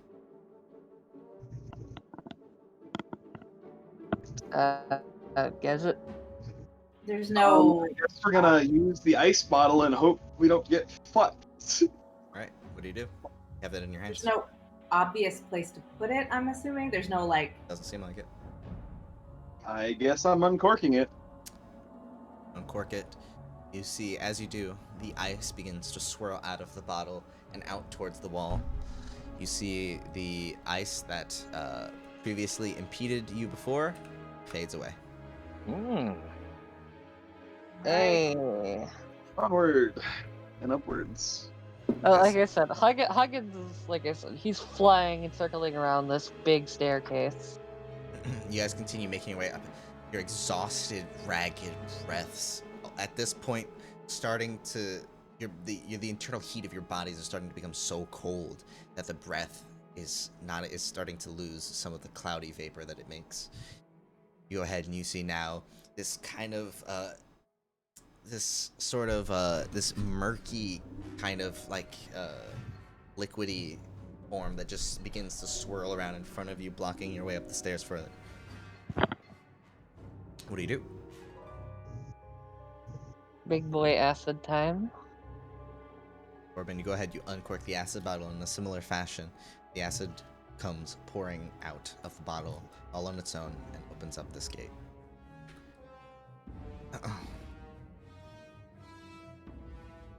Alright. Again, And you then guys begin to make your way up the stairs, but unmistakably you hear this loud hiss echo again. As you see beneath you, the Behir has made it to the bottom of the stairs, and Rizio is nowhere to be seen. Can book it out of here. Book it, boys. alright. You know what? Yeah, fire vial time, Justin. Charizard, I choose you. Alright, you open up the fire Also, vial. Flames spill out of the top again. This gate's closed. Or opens up. I was gonna say, what the fuck? Justin. Also, I'm gonna have Huggins like fly by the observatory to see if he can see that fucking asshole. Yeah, you see, through a window, you see Crowley, who appears to be holding another similar bottle in his hand. And Crap. is sat on a nice comfy lounge chair. It's the last fucking gate. Oh, fuck. God damn it. Okay, Justin. You know, you guys know what I'm gonna do? called it super early, but I still wanted some semblance of surprise, right? Okay, Justin, you know what I'm gonna do? You know what I have to do, Justin? Dragon's Breath, my familiar. Okay. And I want him to breathe on this man. there's a thick layer. I mean, you can get started on that idea. But as is, the Bahir is currently fucking barreling up at you guys. Ass, guys. Like Ow. basically, what I want to try to do is have my familiar potentially kill this fucker, grab this vial, and then hopefully that'll work Wow. out. Get the All right. super familiar. So you give your familiar Dragon's Breath what element? I'm gonna have it be, you know what, lightning, because it's why not? Okay. Unlimited irony. power. All right. You go ahead and you guys look up to see in a gout of lightning from an owl's mouth. The lightning crackles along the glass windows of the observatory. You see Crowley. The familiar sees Crowley pick up a small little thing in his hands and begins to speak into it. You know, I took great precaution to make sure that lightning wouldn't get through here, as the lightning breath does absolutely nothing to the glass. Well, it makes sense actually. Like he would protect himself from the. Alright, are we gonna have the familiar? Exactly. Before that, as you guys get to the top of these stairs, you look out. There's a fourth gate. It is a wall of lightning that impedes your path to the gate ahead. Crowley looks down from the glass observatory, and you see his dapper yet mischievous visage look down on you, holding in his hand a swirling sort of glass of liquidish electricity that he just like dangles behind the glass. Are you needing something? Justin, since we're like all the way up here, we're basically just at the gate. How far away would you say his observatory is from us, like at the top of these stairs? About 20 feet. Okay, I have my familiar fly a little backwards a little bit, and I cast Shatter on the fucking window. Okay. Can you go ahead and post a spell card for it? Yeah, sure. It's big thunder time. Thunder! Yeah. Thunder! Fuck. Why can't I open my sheet? Come on. Why you do this? I can't open my The sheet. stream is not at all watching the stairs. Wait, what happened to the stream? No, it was focused on the ice lake still. You guys were at the stairs. Oh yeah. Oh, that's awkward. Yeah, it's fine. No, I'm trying to reload my fucking thing because, but I can tell you what it does. It just does, like, what, 3d8 damage, and it does, extra, or for structures or non-living material has disadvantage on saves and whatever. Like, but that's typically for things like, you know, animated armor or whatever. Let me pay. Fuck, I can't manage to load into this. Nothing. Oh, what you're going through, yo. My internet, Jesus please. Christ. Internet, Here, why? I'll cast the spell from your sheet. Oh, Okay. I don't want to play this one. Actually, it might just be on. Oh, I was about to say something stupid. I was like, oh, maybe it's on my hotbar. I'm like, wait, you can't access my hotbar. Actually, I could. Oh, you good? Yeah. The fuck? Okay. So you guys hear Crowley's familiar go ahead and open its owl mouth. And as Huggins opens his mouth, you hear this loud owl shriek that goes ahead and reverberates against the glass. You guys instinctually cover your ears, and what's it called? Let's see, thunder. Disadvantage on the saving throw. Okay. So I'm gonna go ahead and roll the damage. Let me make this public. Awesome. Internet, please. 9 thunder. That's a really bad roll. Yeah. All right. So you guys see the glass in front of Crowley's observatory crack a bit. Seems as though it gives a little bit to the impact of the shatter. You see Crowley kind of step back. Sparky, get them, please. As Sparky is continuing to just, with all of its arms climbing up incredibly fast towards you. What are you guys doing? I don't think this is gonna work, but all Thea has left is her faith, and she's gonna hope that one of these creatures she's gonna hold her sun symbol in her hand and say, "Lord, let this end in light and not more darkness," and see if channeling her divinity into Turn the Faithless does anything to either. Fortunately not. You hold the symbol, feeling strong, and while it invigorates your resolve, it doesn't turn away any of these, and it doesn't turn away Sparky. Definitely not. I doubt this will end in darkness. This lightning sort of casts a lot of light. I'm gonna draw my war fans. That's the wrong. Holy shit! I can't. I won't let me rejoin. What the fuck? Just completely exit it and then rejoin the link. No, no, no! I already like reopened and closed my browser and everything. Like, I'm gonna ready a spear then. Probably. right? You know, I'll try doing this on fucking Yeah. What is it? Fucking Firefox. Maybe that'll. Yeah. Like you're halfway through. Just destroy the glass, guys. Yeah, I wanna throw a spear at the glass if I can. Make me an attack. Would have been cool if that thing worked. 50 feet up. Go for it. Yeah, it's 20 feet up. 19 to hit. 19 hits. 10. 10. All right, yeah, another crack into the glass. Glass is looking a bit chipped. Looking success. No, wait, yeah, login successfully. Yay! Now it's gonna load. I hate this. Why? Disadvantage for my attacks right now. Hold up. Wait, you do? Are you at 3? I don't. Oh. I'll throw another javelin unless you want to go. Okay, Okay, I'll have 1 key point left. We're doing this, boys. I'm gonna take my step back. I'm a fucking jump Alrighty. with fucking step of the wind, boys. All right. I can make it.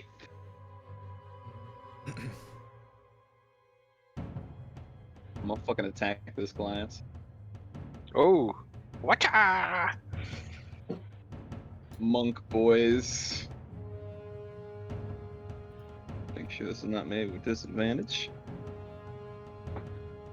Monk boys. Monk boys. 17 will hit. Monk 9. boys. All right, this glass, it seems like it's about to give soon. You see Crowley kind of like falls back a bit. Sparky, get up here. And continues climbing up. I'm going to turn to face it and grip my sword with one hand. Break it. No, it's still up. Then I'm gonna unarmed strike it with a bonus action. Okay. Punch the glass! Punch the glass! I use my last key point, the Fury of Blows. No, I need to save it. Okay. Yeah, save it. Save it. Martial arts, please. Martial arts, please. Martial Holy arts. shit! Nice. 18. I made it Okay. back into the game, guys.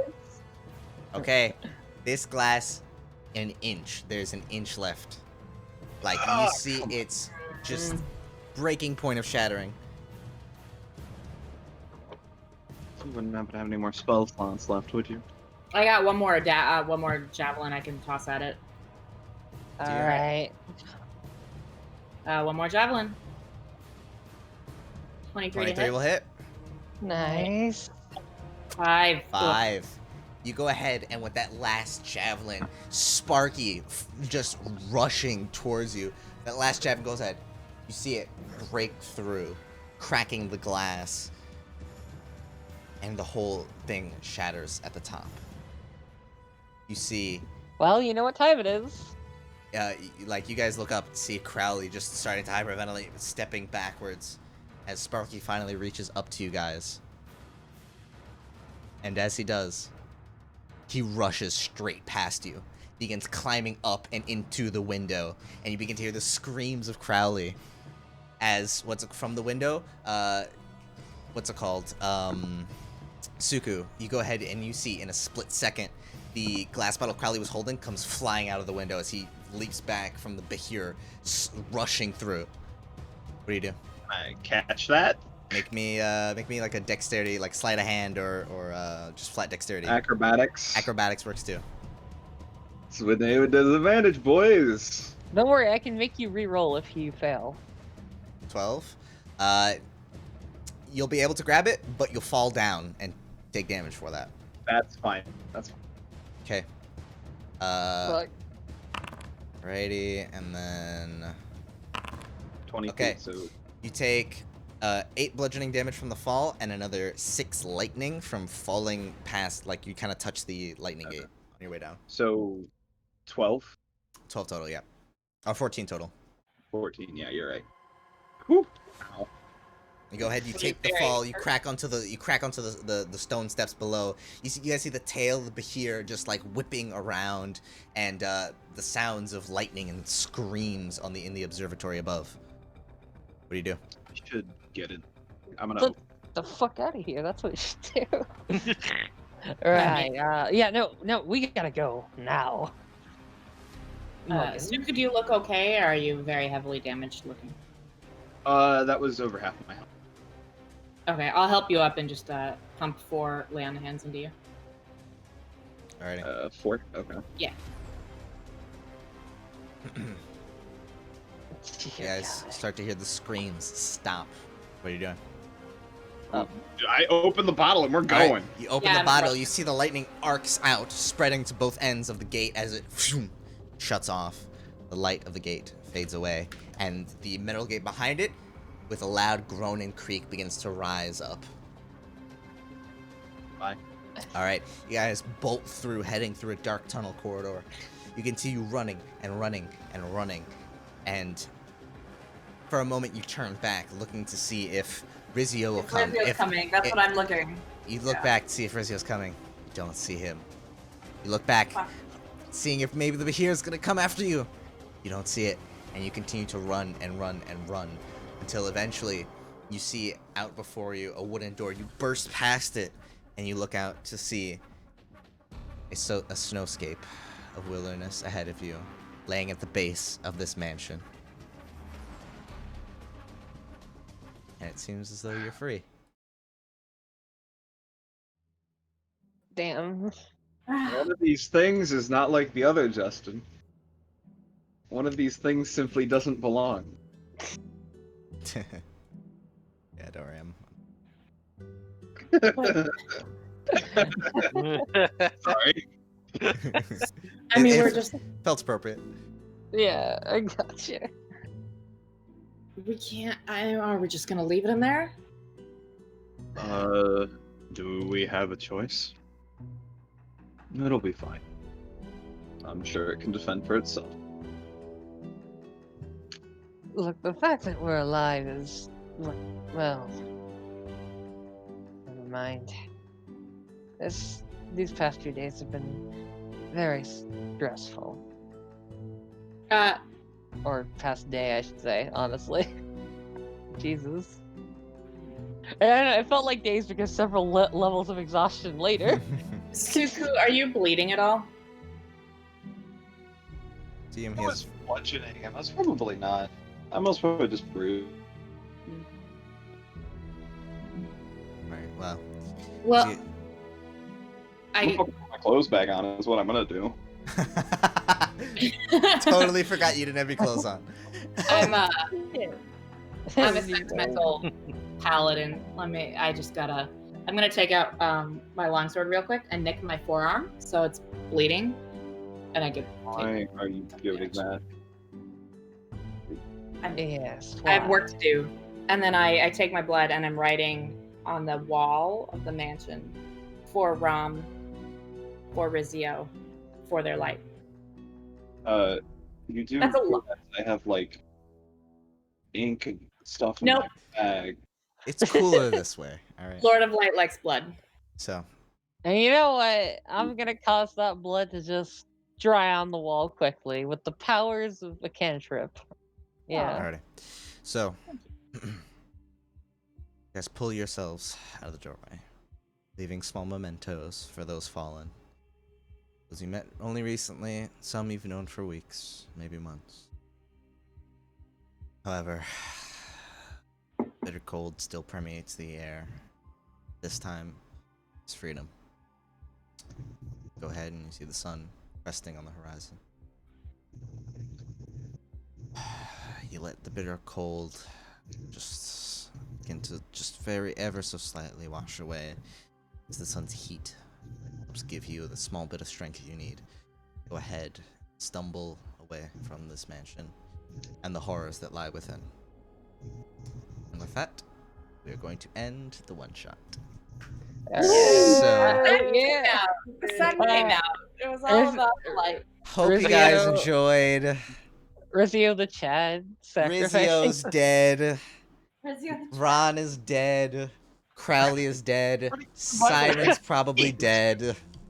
God, more than Sparky's one. still alive. Like, look, let's just say Huggins. I wish Huggins didn't get his kill stolen by that fucking Bahir. You know what, guys? I imagine you when you moving away from the castle and you turn back. It's like a Star Wars scene when you see like the ghost of the Orc and Rizio just looking at you. I like to think that Rizio actually made it, and then he took up residence in the mansion, because really he just wanted the money anyway. Yeah, I'm gonna I go feel ahead. like he. I'm gonna go ahead and conclude the stream. Thank you for everyone who stopped by and watched. I'm gonna go ahead and also upload this to YouTube, so it will be watchable by anyone. As I felt like also I need to pad out some time between my next video because Jesus Christ, I haven't uploaded something in a million years. So yes, thank you all for watching and goodbye. Justin, you're fucked the next time you play Skyrim.